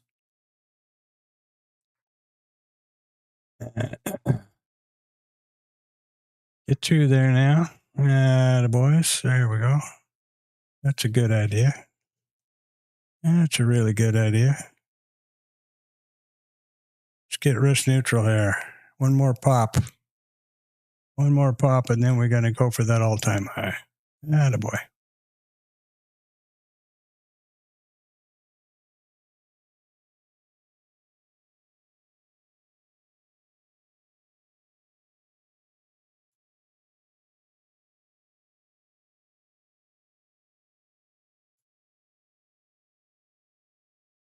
Well, now we can't get hurt on that on the account risk. But one more pop, and we're going to be risk neutral here, and then I can move them back down. There we go. All right, now we're risk neutral. I guess I'll just leave it where it is for now.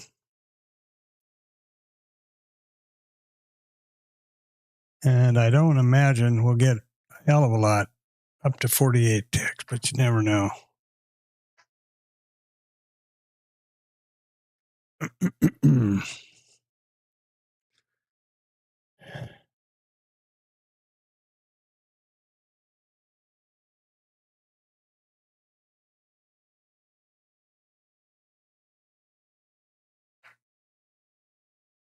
As soon as this gets up to that all-time high, I'll take my stop up to E1. 621. Damn it.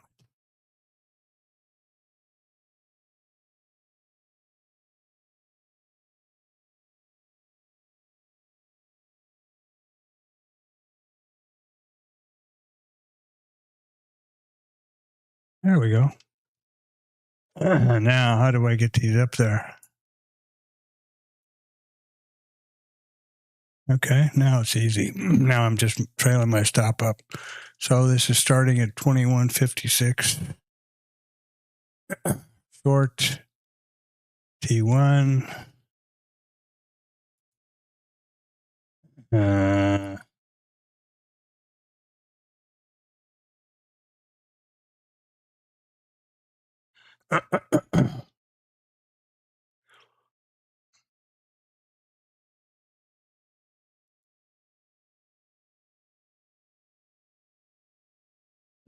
Who knows? Maybe we'll get up there.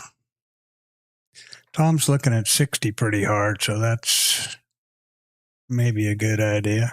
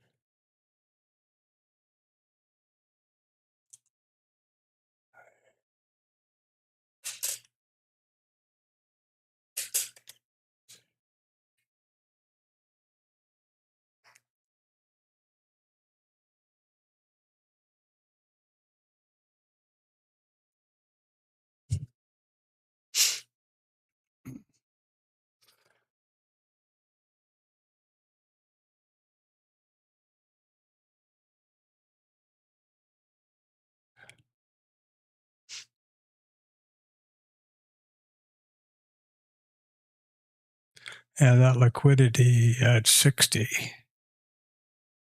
Definitely put a lid on things. There we go. Okay, so we're out at 625.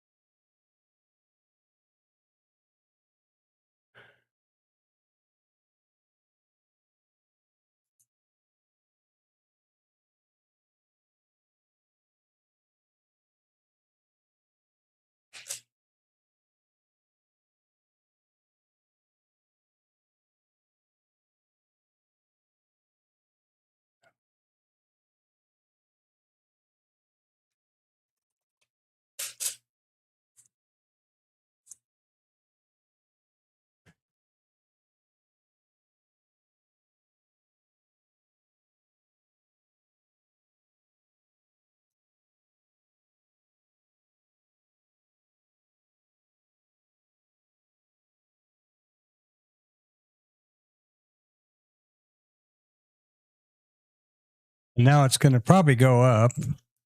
And had I not brought my stop up this, one and a half ticks, 2 ticks, I'm probably going to miss out on this whole shooting match up here. But, what can you do? I got to do them like I see them at the moment, and that's what I did. And we'll see. Right now, had I left the stop here, it would still be in the trade. Okay. But we'll see what happens. It may blow off, and this may be the blow off top, and it goes forever.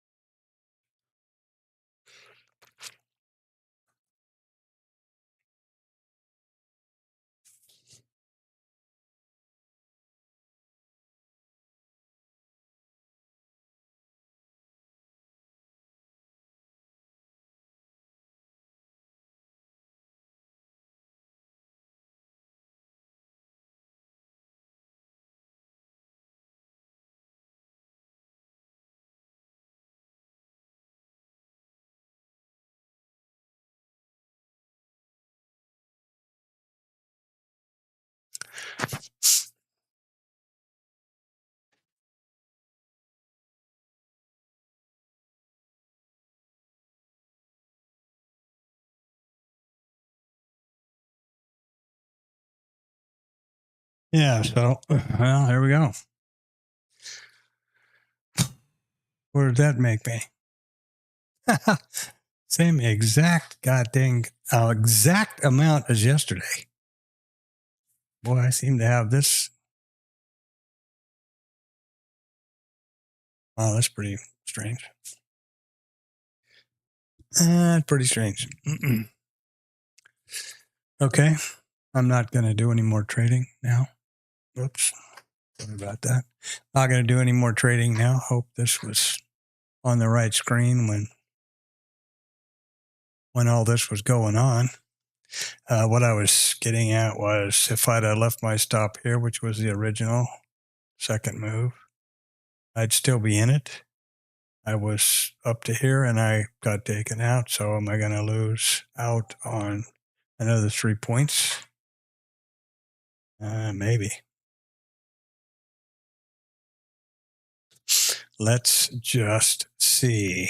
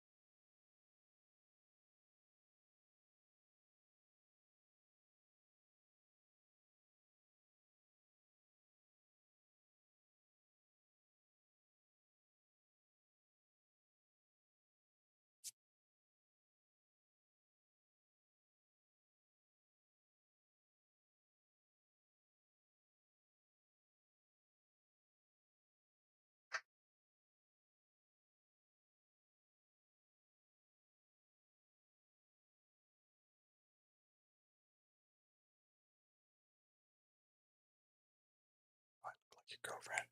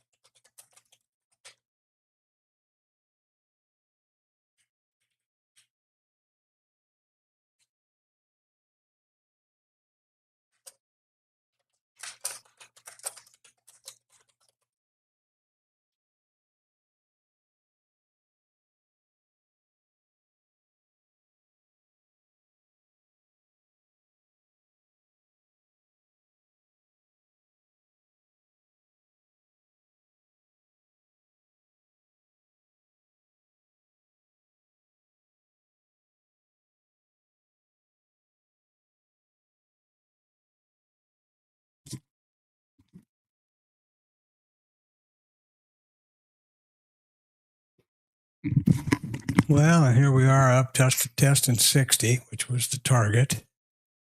So there's another 3 points should have been on the list, and probably going to have a stop pop after here. That might take us up to the top, or at least up there around 64. This guy's saying we had a test here, and I think he's full of shit. And I can't wait to have to look. I gotta look, baby.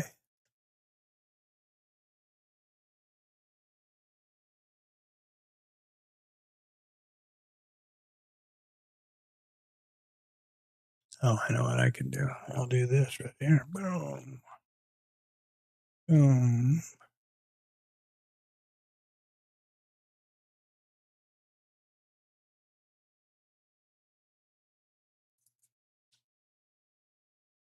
I'll look at the old TLab.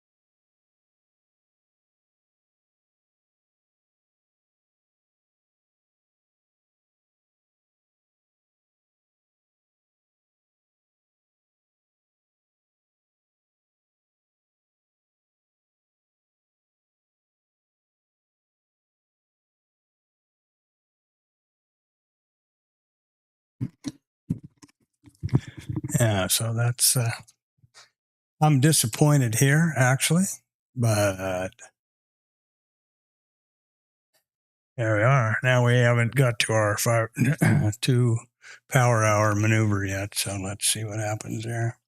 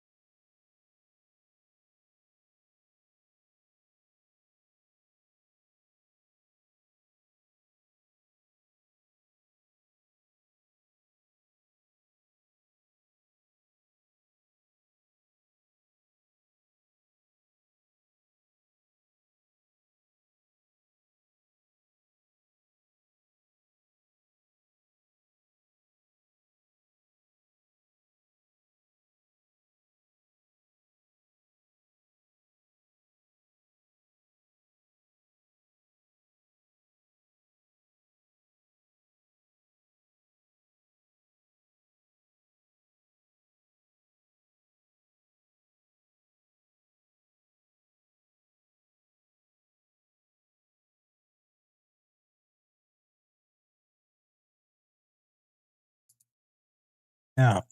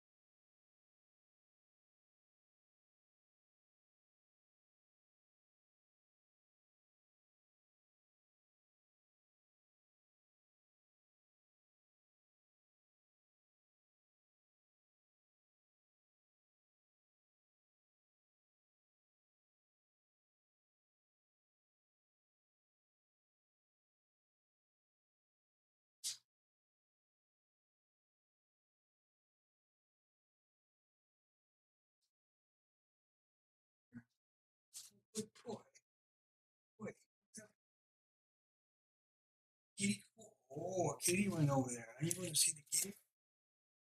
Here.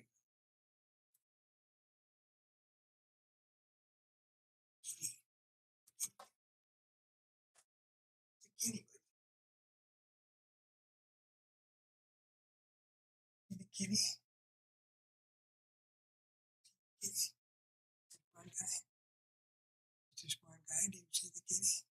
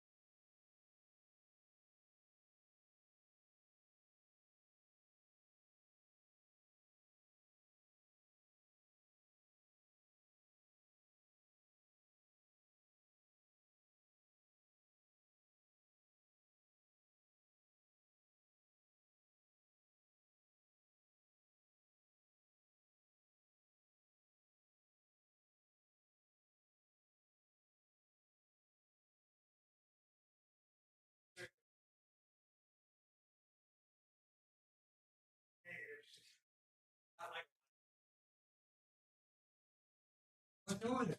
Are there kitty cats there? Huh? There are kitty cats out there. The kitty cats coming to see you? Huh? The kitties coming to see you, lucky boy? Did they?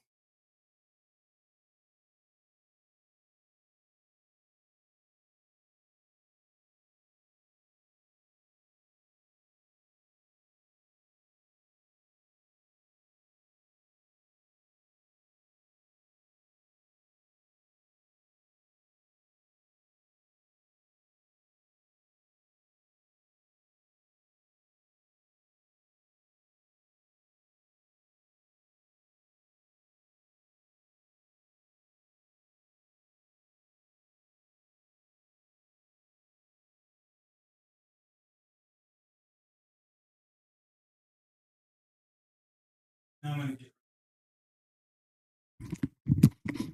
be really irritated if this thing takes off and blasts for another 6 or 8 points here. And notice that never once has there been a stop. Oh, well, this would have been a stop. No, here down here, never once had been a stop this entire time. So I would be looking at another 4 points. Yeah, big deal, $4. But every dollar counts when you trade the micros. That's a point.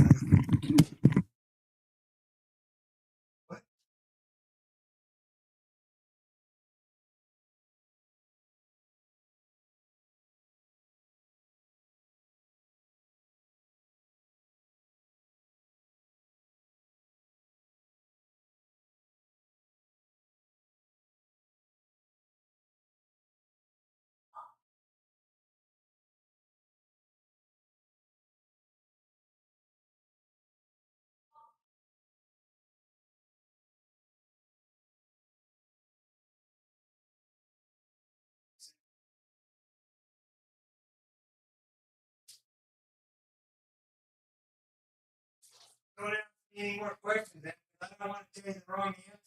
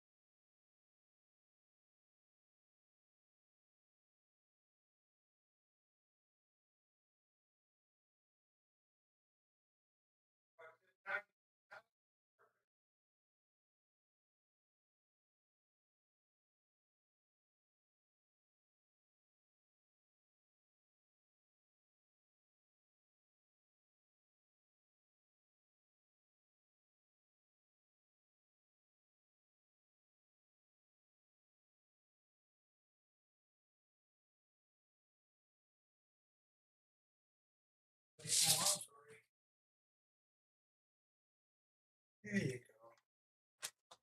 There you go. There you go.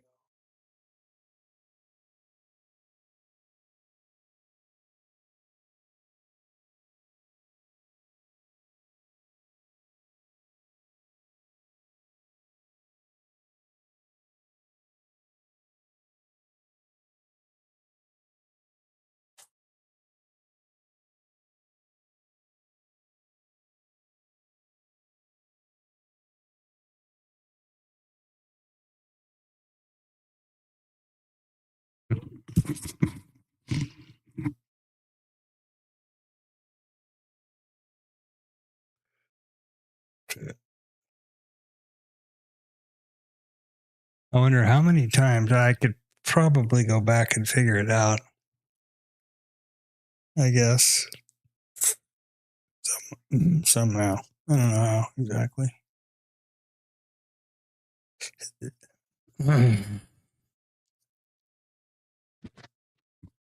To quantify it, how many times that moving a stop to somewhere.